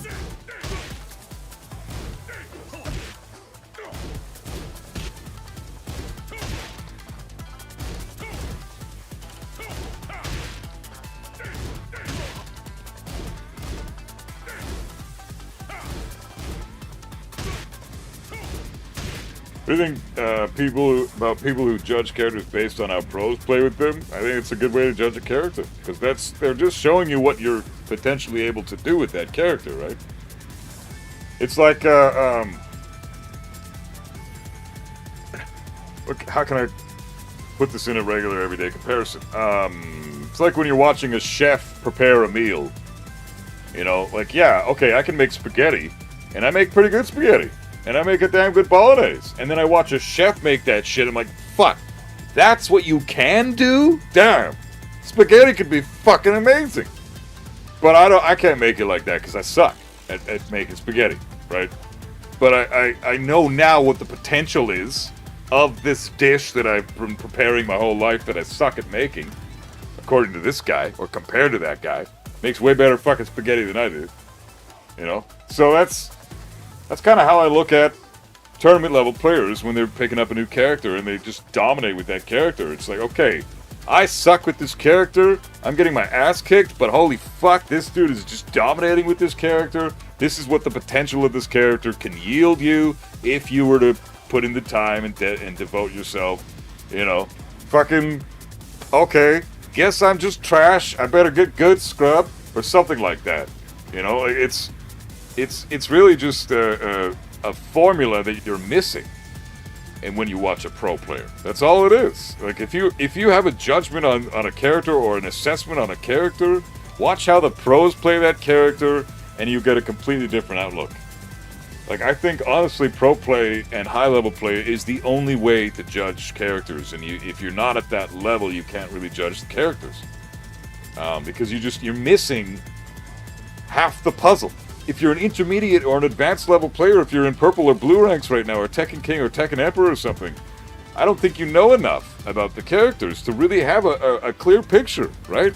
Unless your rank is just something that you got and then you decided to go in the lab, and now you're in the lab for the last 6 months and you've been just studying this game non-stop, which is kind of like me. You know, I'm Tekken God, sure, but I haven't played ranked in forever. All I'm doing is labbing this shit, so I'm gaining a ton of fucking knowledge that I would normally not be able to gain if I was just playing ranked all day, all the time, right? So, I'm developing slowly, bit by bit, larger pictures of the character and how good they are, or aren't, and then I get a better way of assessing it, right? I'm collecting more data and I'm able to paint a bigger picture with more materials. I can make that spaghetti 10 times better than I could 6 months ago because I've got more information now. And a lot of that is thanks to those high-level chefs that I watched make that dish, right? It's the same thing with pros. So, you know, the blue ranks can yell and say fucking, you know, Nina and Anna, or the Tekken Kings or Tekken Emperors, whatever, can yell and say shit like Nina and Anna are fucking low tier all they want all day, and I hear people say that in blue ranks all the fucking time. But it doesn't make it true, because who's winning Evo all the time, right? Who's making the fucking dollars? Who's going to tournaments and steamrolling people? Obviously it's the highest level of player, but what character are they using? Why are they using that character when money is on the line? Like, their welfare, their well-being, for their family's sake. They're trying to support their fucking family with this game. Why would they choose any character but the best characters in the game, right?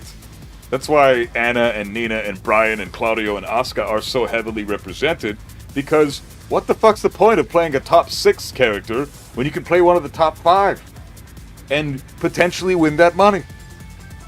You're going to use any means necessary aside from cheating, right? So I think pros are a fantastic way of assessing whether or not a character is good or not. Watching pros, and yeah. You say that, yet the Kuma player keeps placing high and doing nasty shit. Yeah, well, bears are very hard to fight, and that makes them very good.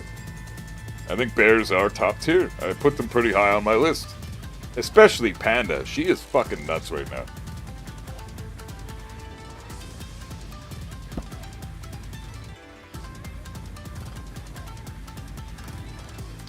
Panda's really good. Like, there is the bicycle kicks and heat. There's virtually no actual counterplay to that. You have to just wait and block and hope that they don't do the guard break. That's all you can do. Logically. Top 5 though?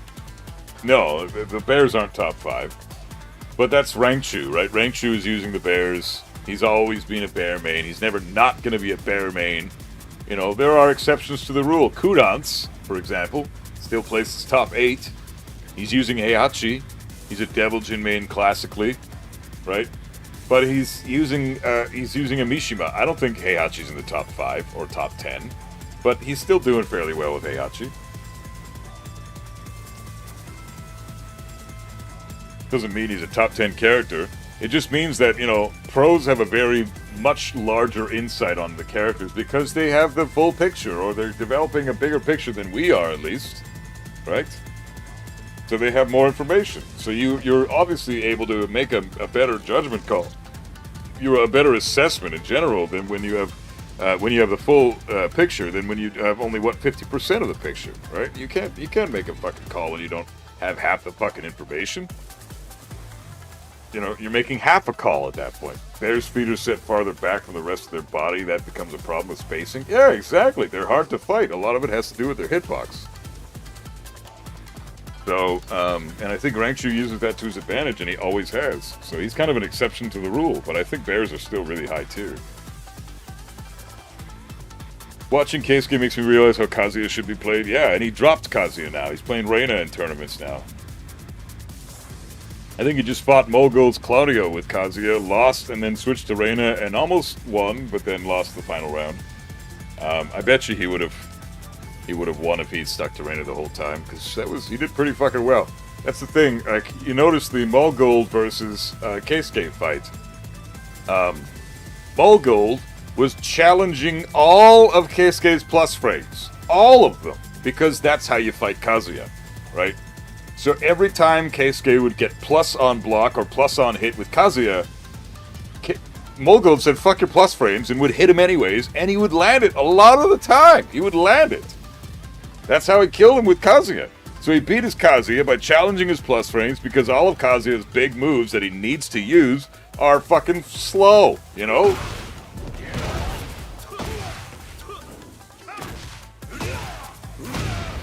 You know, all this shit is slow. Slow, slow, slow, slow, slow.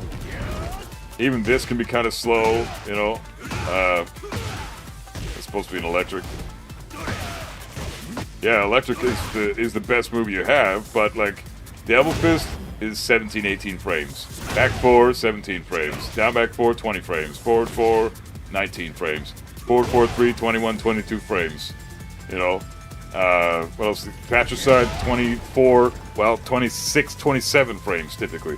Right? Like, how is Kazuya supposed to get any momentum going when he's like plus 5, plus 4, plus 7?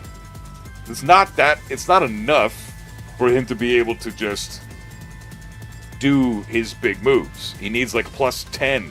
And Molgold knows that.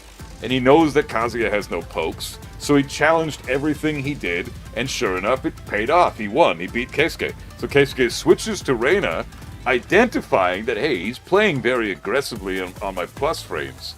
Let's switch to Reina because you can't do that against Reina. And sure enough, Molgold would do the same type of play against Keisuke's Reina, but Keisuke's Reina has much faster tools. Her down forward 1, for example, is 13 frames. You know, how the fuck are you gonna interrupt her down forward 1? She's got a much better jab that you can actually use in the neutral. How the fuck are you gonna interrupt that when she throws out a jab? You know? So, she has it down forward 2. She doesn't have to electric. She can down forward 2 launch things. You know, she can call out your lows with her hop kick and launch you with her hop kick. So Reina is a much scarier opponent than Kazuya when your play style is challenge all their plus frames. So he stopped challenging the plus frames halfway through the match with Reina, and sure enough, he beats Keisuke's Reina. But that was an interesting match, I thought, because it showed in full spectrum why Kazuya is not viable in tournaments. Because you can challenge him in so many different ways. You can step everything he does, you can challenge his plus frames, you can stay in his face and poke him to death. There's just so much counterplay to the character. He doesn't have any panic tools you have to worry about unless he's in heat. And even then, it's just Shikue. That's it. Reina's not. That's not the case with Reina. Reina's got a lot more crushing utility. Reina has much easier tools and much faster tools. She's also a lot harder to hit naturally because she's a small hurt box compared to Kazuya. So, and she's just much better at controlling space. She's got even better homing moves than Kazuya has too. Faster ones, like back 2 is amazing for what she does. It's only plus 3, but Reina gets a lot for plus 3. And that's only on hit, of course. But if it's blocked, it's a safe mid homing move. It's pretty fucking strong. So Reina is the better pick in tournaments for sure. But even then, she's so much weaker than Claudio. It's laughable.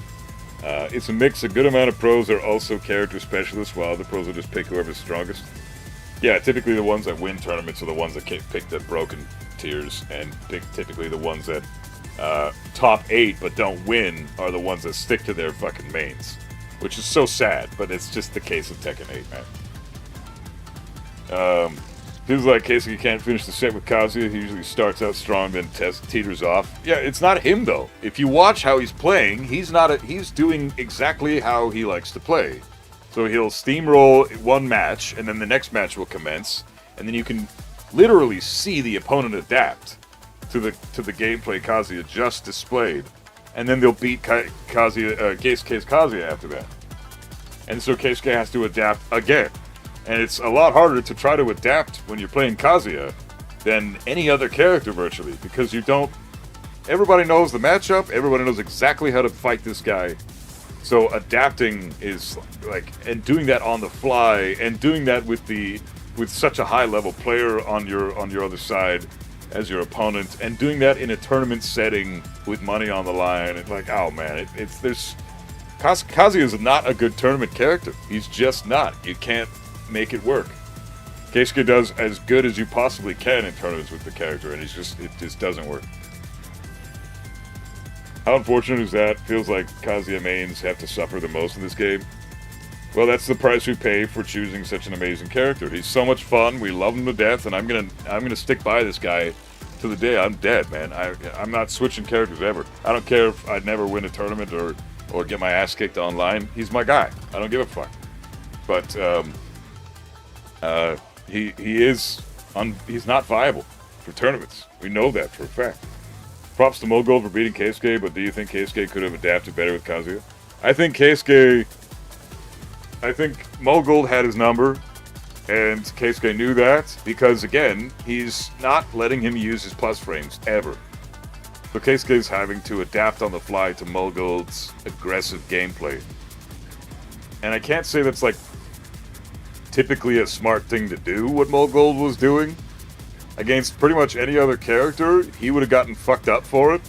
And that was proven when he started picking Reina, right? Like, as soon as he switched to Reina, Mogold had to switch his playstyle. So he forced Mogold to then readapt by just picking Reina, because she's able to do things Kazuya can't. Like, utilize +4. Kazuya doesn't really get much to utilize +4 with, unless he wants to put himself at risk. Reina doesn't have to risk much. She gets +4, she can do down forward 1, no risk at all. She's good.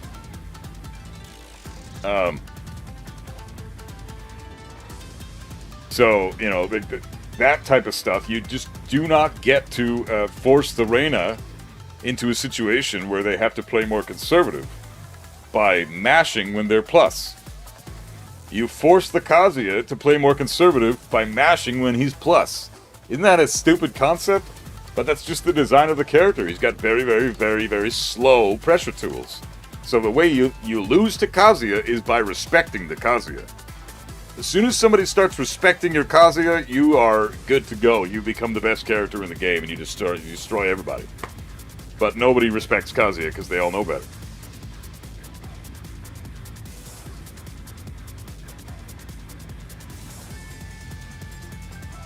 How did Mogold challenge the plus frames? Oh, dude, he was mashing big moves and shit. He was mashing, like, up forward 2 and stuff. Like, at -5, he'd mash up forward 2. I mean, why not? Like, if you're expecting a hell sweep to come and you're -5 and you think he's going to hell sweep, up forward 2 is going to beat the hell sweep. And sure enough, it did. Like, you can go back and watch the match, Keisuke versus Mogold. It's crazy. Like, he just didn't give two shits. He just knew, oh, I'm fighting Kazuya? Oh, let's just throw out my big moves. Who gives a fuck? And it paid off. He won. He lost the first match and then dominated the second one. Keisuke's like, yeah, fuck, he knows my playstyle. Alright, well, who can I pick that's got a similar playstyle to Kazuya, is stronger than Kazuya, and can control the neutral better and say no to them challenging my plus frames? Oh, Reina. Done. And he did better with Reina, but it didn't pay off in the end because I don't think he had enough time to get going, right? He needs more time to get going with Reina. So, I think if he stuck to Reina from the beginning, he probably would have won. But I don't think Keisuke's got enough confidence in his Reina yet because he hasn't been playing her for long enough. But it's funny because you haven't been playing Reina that long. You've been playing Kazuya your whole life. And you bring Reina to tournaments and you already see better results from the Reina than he ever had with Kazuya. And it's just... the balance in this game, man, it's so crazy. When someone is not respecting my frames, down forward 2 is my only answer to that. Yeah, exactly. Down forward 2 is your only answer to that, really, typically. Because say you're +4, you can't do down forward 1. Because that's a 15 frame move. What if they jab? What if all they do is jab? What if that's the thing? You know? Well, if they jab, then I'm kind of fucked, right? I can't down forward 1.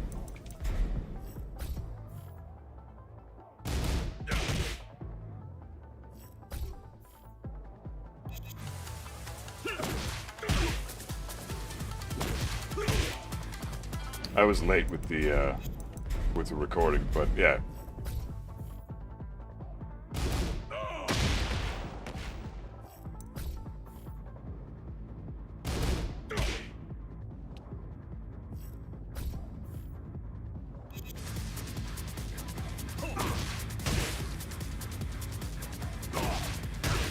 I'm late with the fucking recording here. Come on, dude.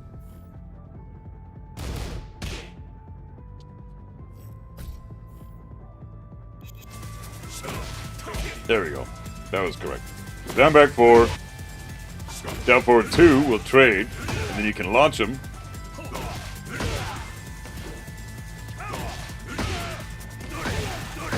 Even get a perfect electric there.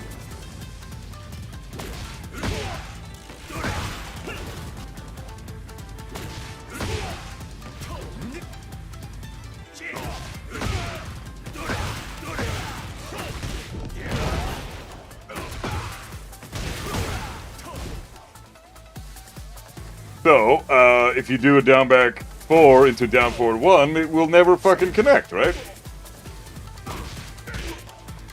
So, you don't want to, plus 4 for Kazuya doesn't do much. Because they can challenge it. There's nothing, you have to either jab, which is stupid, it's a waste of plus frames. Down forward 4, I guess, is a decent option, because they can't step that one. Down forward 2 is good. Down forward 4 is probably the best bet here. After you hit down back 4. Down forward 4 is a really good option. It'll beat out a jab check. It does a little bit of damage, and then you still get some plus frames after that, so you can try a jab after that. Is crouch dash fast enough to go under jabs? Yep. So you can totally do something like that.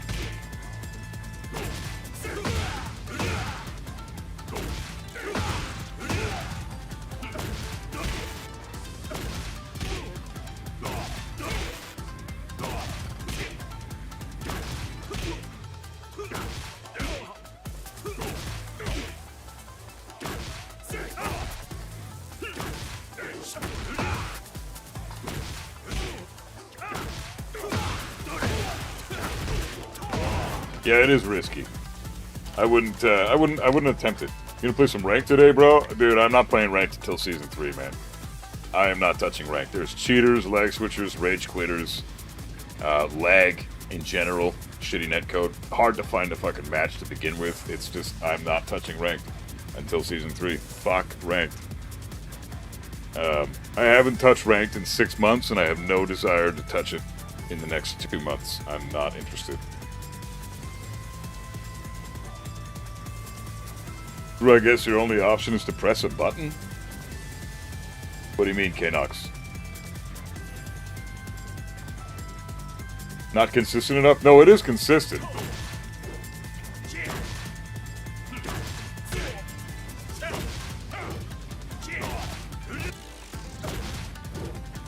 It's totally consistent.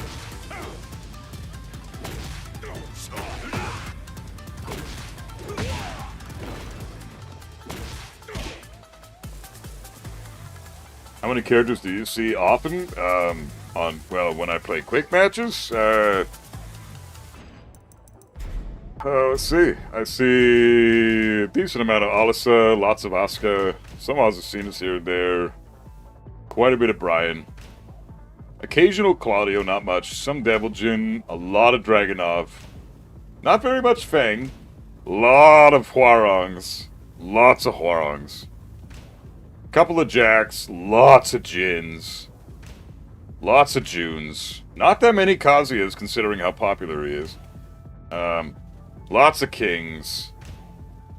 Very few Bears. Some Lars, some Law, some Lee. Not that many Leos, not that many Leroys. Lots of Lilies. Lots of Ninas. Decent amount of Paul. The occasional Raven, not very often. Reyna's seldom. I barely ever see Shaheen. Decent amount of Steve. Decent amount of Victor. Barely ever see Xiaoyu. Lots of Yoshi. Barely ever see Zafina. Decent amount of Eddie. More Lydia than you'd think. Barely ever see Heihachi. Decent amount of Clive. Decent amount of Anna.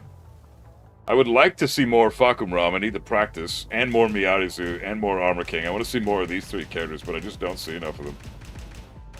But yeah, easily the ones I see the least are Shaheen, Heihachi, Zafina, Claudio,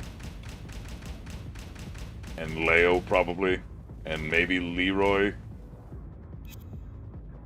So, but I see quite a few characters pretty often.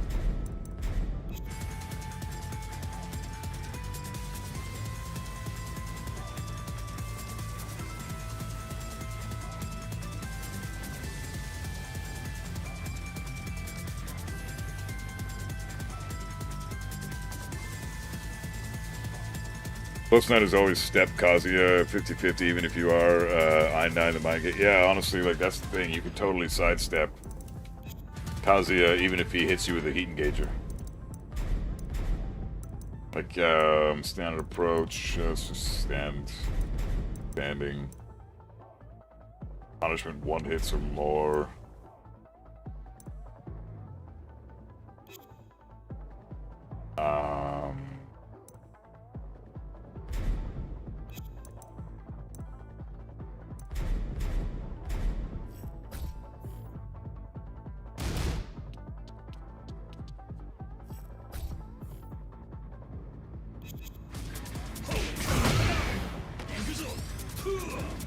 Yeah, there we go.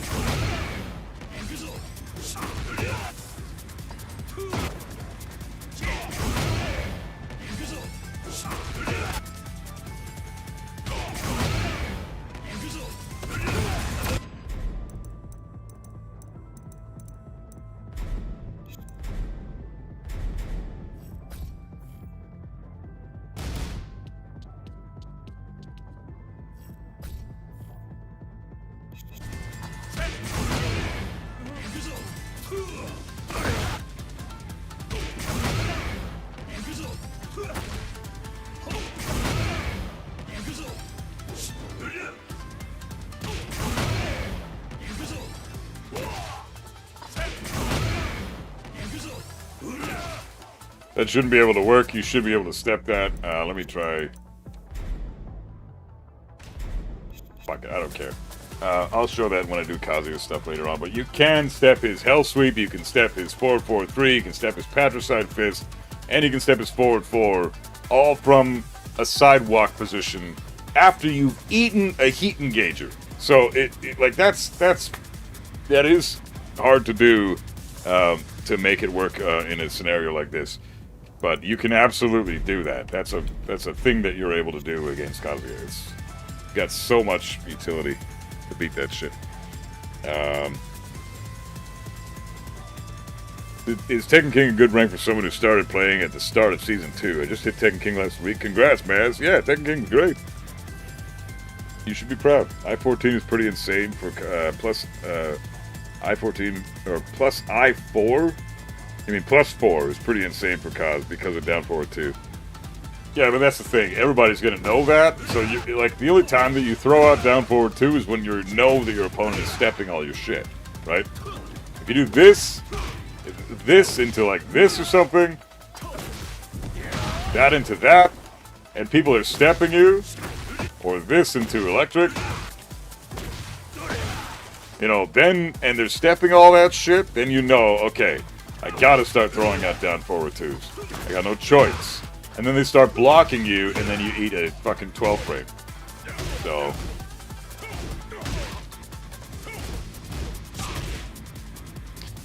But yeah. Okay, so I'm gonna work on the Paul video. I've got a fuck ton of notes. We did a fuck ton of research today. You guys, I appreciate all the help with all the letting me know what's going on with the Paul stuff. You guys helped me out a ton with this shit, so I'll make a video probably later tonight once I'm done work or something, and I'll put that out later this week. So, all right, guys, I'm gonna head out. I gotta take off, head and hit work now. See who's online real quick on Twitch. I wouldn't mind rating somebody.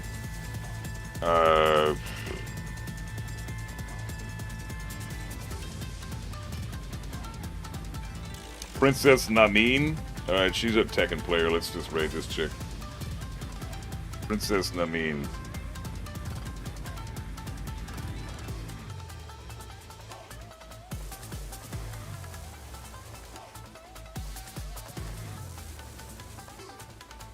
Okay. Alright, guys. Much love. Be safe. Thanks a lot for hanging out, everybody. I will see you guys tomorrow. I'm either going to do more labbing or maybe we'll play some Sekiro. I haven't decided yet, but we'll figure it out. Much love, guys.